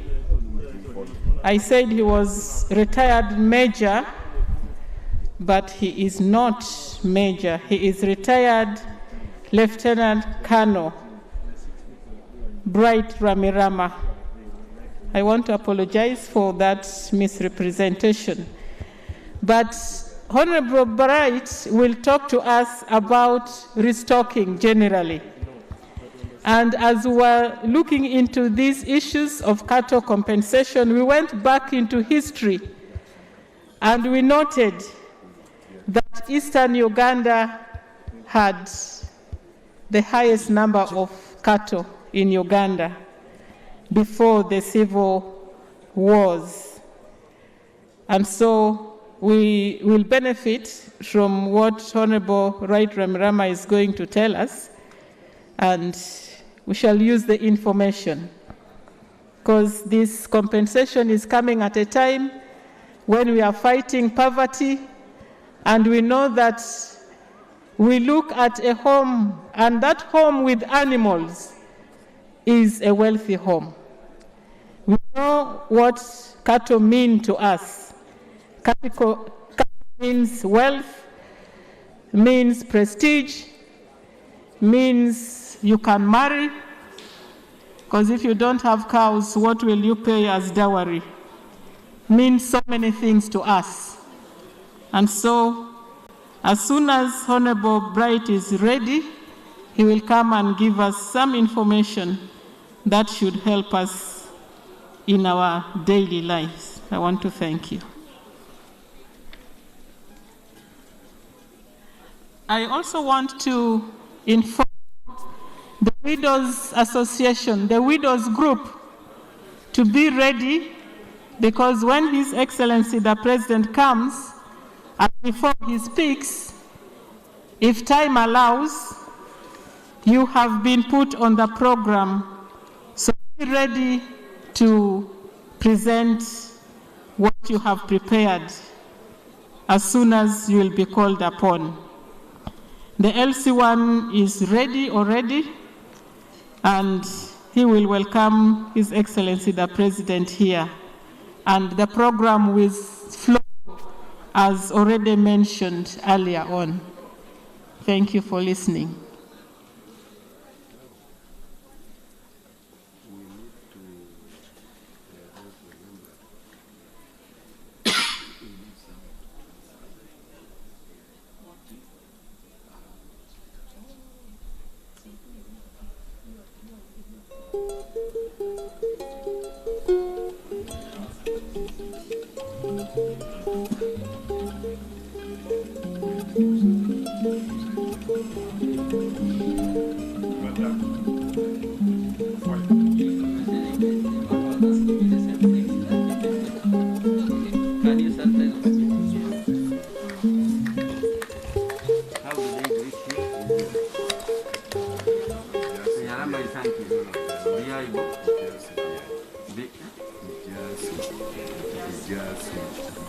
You're right. You're right. I bring to my senior. Thank you, my brother. Yes.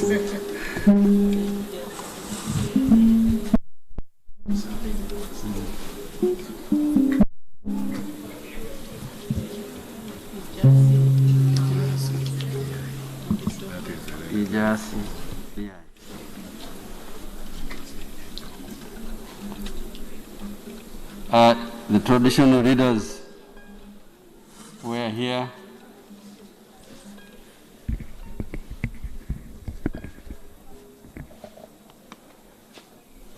Honorable colleagues, ministers, and members of parliament, and all of you leaders, distinguished delegates. On behalf of Minister of Agriculture, Animal Industry and Fisheries, I bring you greetings from the ministry, and also as part of the agencies, Ministry of Agriculture, Animal Industry, we are here.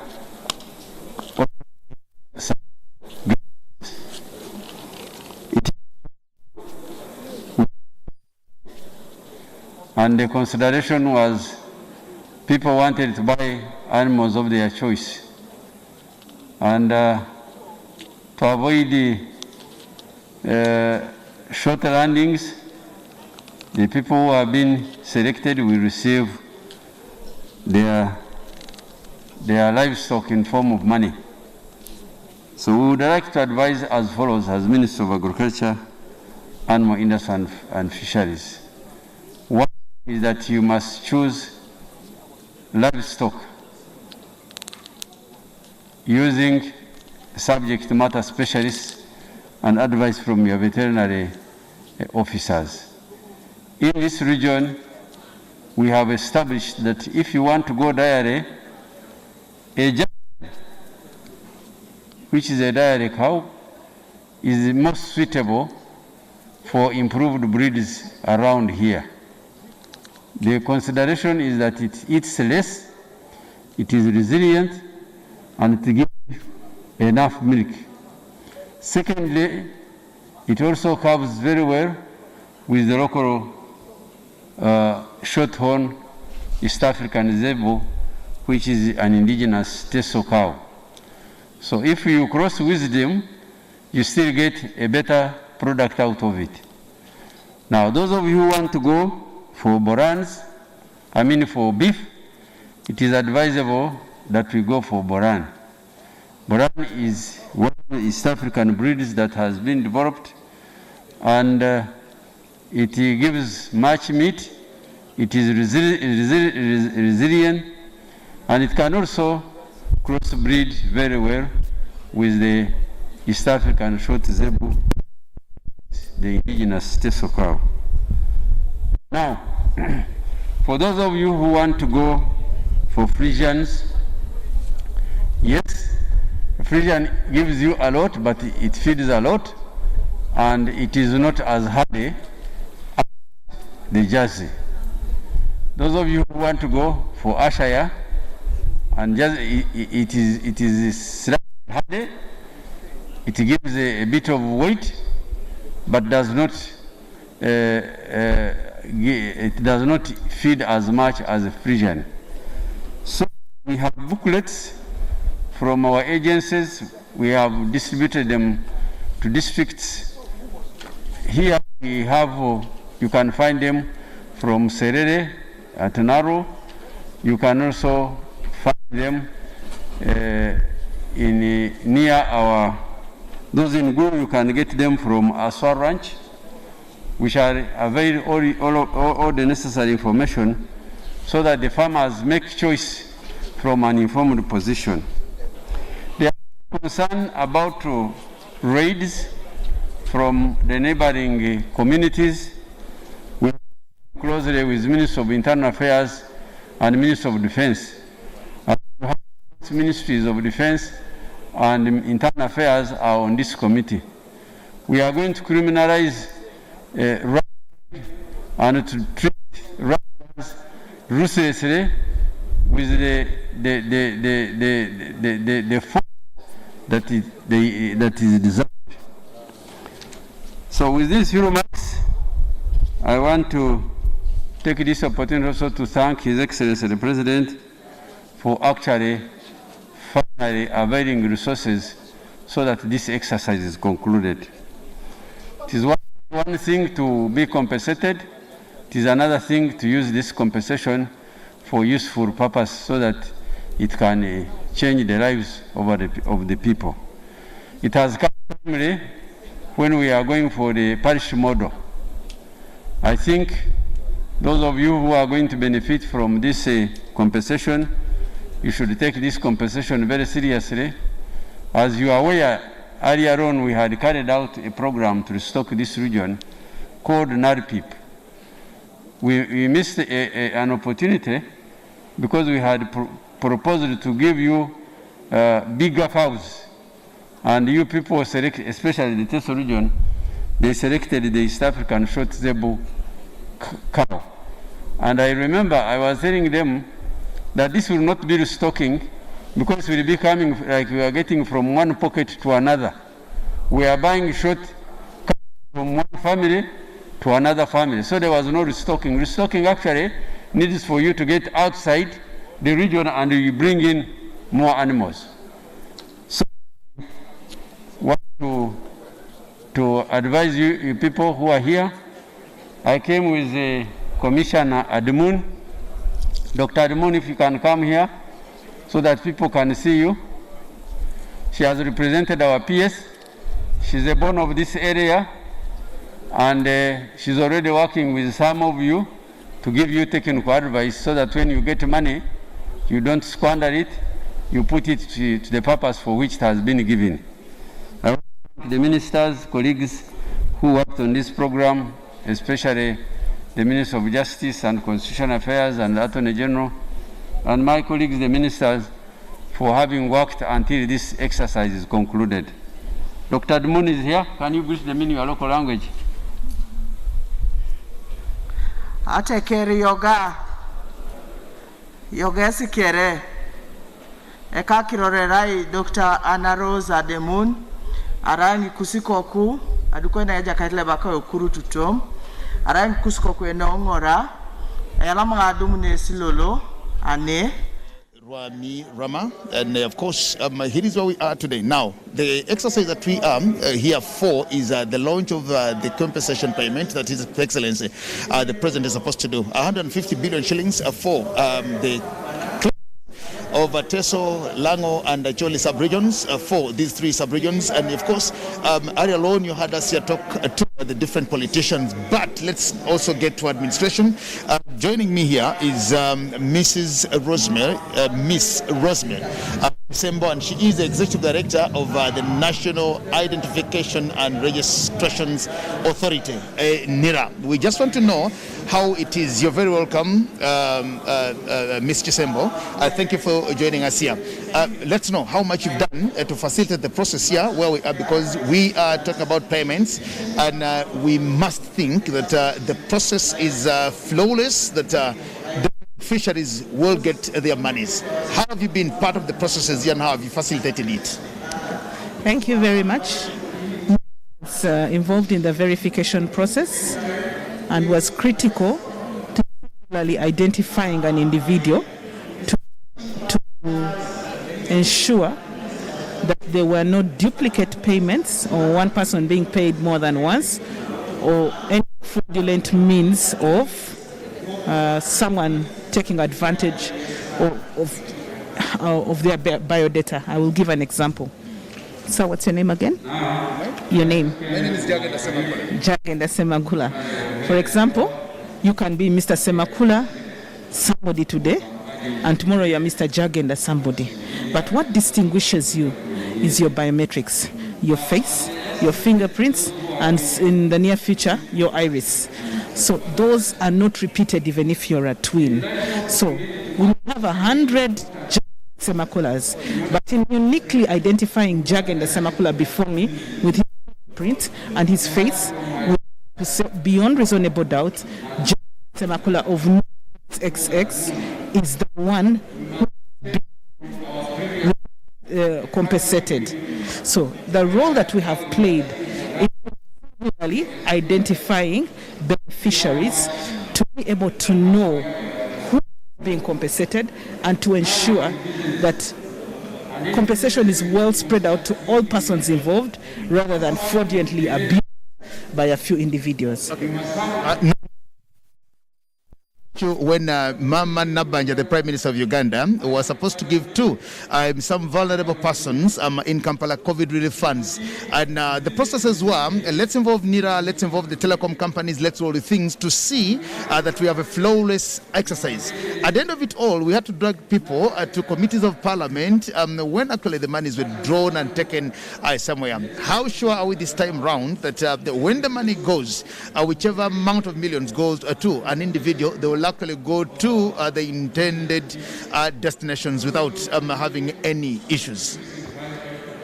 To that, Mr. Jagenda Semakula, as a seasoned journalist, I will put you to strict proof to give me 2 people who had shared means in the persons compensated by the COVID. Thank you so much. So some of the things that went behind the COVID-19 funds were beyond the scope of NIRA, and therefore I would not be best placed to respond to them.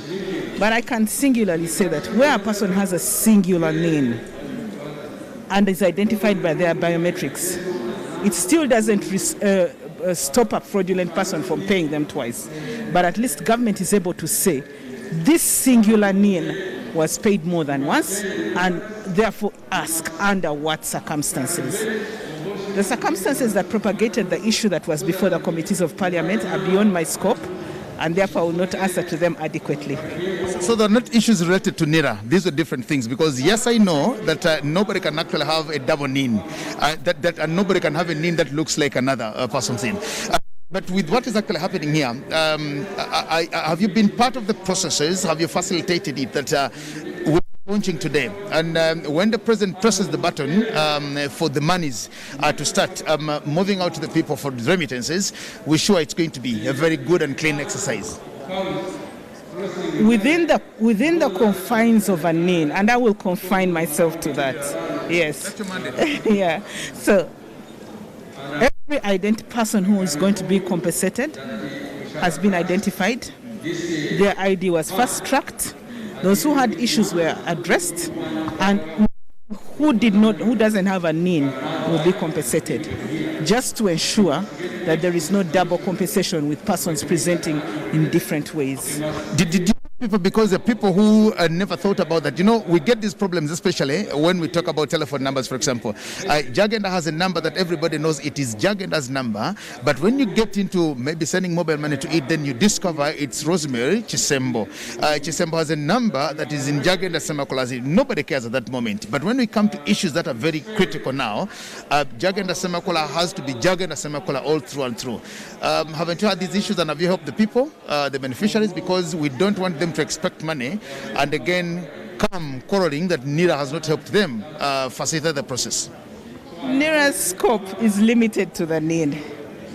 When it gets to a telephone number, an individual in their personal capacity steps forward and registers a number using their NIN. The UCC and the telecoms also have additional measures to cater to ensure that process is smooth and all. I don't want to hazard and talk about those processes, but to the extent that we are responsible of singularly identifying a Ugandan, we have done so. Thank you very much. Thank you. Ms. Chisembo Rosemary, the Executive Director of the National Identifications and Registrations Authority, NIRA. We thank you so much for gracing us this interview just right here at Soroti University. Well, we're waiting for His Excellency, the President of Uganda, to come and launch this exercise here for us. We'll come back with members of the region to also speak to us and what they think about this whole exercise today. We've been talking about mindset change. And now the mindset change has to begin from the information that Bright has given us as far as restocking is concerned. I think it's going to take an effort. We should not take it for granted that we are going to receive compensation and we are going to buy any animal. Or maybe not at all, because some people may be thinking that I'm just getting this money and going to do something else. Please, we lost animals, we lost stock. Increasingly, we are discovering that we need a diversified economy to be wealthy. We engage in agriculture, we engage in animal husbandry, we engage in fisheries, we engage in a lot of activities, but of economic value. And so this is an opportunity for us to transform our region. I had said that we took note of the data which was there, and discussing restocking or cattle compensation in northern Uganda, in eastern Uganda. And the confirmation is true. And I want to highlight this, that between 1965 to 2008, this was the data according to the census we had in the country. In eastern Uganda, there were 1 million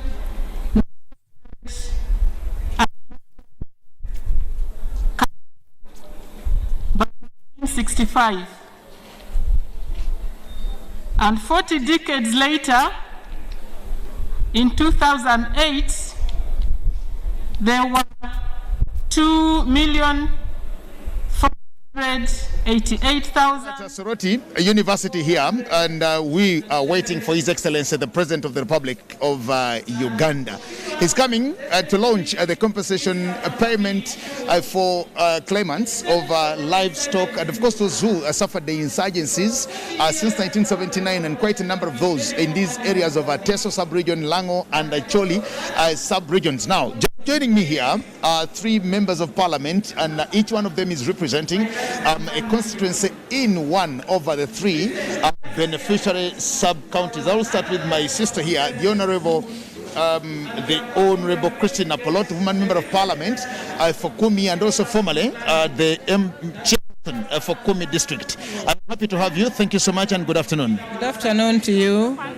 Yes, I'm Christine Apollo from Kumi, the woman representative of Kumi. Okay. Yes. Well, together with Christine here is Ndugu Lagen David, member of parliament representing Agago County from Agago district in Acholi sub-region. Hold that microphone and also say hello to your viewers. Good afternoon. My name is Lagen David, a member of parliament representing Agago County in Agago district in Acholi sub-region. Okay. I am right at Soroti University on a historic program. Today, actually, the whole entire country watching what is taking place here. We are waiting for His Excellency, the President of the Republic of Uganda, to come for a very special launch of the livestock compensation. Okay. That has taken a very long time. And so many people from northern Uganda have been waiting for such occasion to come. And I believe that people are very happy. That we may not be very happy because we are still mourning. We are mourning the death of our beloved one, the Right Honorable former Speaker of Parliament. As the people of northern Uganda, we have come to represent our people because the late, the Right Honorable Speaker of Parliament was a champion of this cause. Okay. And that is the reason why we have come to be a part of the witness of what is happening right in Soroti University. Thank you. Together with Honorable again is Honorable Samuel Opio Akuti, and Member of Parliament for Kole North, and also the General Secretary of the Lango Parliamentary Caucus. You're welcome, Honorable Sam. Thank you so much, viewers. My name is Honorable Samuel Opio Churi, Member of Parliament Kole North, but also the General Secretary of the Lango Parliamentary Group. Today is a historical day. It's not just a day for the launch of compensation. It's also a day for the launch of restoration of the livelihoods that were destroyed over a period of more than 20 years of insurgency that rocked Lango, Acholi, and Teso Sub-region itself. Okay. Thank you. How do you feel being part of this day here today, and what do you think this translates into for the lives of the people in your sub-region of Lango? Yeah, thank you so much. As I said, we started of the Langi people over the years were cattle keepers, and cattle was not just for prestige, but it was more or less a method of saving money. You can recall 20-30 years banking services were hardly accessible, so people used to save their money in the form of cattle, and this cattle will then be used in case there was any health emergency. We'll sell 1 or 2 cows, use that money to pay for the health emergency. When you had the children to send to school, you'll sell 2 or 3 of those cows and then send the children to school. Now, what happened when the insurgency came in? Actually, when you look at Lango in 1986, the census showed there were 600,000 heads of cattle.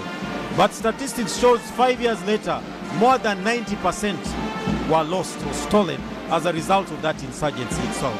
And therefore, this is very significant because previously, as I said, because in form of the savings, they were all wiped out as a result of that insurgency. The impact came in on livelihoods and education. As we speak right now, in Lango sub-region, if you look at secondary school education, only 22.5% of children who are supposed to be in secondary school are in secondary school. When you compare these statistics with other parts of the country, the other parts are almost twice or 3 times. Why? Because that saving that was in the form of cattle that will be used to pay school fees has not been there before. So that's why I said it's not just launch of compensation, It's restoration of their livelihood that was destroyed, that was lost over a period of 20 years. So it gives us hope that now the opportunity for the sub-regions to be able to access education, certain social services that had become unreachable over a period of time. Okay. Let me come to the Honorable here from Kumi, Woman Member of Parliament, representing the people of Kumi. I want to hear your thoughts of this thing, especially for the people that you represent and the greater region of Teso Sub-region. What do they make of this day? What is it to you? And what do you think will happen to the lives of the people hereafter? Okay. Thank you very much. First of all, I want to thank government for this day, because it has been the long-awaited program. In Teso, people had actually started talking that compensation is a song, because it's long when the government started talking about compensating families that were robbed off during the time of insurgency. So today is a historic day, but also in memory of the late Right Honorable Jacob Olanya, because he truly pushed on this. However, even as we are talking about improving livelihoods, the people of Teso have a great fear that even as we are launching the compensation exercise today, we are not sure of the safety of the animals. Because as I speak now, the Karamojong have again started on the issue of cattle rustling. And it's very unfortunate that our uncles are even killing people from Teso and neighboring areas. That is why the people were complaining. They were like, why is it that the security meeting was postponed? They needed the security meeting first and then the launch. Because now, even if the people got the animals today and tomorrow, and the following 2-3 days, the Karamojong come for these animals, then it will not create an impact. Otherwise, we are aware that people have opened accounts, and the compensation is going to be in the form of money. I implore the beneficiaries of this money to actually use this money wisely. Because what I foresee, some people may end up using this money in other ways, not necessarily in the restocking program. So I call upon the government to really respond to the issue of security first, especially at the bordering areas. That is between Karamoja and Acholi, Karamoja and Lango, Karamoja and Teso, Karamoja and Sebei. So all of you have your neighbors as Karamoja, all the region. Neighbors of the Karamojong. But also, the leaders of Karamoja need to do something. These people need to be talked to, because we should not go back to the past history of Uganda. What we are supposed to do now is to work with our communities to actually realize the economic transformation that we are talking about during this regime. She makes a very important point, gentlemen, about Karamoja. Now, in the house where you are, we also have members of parliament representing the region of Karamoja. Do you talk to your comrades from Karamoja about these things? Because we may talk about the people in Karamoja and we talk about the people in Amdat, in wherever they are, but how about the members of parliament that you sit with? Do you share with them these thoughts? Do they know what is happening and you talk to them? I want to know from you, what do you talk to with your fellow members of parliament from Karamoja about the issues of insecurity, or comrade? Well, we have had several meetings, especially with the members of parliament from Karamoja, on the issue of security, on the issue of reconciliation, on the issue of peace building, because as you are aware, the reason why northern Uganda has been suffering because of the cattle rustlers. The majority of our cattle has been taken away by Karamojong cattle rustler. And that has brought a very big gaps with Karamoja region.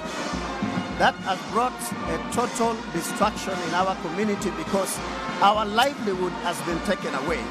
What we normally depend on has been taken away by the cattle rustlers.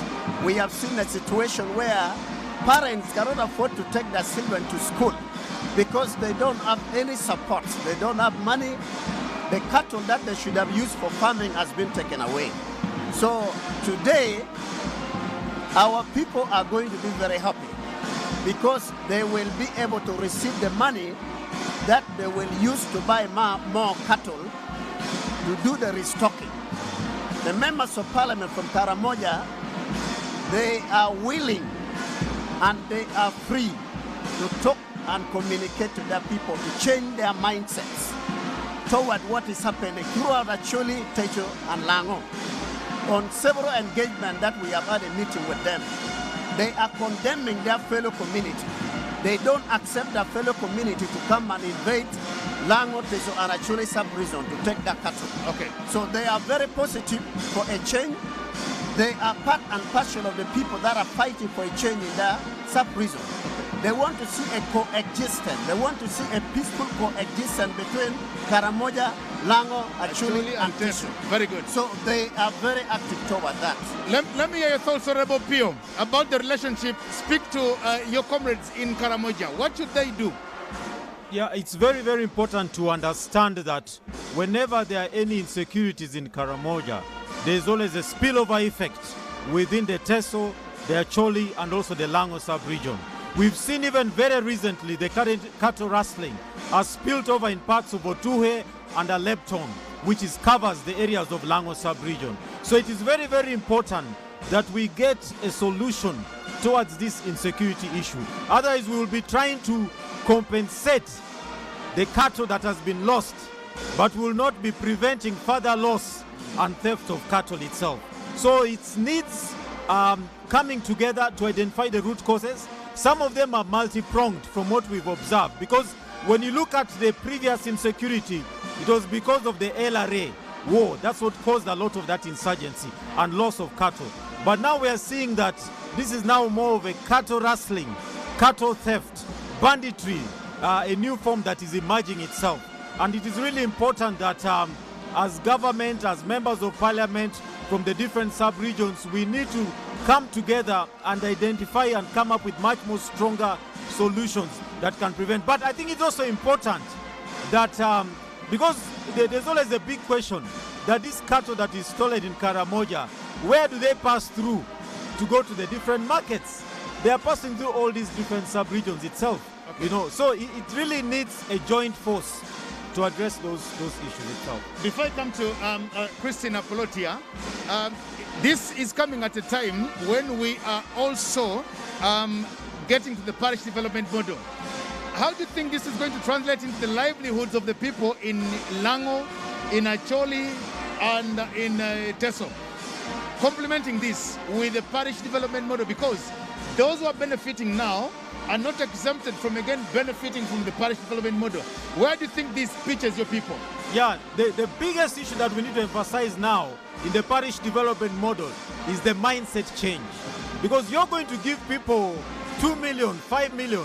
Somebody has not handled 100,000 for the last 2-3 years. They'll go and mad. Suddenly the account just pours into them. They will definitely end up wasting. So there is need for mindset change, because the parish development model is looking at the transformation. So I think it's very important that the mindset change element needs to be strongly inculcated as the compensation process goes along. Otherwise, as I said, we're looking at two things: compensation and livelihood restoration. If we compensate without the mindset change, we will not have the livelihood restoration. We are going to have people getting back their cattle, getting back their money, but they might even be worse off than they were before. Thank you very much. Just as you're still there, let me talk to Christine here. Talk to me about what you think this will mean as we also get to the parish development model. Now, I am looking at beneficiaries, the claimants, getting some money, but also the parish development model coming in. Where do you think this leaves the people of Teso sub-region in as far as household incomes are concerned? Thank you very much. We appreciate government for the parish development model approach that is going on in the country. And I want to say that people are very expectant. But what I've discovered is that the people are not yet sensitized on how this money is supposed to contribute to their transformation and eventually end up fighting poverty. People think that is free money. Just like my colleagues have said, even with this money of compensation, if there is no program to do sensitization on how this money can benefit the families, we may not be able to realize the results that we expect. Like now, the parish development model has another component of the parish revolving fund, which is supposed to move from household to household or group to group under a circle. But now what people are saying is there are some people who took a miogo money and never paid back. Why should we pay back even when this revolving fund is given? In this context, I can't blame the people, because normally we're hurry to give people money before preparing them to actually receive the money and create an impact out of the money. So the parish development model is coming. It's not going to be selective.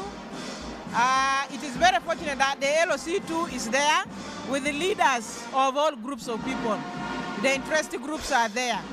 But then, I know there is a category of the people who will not reach where they are called for meetings.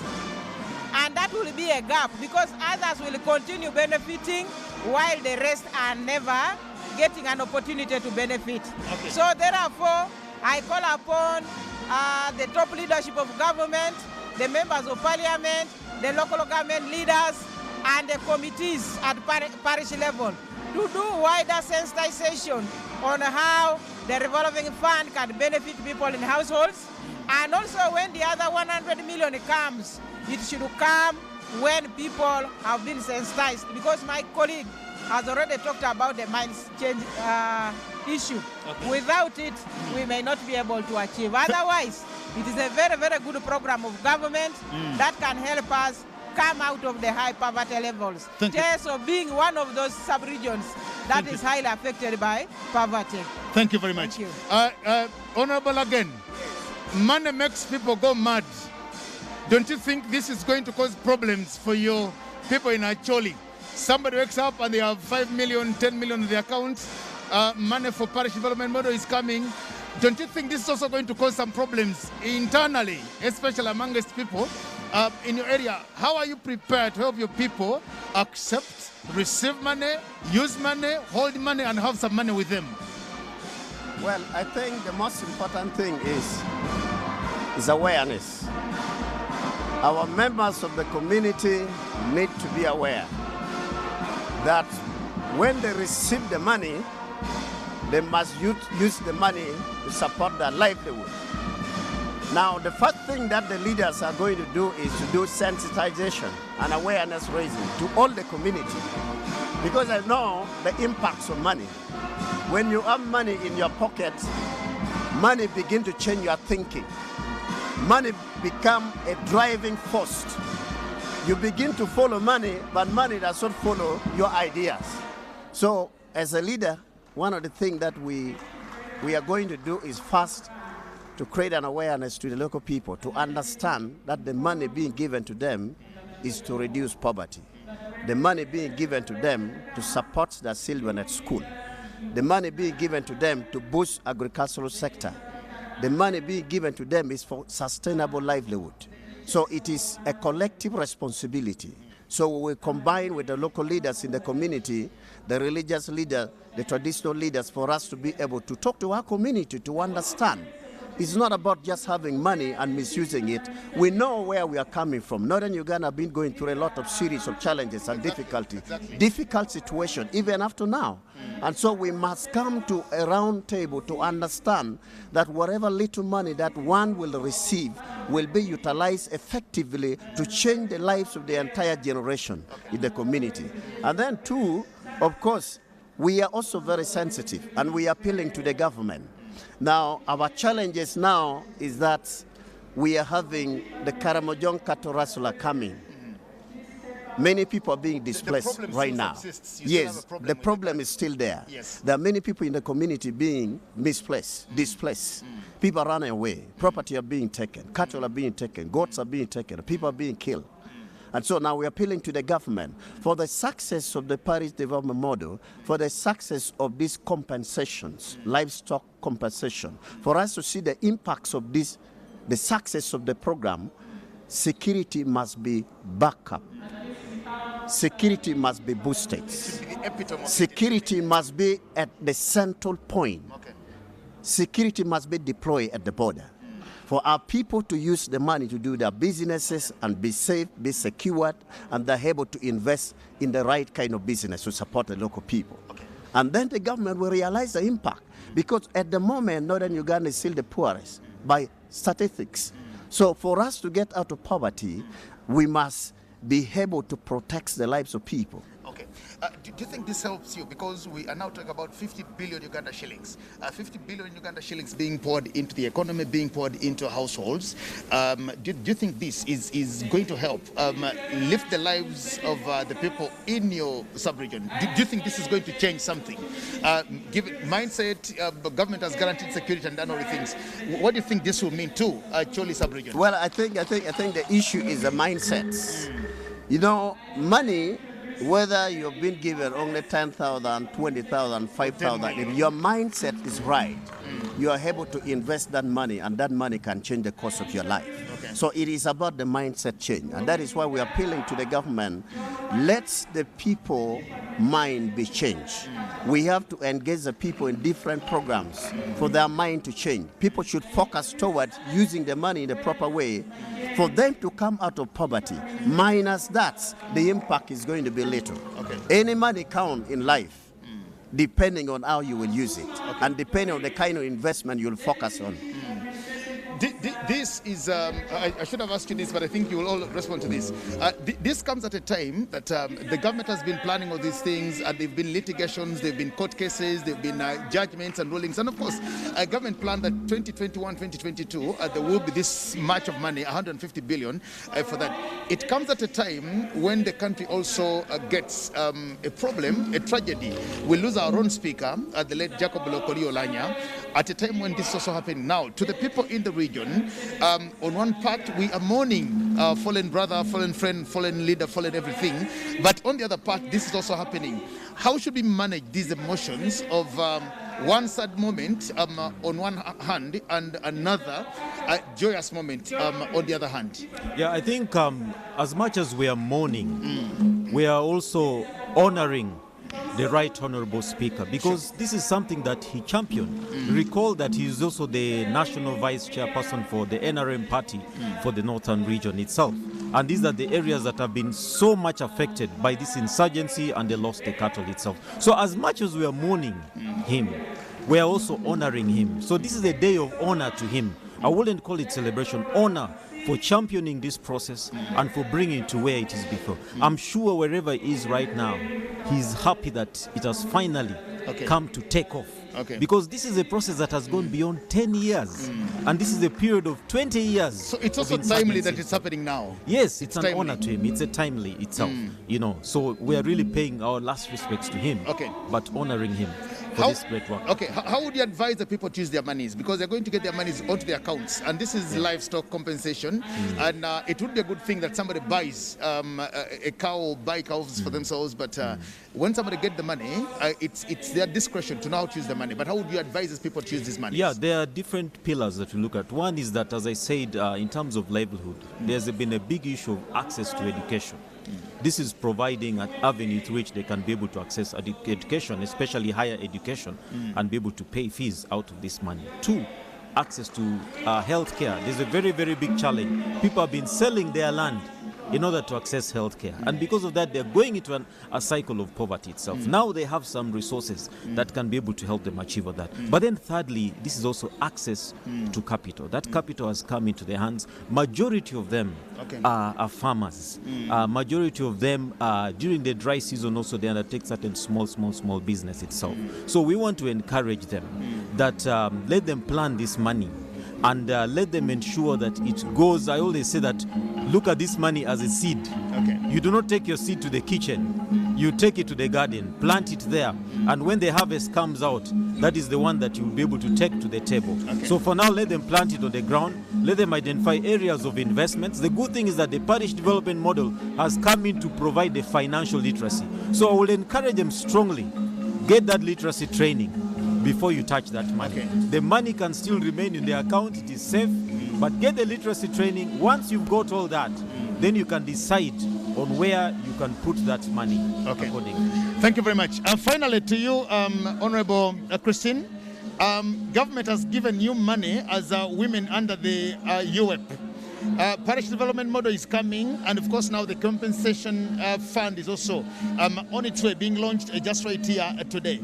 What message do you have to the women out there, and what do you think can be done for the women to have their lives change and change forever? Well, thank you very much. First of all, I want to appreciate the women of this country and the mothers of today. I know that the fathers are the heads of households. But in our localities today, most women are performing like the men. And a number of men are abandoning their responsibilities. And it's also on record that women are not so wasteful when they are given resources. The WEP program has been there for women. We thank government and especially Minister of Gender for this initiative.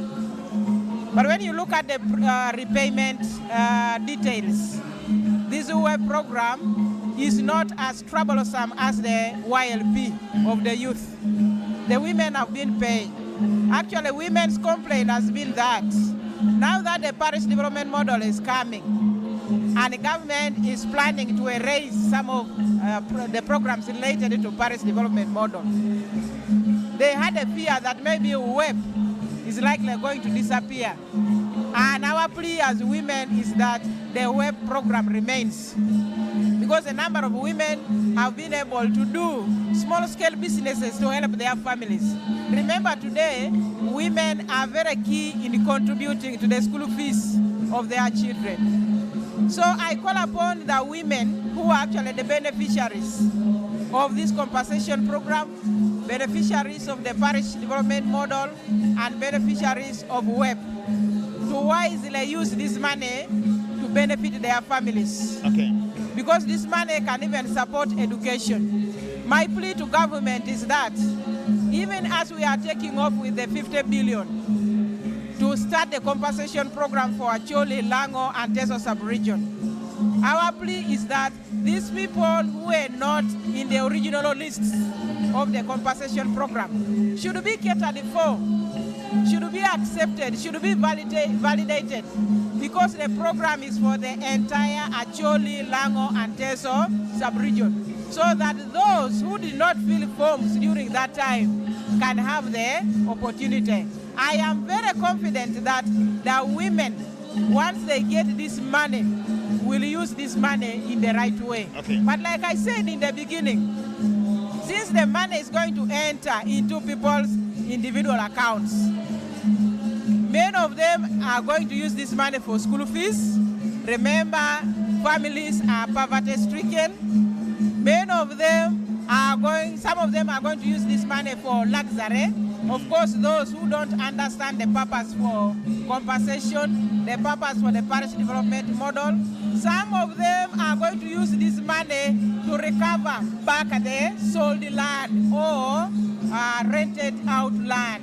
Some of them are going to take advantage and say, now that I have been able to get the 5 million, let me give away the 3 million in order to recover my land. So that's why I hinted earlier on that there is need for us leaders to be on media, on radio, on television. Every opportunity that we get, let us tell our people the purpose of this money under the compensation program being launched today by His Excellency the President, but also under the parish revolving fund, and then that other money, the 100 million that will come later. Otherwise, we may not see the true impact of this money. Yet, the money is coming at the right time. I also know that some people are going to use this money to buy seeds. Since we are in the first rains, some people will use part of this money for groundnuts, for maize seeds and the rest. We appreciate the government. We are normally given maize seeds. But like for now, the women MPs have been given 2 tons of maize. Now a member of parliament like me, who has 18 small administrative units, how do you distribute the 2 tons to benefit every household? Likewise for the male members of parliament. meaning that the seeds that we are given are never enough to cater for every household. So some of them will use this compensation money for that purpose. But I want to say that let us avoid, especially the beneficiaries. People should avoid the traditional ways of keeping money. I am also aware that there are people who don't want to make use of the banks. They think that banks cheat their money. Banks take their money. So somebody can easily get annoyed and pick all the 5 million, all the 7 million, and then keep it at home. That is more dangerous because anything can happen. The house can get burnt. The robbers, when they get to know that you have the money, they can come and actually steal the money. So people should be very, very careful. And it's very good that the money is going to enter into people's accounts. So nobody, no robber will know that your money is there. I encourage people to plan first. How many animals do you want to buy? Do you have space for keeping those animals? Are you going to do the traditional animal keeping, or you are going to do zero grazing? What type of animal rearing are you going to do, basing on the available land? Because you cannot bring 100 animals when you don't own even an acre of land. Because these days in Teso, grazing is becoming a challenge. There is no communal land again like we used to have. So if you bring your 10 animals, where are they going to graze? A reason why it is very, very important to protect wetlands. Very important to protect wetlands because they have been communal grazing areas. I know it is also going to cause a problem in the communities. However, I want to thank government and plead with the government that the security between Teso and other areas and Karamoja should be tightened. Let the force, the soldiers, be increased so that the Karamojons cannot overpower the soldiers. As I speak now, we have some pain as people of Kumi because there are some young people who were killed by the Karamojong. One was that was brought by the aeroplane. But others have not been brought for burial up to date.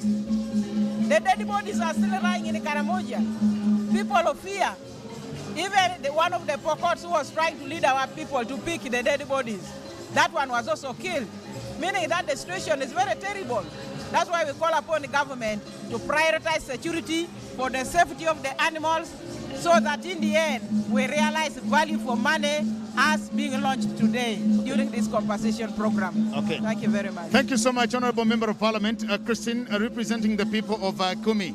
Honorable again from Agagos County. Yes, your final message. I will ask government, or we will ask government, all of us, let government do what they're supposed to do, provide security, build the roads, build hospitals, build schools, do all the things. What should be your message as members of parliament and your involvement in ensuring that your people live better, get better, and improve their lives at a personal level as a political leader? Thank you. As a leader, it is my responsibility, first of all, to talk to my people. So what I'm going to do is I will go on radio, I will have meeting with the local leaders in the community at different levels of leadership.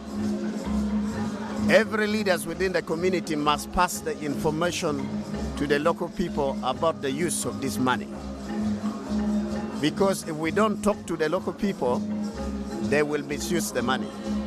So I will be part and parcel of other leadership to communicate to my people about the mindset change and about the proper way of using the money for investment and to support their rightful priority that will change the lives of their family members. And that is what I'm going to do. Whether the government is not going to hold any training to build the capacity of the local people, you will do it as a leader. Personally, I will be able to get some of the expertise on financial parts, go on radio, hold meeting with the local people, and these expertise are able to disseminate information which can be very healthy and very useful, that can allow the local people use the right information that will change the course of their life. Okay. So that is what I'm going to do as a leader. Okay. To change the lives of our people. Finally, what do you remember about the late Jacob Lokoli Olanya as your leader, as your friend, as a fellow member of parliament? Your final thoughts about Jacob Lokoli Olanya? The late Jacob Olanya, the former Speaker of the 11th Parliament, was a man of the people, was a dedicated man, was a man of integrity, was a man who is compassionate for development. Jacob Olanya sacrificed his entire life within this shorted period of time to unite the people of Acholi, Lango, and West Nile. Many people are fully aware that the relationship between the people of Lango, West Nile, and Acholi were not very well. But when Jacob Olanya came in place, he used his capability to bring the three sub-regions together. And right now, as I talk to you, we are at par.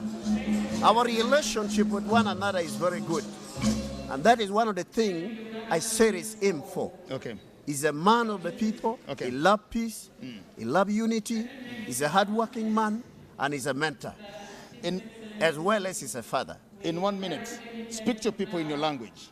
Speak to people in your language as we end. Lotua matie kumalo me Uganda. Omera chwal poj madit to twal botu. The nino matine nino madong pira tek loyo. One watie Sorote University. Watie maladit lobo nino matino betuja tie. Kit mamire die pa Acholi. Die mai langi. Die ma ke kwanyo ki tesho ki bidwaro ke de bordano. Nino matinda ye ke tiga kwero nino eno ne me poko chente bot dano ma pat duch ma nyingi dong ke choyo gamente do ye ne jo eno ne miere ke megi die. Kere bet wan watie pero pien la dit ma mewa ma kwono rwenyo ma beru la lok pe wane parliament. Madoro we wai parliament makwono rwenyo mapea ke kano kom en wan watiga kumu ka chiel ke luak me Uganda duch mapat petit ma eno tiu matek chu erotin gamento katu kamaleng me neno ni di pa Acholi pa Langi pa Teso mier ke duok chen o wero wan machal lo mema me parliament ma wa ka Acholi mu a ke lao ki Teso wa binu ka chung pe luak ma mewa bene neno matini mala dit lobo binu ka tiero kama leng kin macholo bi beru kwere ki wa lego benene un luak moti kin pachi ka diri maja chenda bidonye ya kaun mameu pe ya o chak tich ki chente o bet peng e pachi mameu achila chil o go plan mati ki mamira unu ti ki chene kwere we chene eno kela dugi e pachi wu kela loga kwa wu kela loga kwa paletino kela loga pachi mameu we wan wariem chan chan kiriemo pe kikuya pen chan kiriemo kinyech mane loka matiga wanyane botu ne chene popoku chene pokel to chene pokel lwen chene pege ti kwere yo marach waribu chigwa ka achiel machalo pajo we kwanen yo mabe ma waromo tich kwere mikela loga pajo pe chene ma wachira ka nongo nene man kwena mamiro weko ne botu wan wapoyo gamente matek wapoyo la dichi were mo seven petit madit mo tiu pian wan wabero korone pe kare malach na wene mono lo diru mo ti mo kena do gen gurwenyo mogo bene do ta megi wadeno chan matek kare mi chone lo diru deno chan kare mi chone endo nino matina mira waj botuni do tunu endo wati kwere ki ma ki ribe ki yom chwin cha logo be bero pajo waremo chan ka achil opoyo matek twal walego la chujo gwoko waribe ka achil e kumu madit ma por pajo botwa wabedo ka achil machalo pajo chinyo chung matek pien la chwichi kwedwa wamede ki lega wamede ki ribe rubao medu gum rubao chung kwedu apoyo matek apoyo ladit. Finally comrade Opio from Lango, finally also in 1 minute in our local language to the people out there. Ya luak dushu amete ilao ikarani tinini obedo nino mekwera mechul medoka langi mano beda chaki mere po beda giki mere dogami to kwayo ni unjo ameacha honuo chul nenunu chul ni kede chente ni achalo kori kai nuo peitero ijokon peiketo idogi itero itepito iporo kai pito iporo ite doyo ka idoyo endo ite kwanyo gina me ikwanyo en ado itere jokon aite chamo do akwayo ni lwak dushu amedong tie ilao ka inuo unu chenenu ti unu kede yora ber ang'eyo ni teja ma pol kede peki ya pol amotie wani kede eto mito ni chene ni otiwa ni kede meriemo chan mekelo doan lobo mekelo doan pashu ikabeda papata motie wani yere wano dong wani chen ikop mekwan ti udu kede chene ni metero teno chukul oteke de peki me lobo amepetia romowa ti udu kede chene ni me wilo lobo amedong dihi masha iromo tiyo kede me pito jamo kena papata oteke de kop me yot ko mametia yelo wate hateha ti unu kede chene ni meneno kite romo dong tiyo kede me miyo wa yot kom ya duolwa amito poyo wundushu atek jo ame puruno unu chul berunu kede gen kede tek chwiny ni chul atunu mano bedo ka chaki mere ang'eyo ni atu maber abeda ber daumito duogo poch bot right honorable speaker Jacob Olanya mano bedo tute mere enomiyo ni natinini wano chohere kan me chahu kop me chul medo kalangi apoyo undutwal oba me polo medi ugum. Amen. Thank you very much. Thank you very much, Honorable Samuel Opio Acholi. Well, thank you so much, Member of Parliament from Lango Sub-region, Kole. From Kole. Thank you very much, and thank you so much, Honorable Lagen from Agago County. Finally, in 1 minute, I also want you to speak some Ateso in just 1 minute to the people watching you before you go. Okay, alamando, sialan tapugani, anwe program lo laite gyare, akiron wa inyaka kinetunga aitu ane Soroti University. Ido alame ngare no kokere nwe soma atatu no nadol na pakina. Konye akate kere ilepito na pugan. Aina kina itukuno merenwe jalu agete college bon ibwapita pugana nyune betunga dalu college mame wadika una nwandu mona itukuno luopoto kala nyakata angari keche kirore ada so tete kesadu mona itu konye kidumoni siriginelo ateker etosomata ejoko noi ITG chane otomokali awo konye nwe polo kakere ibala pugane be era una nyaka ino na itukano nwe mama ameda ara mama yuaro bika kinongi nao boda kidingi teso kede karamoja so apolo kebe polo konwa yuara noi nare tiono moibo bona ado mona itu e walari opote bobe karamoja ayanga itu e tiono moibo bona ado moni sirigin e walari akokwari sirigin so apugani lipitbe ojauni bera yuara ojauna uriane teno poni birorai anwa ngara kinoni aito somi sirigin lo e jok e dari atikali awoke jok ido e alamikete aseyo no bo jauni ngina anwa pese oko around na Apollo na Rabat na parliament ido ikota munori lo arai right honorable speaker la parliament ejaka ete Jacob Olanya lokori eroto la jokan ido isiengo la suban emoyoke otomai puchuna mam edauni Alama Noi, thank you very much. Honorable Apollo Christine, woman member of parliament from Kumi. Thank you very much. Thank you so much, my brother Lagen from Agago County. And thank you so much, my comrade Opio Sam from Kole County. Thank you so much. Opio comes from Lango. Lagen is from Acholi. And my sister Apollo is from Teso Sub-region. Now, these are three sub-regions here that are receiving the compensation for the livestock. And of course, here is where we are. Now the weather has all of a sudden changed. But we thank God for what is happening here. And let's continue being part of what is here at Soroti University. We thank you so much. We'll just give you some bit of entertainment as we wait for His Excellency, the President of the Republic of Uganda, to also come and grace this day officially. Thank you so much.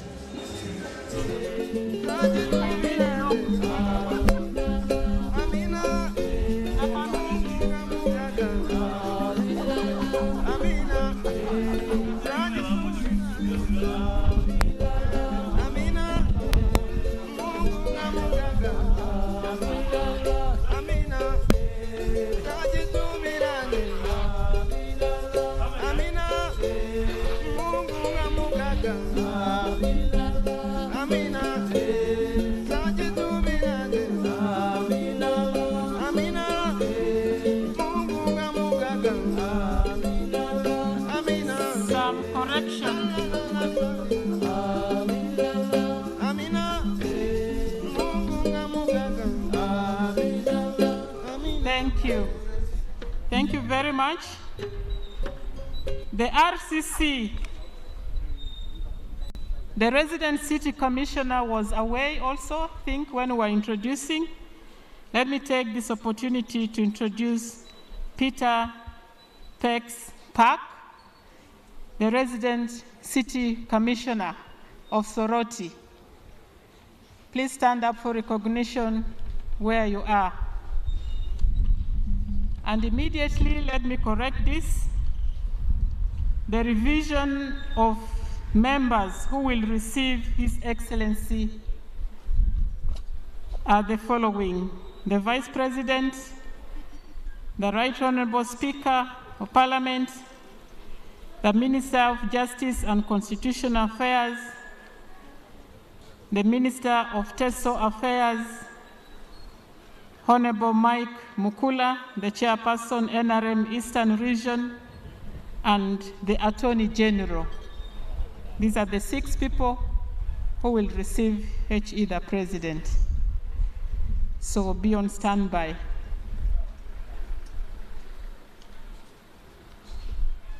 And our prisons band, be on standby.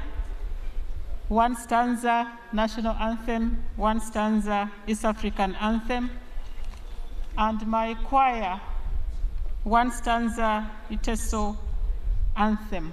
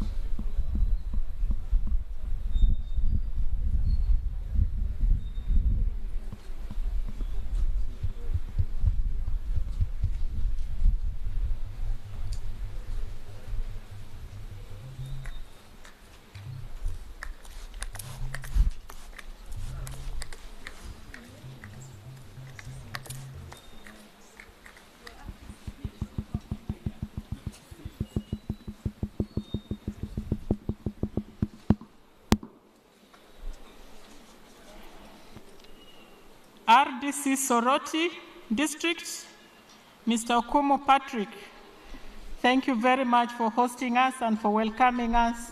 Please stand up for recognition.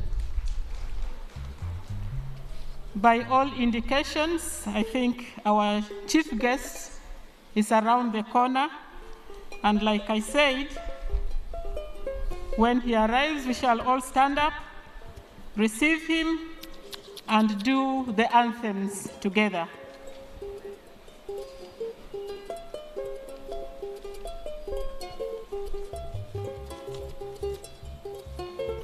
And our religious leaders will pray for us. The Bishop of Soroti Catholic Diocese will lead the prayers, but he will be accompanied by the religious leaders whom I have already mentioned.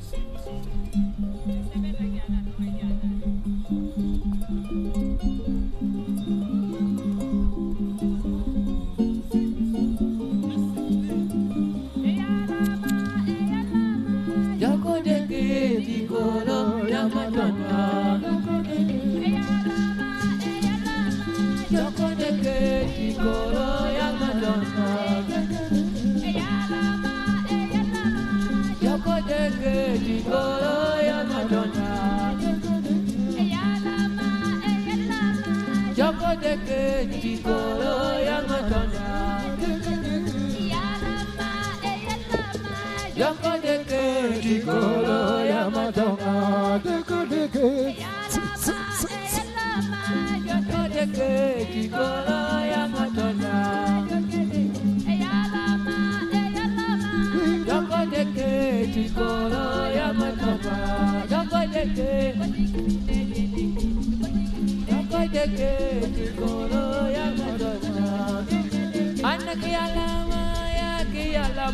welcome the Right Honourable Speaker of Parliament, Right Honourable Among Anita Abbott.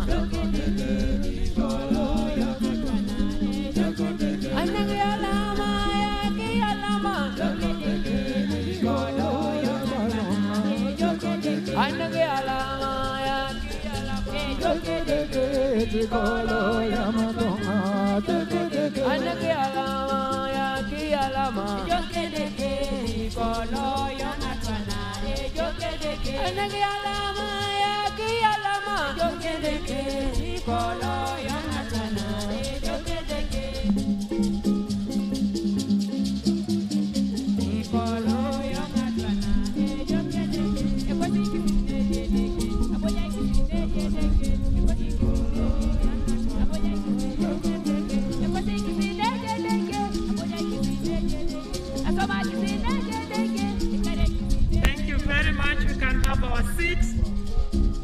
Warm welcome, Right Honourable Speaker of Parliament of the Republic of Uganda, Honourable Among Anita Abbott. Welcome.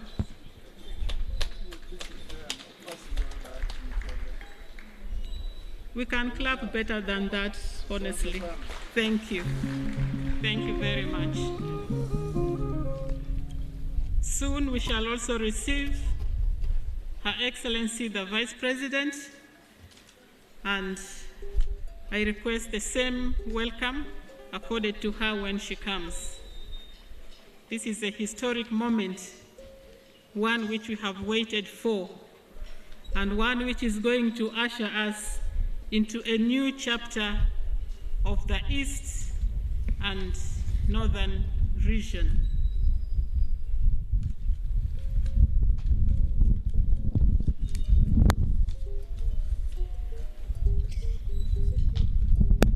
I can repeat for emphasis, once His Excellency is here, we are going to receive him, we are going to sing the anthems, and we shall have prayers from our religious leaders, and our LC1 of the university cell is already set. We'll give a welcome remarks, and then we shall continue with the program until the end. It shouldn't take us long, but I want to say the Teso Widows Association, please be standby so that when we call upon you, it's just a minute that you will be there to present to us what you have prepared. The team that is going to receive the dummy checks from His Excellency the President, also be ready. Your presence and your receipt of that is a big milestone, and it is going to make us change the history of Northern and Eastern region. So be standby. Let me also take the opportunity to welcome Honorable Michael Mukula, the Vice Chairperson, NRM Party for Eastern Region. He's already with us here.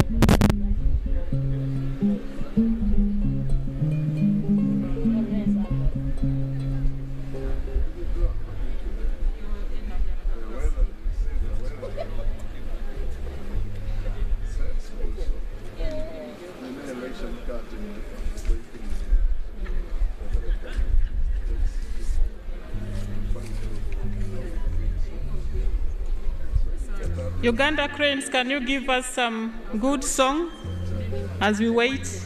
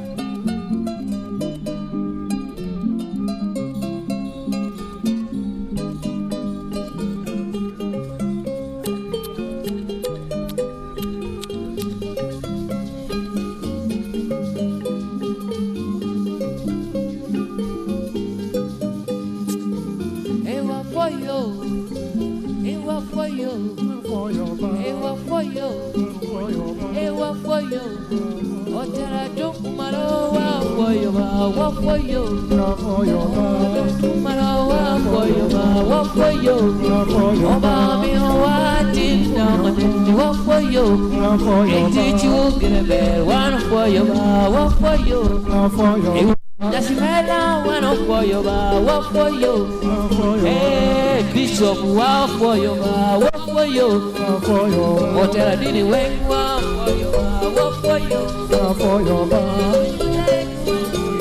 wow for you, wow for you, for you, for you, for you, for you, Titi bell, madame, Titi, for you, Titi bell, madame, Titi, for you.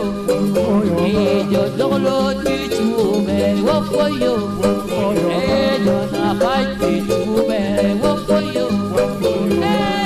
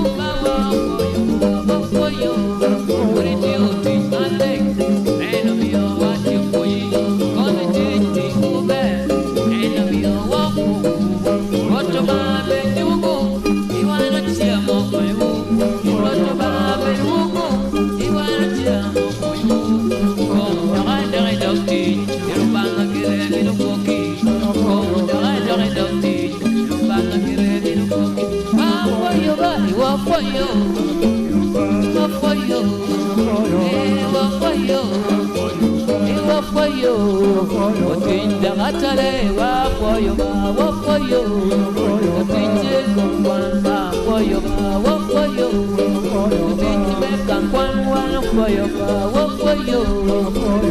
but for you, what for you? Hey, don't you make blue for you, what for you? Hey, you're the for you, what for you? Hey, you're the young man for you, what for you?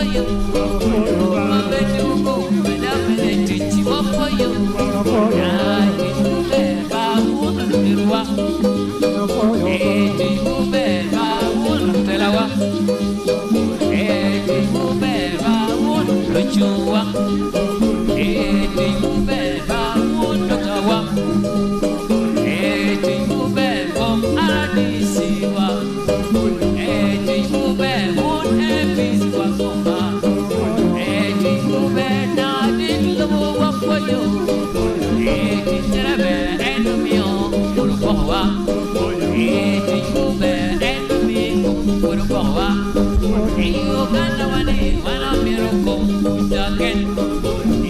Uganda wane miroko jaken. Kani warga joli kujeba utirwa. Kani warga ngalam kujeba utirwa. Kani warga lisa wen kujeba utirwa. Kani warga kwan wen kujeba utirwa.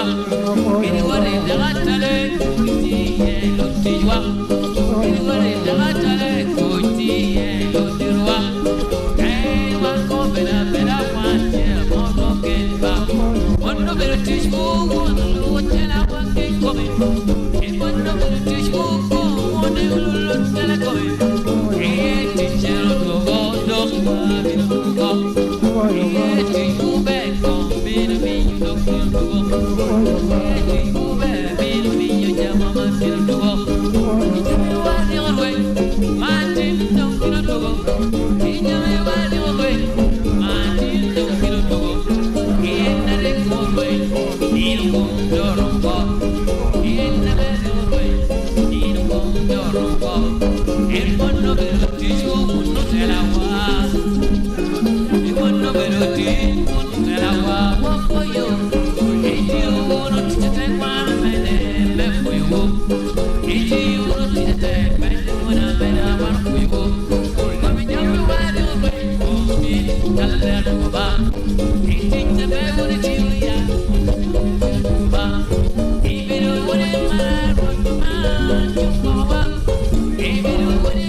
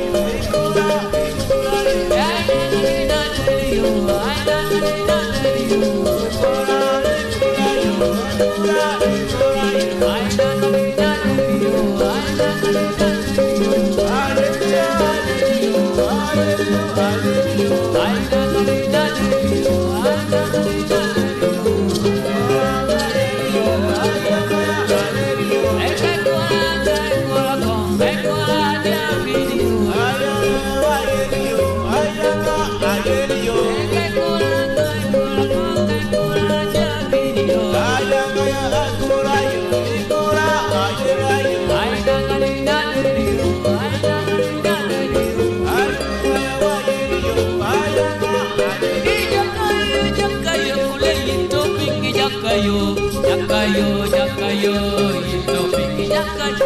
Arono neno jakayo, ule ito pingi motuba. Jakayo, jakayo, ito pingi jakayo. Arono neno jakayo, ule ito pingi motuba. Jakayo, jakayo, ito pingi jakayo. Jakayo, jakayo, ito pingi jakayo. Jakayo, jakayo, ito pingi jakayo. Arono neno jakayo, ule ito pingi jakayo. Jakayo, ito pingi jakayo. Arono neno jakayo, ule ito pingi motuba.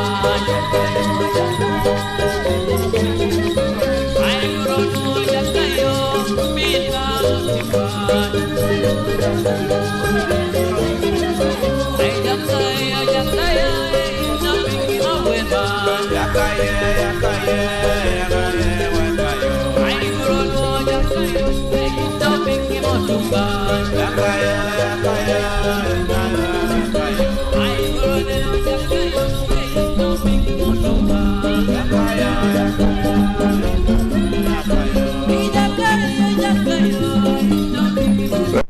Thank you. Thank you, DJ. Thank you very much. Allow me very quickly recognize the presence of very important people in the mighty NRM party, the NRM mobilizers who are here. And I'll run through your names very quickly because of time. Inachu Sarah is here somewhere. Ngwaro Helen. Acha Dina Roda. Achipa Dina. Akareut Florence. Egiru Stella. Adeke Anna. You are mobilizers, be more vocal than that. Apedina Oko Judith Onyamulo David Kiriama Grace Bashir Shaban Ali Okiror Samuel Muron George Bogere Ramadan Okwi John Lukwago Abraham Etu Anna Akol Caroline Emechu Francis Ramashaba Patrick Odongo Felix. We also have the coordinators of the Teso Mobilizers Network, Onyamulo David, Bashir Grace, or Lupot Felix, where are you? Otim Fred, Opige Paul, Onyango Wilfred, Akelo Beatrice, Bisanga Willie, Shaban Ali, Lukwago Akram, Ella Suchals, Abdul Latif. Thank you very much.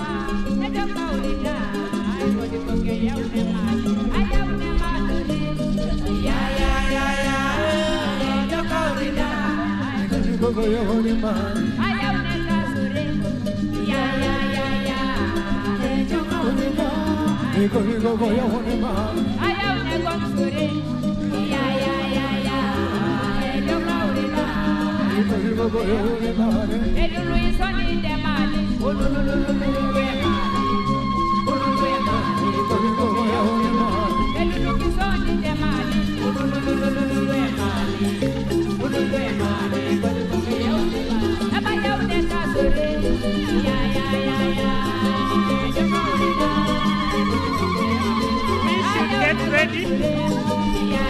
get ready to welcome Her Excellency the Vice President, Minister of Justice.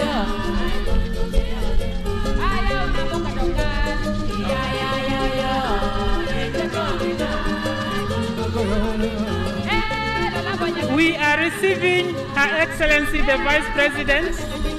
Please let's receive her with joy. And people, please take your seats. There should be no movement now, because any time from now, His Excellency is going to arrive here. Let me also take the opportunity to introduce Honorable Elijah Okupo. I saw you here. Feel at home, feel recognized.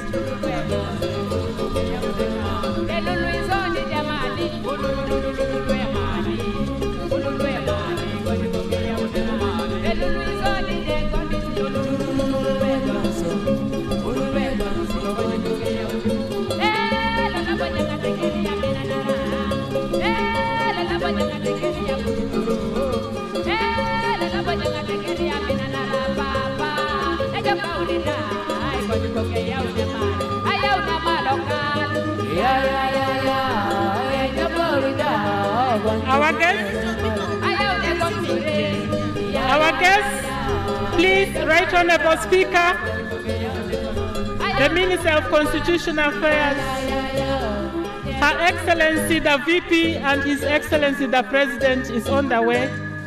Please stand up to receive him. Let's go back to line up and receive them.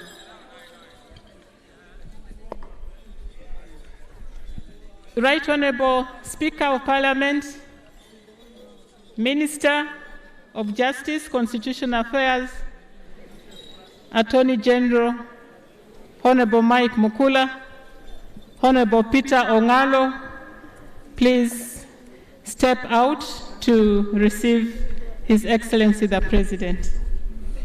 And when he comes, the prisons band, get ready for our anthems.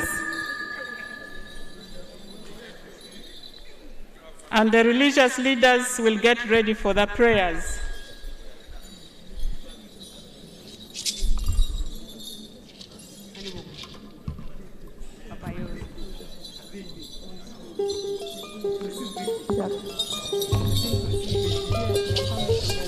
Our guests are here, please receive them. Her Excellency, the Vice President, is arriving.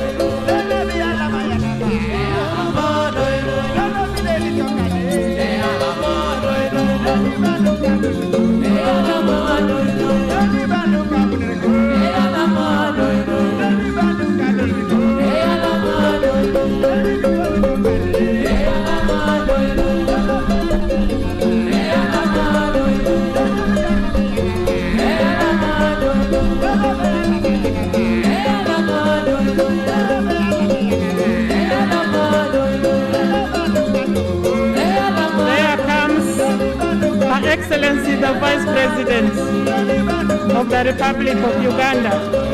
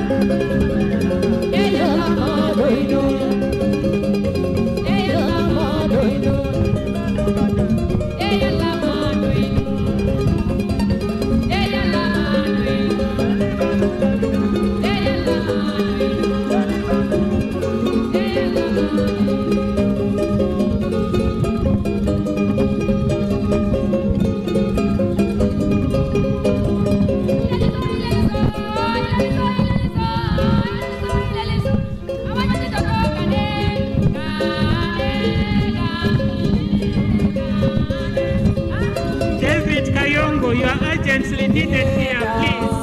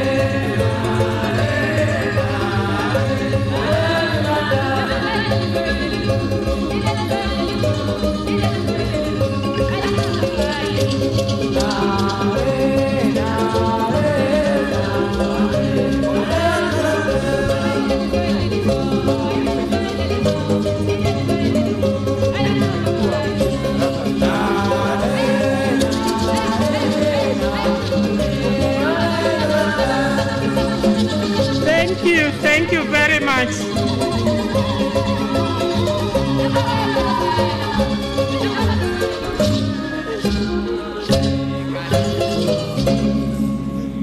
Thank you very much for the welcome piece. Her Excellency, the Vice President, is now seated comfortably among us. Let us all welcome her with the love she deserves.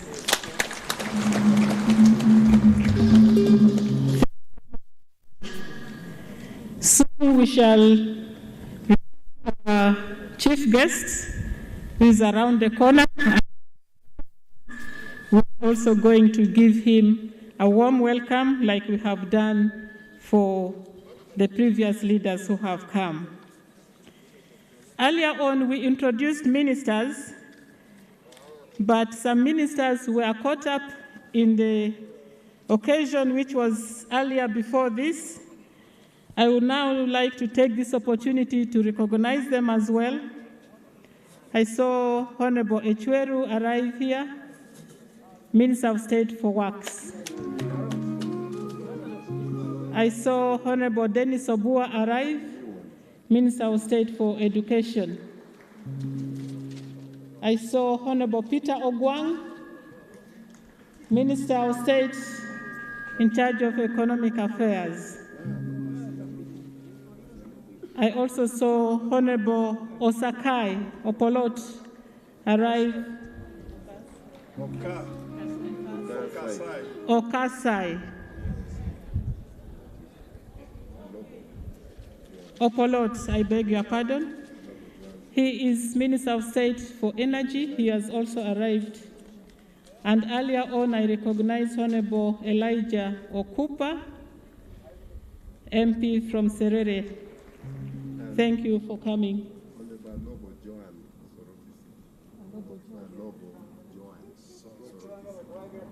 Honorable Alobo Joan is also here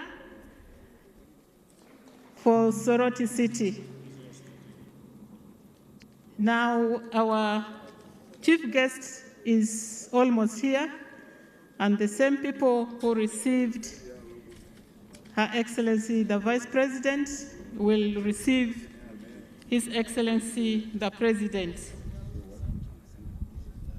And so I would like to request you to step out so that we can have our guests feel at home because of the warm welcome.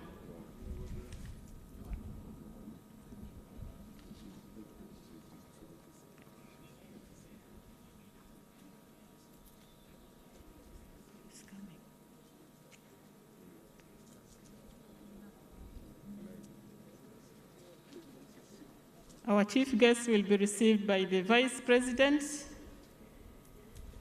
the Right Honorable Speaker, the Minister of Justice and Constitutional Affairs, the Minister of Teso Affairs, the Attorney General, and Honorable Mike Mukula.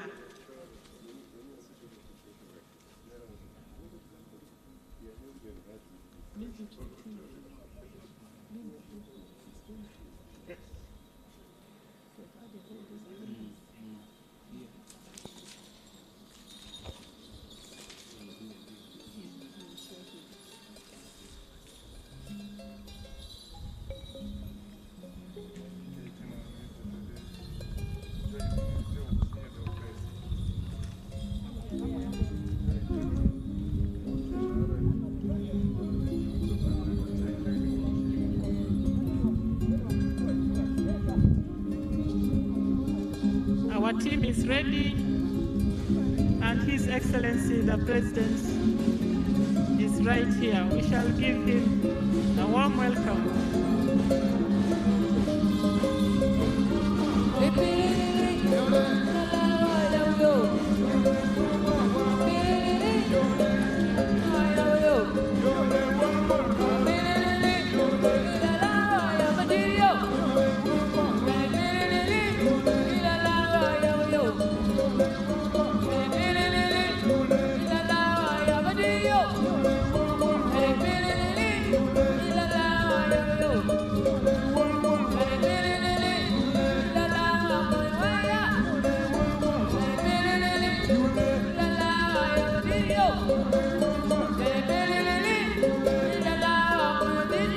His Excellency the President is here. Let's welcome him.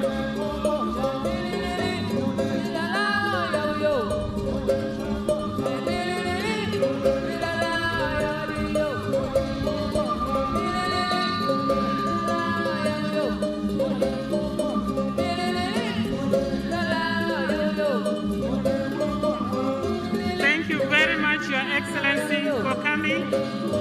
We have been waiting for you for this day, and our God has made it so to happen today. And let's prepare to take our anthems. Prison Band, lead us in the national anthem and East African anthem.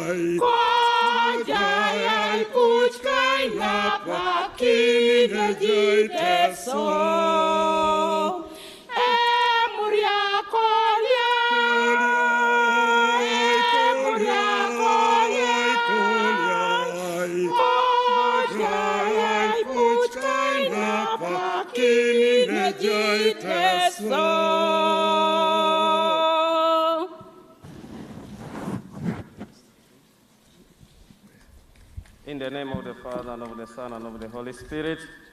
Amen. Lord, this is the day that you have made. We want to rejoice and be glad in it. This is the day that our brothers and sisters from Acholi, Lango and Teso Sub-regions have longed to see, but unfortunately some of them have not lived to see it. We want therefore to count ourselves blessed, witness this historic day today. We thank you for our president who has heard the cry of the people from Acholi, Lango and Teso Sub-regions. We pray for the success of this important program. We pray for integrity, honesty, and transparency throughout the entire process. May this exercise help your people to come out of poverty and so be able to contribute to national development. We ask you, Lord, to bless this day, bless our president, bless us all, and bless our country, Uganda. We ask all this through Christ our Lord. Amen. In the name of the Father, and of the Son, and of the Holy Spirit. Amen. And as we still stand, Your Excellency, you declare a time for mourning, and our flags are half-mast. I request us to stand for a minute of silence in respect and memory of Right Honorable Jacob Olanya.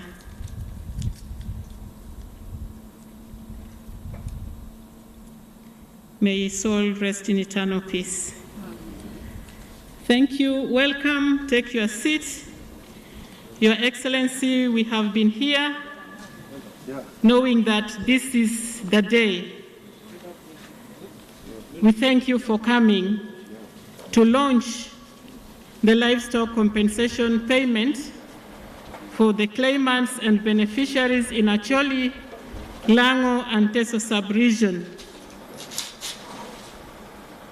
The people gathered here include government officials, ministers, members of parliament, religious and cultural leaders, and claimants and beneficiaries, some of them who are going to receive dummy checks from you, leaders, persons of integrity from these sub-regions who have supported the process, RDCs, LC5 chairpersons, cows, town clerks, and many beneficiaries who are here. So without wasting time, I would like to take this opportunity to introduce some dignitaries to you. When we were here waiting for you, we already did a lot of introduction, so we are not going to introduce everybody. Let me take this opportunity to welcome and introduce Her Excellency, the Vice President of the Republic of Uganda,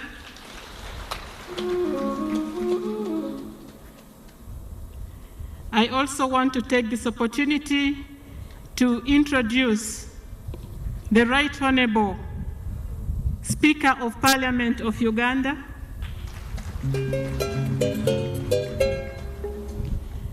I want to introduce the Minister of Justice and Constitutional Affairs, Honorable Muruli Mukasi.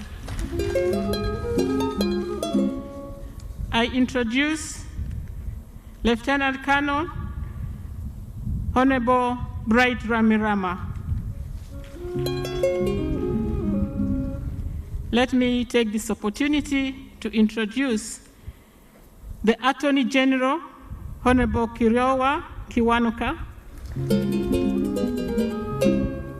and the Deputy Attorney General, Honorable Jackson Kafusi.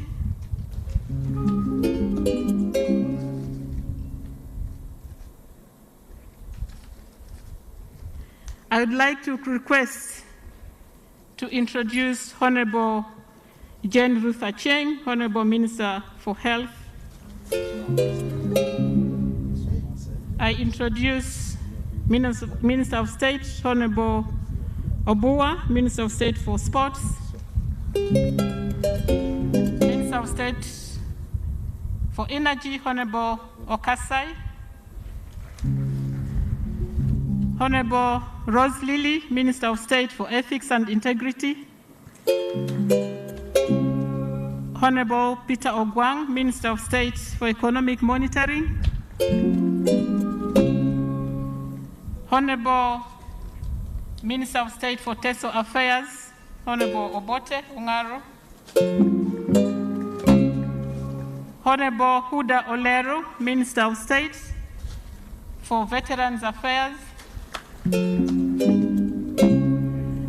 Minister of State for Gender, in charge persons with disability, Honorable Helen Asamo.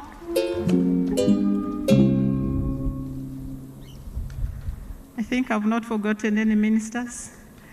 Let me introduce Honorable Mike Mukula, the Vice Chairperson, NRM Eastern Region. Myself, I'm Kwichwin Grace, Minister of State for Northern Uganda. I just want to introduce the members of Parliament in group. Because we already introduced you, could you stand up for recognition? All members of Parliament from Lango, Acholi, and Teso. In the interest of time, I'll stop there. I'll request the LC1 for University Cell to come and welcome you. The lucky LC1 with the university in his compound. Please, can you come and welcome His Excellency the President.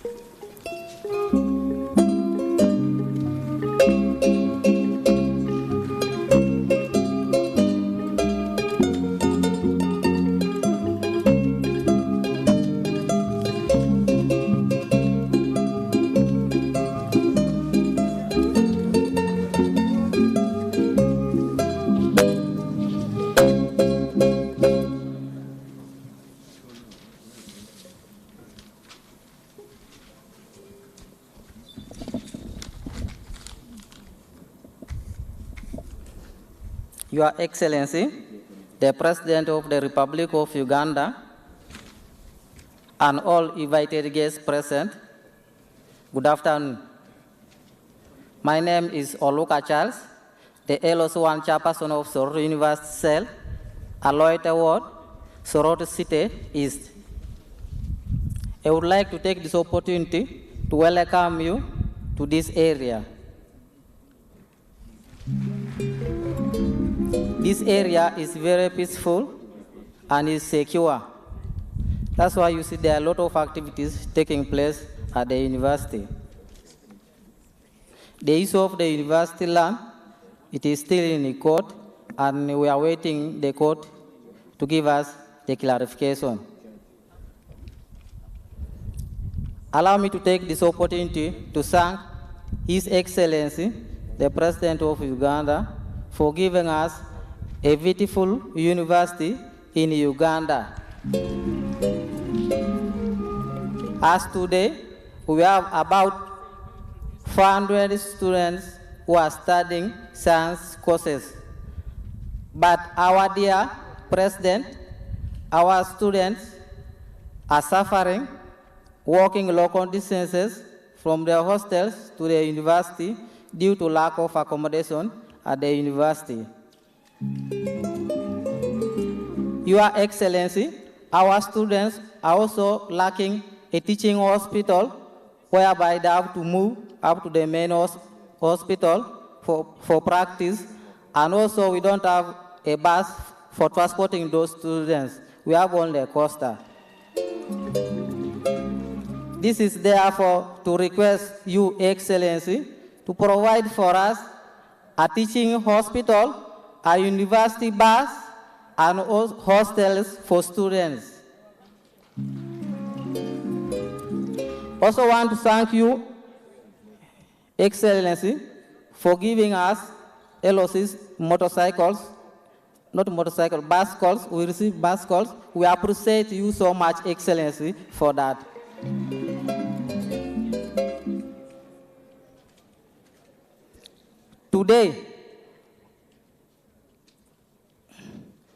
Your Excellency, on the behalf of the LOCs of Teso and all the people of Teso, we are requesting you to give them, to increase the number of students who are joining Soroti University on government scholarship.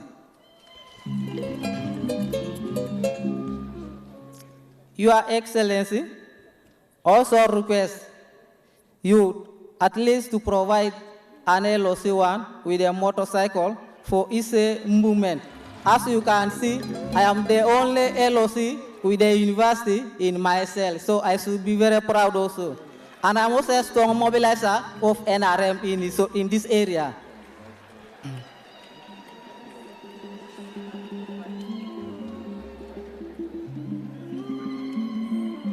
Your Excellency and our visitors present, please feel at home. Security is guaranteed. I say this for God and my country.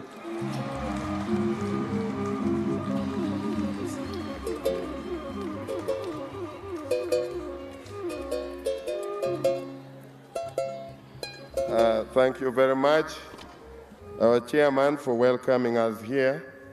Your Excellency, the President, Your Excellency, the Vice President, the Right Honorable Speaker of the Parliament of Uganda, the Honorable Ministers here present, religious leaders, the Church, members of Parliament, cultural leaders, ladies and gentlemen. My name is Kenneth Ongalo Obote, the Member of Parliament for Kalaki County, and thank you, Your Excellency, in your wisdom, also the Minister of State in charge of Teso Affairs. I thank you for appointing me to that great docket, and I promise that I will not let your trust down. My task is a simple one. I am here first to introduce the religious leaders who are here present with us, the Right Reverend Professor Alfred Olwa, Archbishop John Baptist Odama, the Archbishop of Northern Uganda, the Right Reverend Joseph Echiru Oliach, the Bishop of Soroti Catholic Diocese, Sheikh Uthman Mohammed Ochieng, District Kadi, and Sheikh Ramadan Ibwakit. We also have cultural leaders here present, the interim Emorimor, P.S. Emolod, and Wonyachi Yosam Odur. Your Excellency, in spite of the challenges that we have faced, I want to thank the members of Parliament, especially from Gulu, Kitgum, and Northern Uganda, Acholi region, for taking the time to be here today. It shows how seriously they take this exercise. I also want to thank the rest of the members of Parliament who braved traveling in the night to ensure that you are here for this wonderful day. Your Excellency, this is a day that is great. This is a day that the Lord has made. We hope that this is the beginning of the end of the issue of cattle compensation in Teso. And we use cattle compensation really for lack of a better word, because we know the people who took our cattle, it was not you. But out of the goodness of your heart, you've said, let us settle this matter. I only wish, Your Excellency, that this cycle does not keep repeating itself. We do have challenges again from our uncles. I hope that we don't restock for them to come and take, because we've been having challenges, especially in Katakwi. As I conclude, Your Excellency, on behalf of the people of Teso, I want to thank you for standing with us morally and financially during the time when we lost our Emorimor, Papa Osuban Agustin.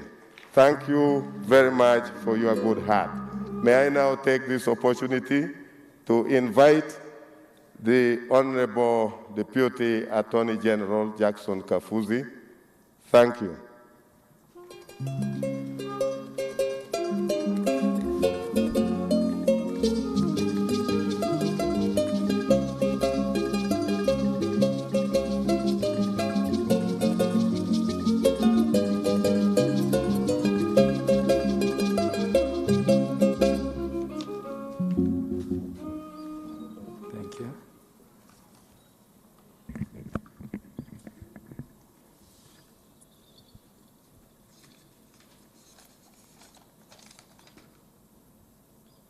Your Excellency, the President of the Republic of Uganda,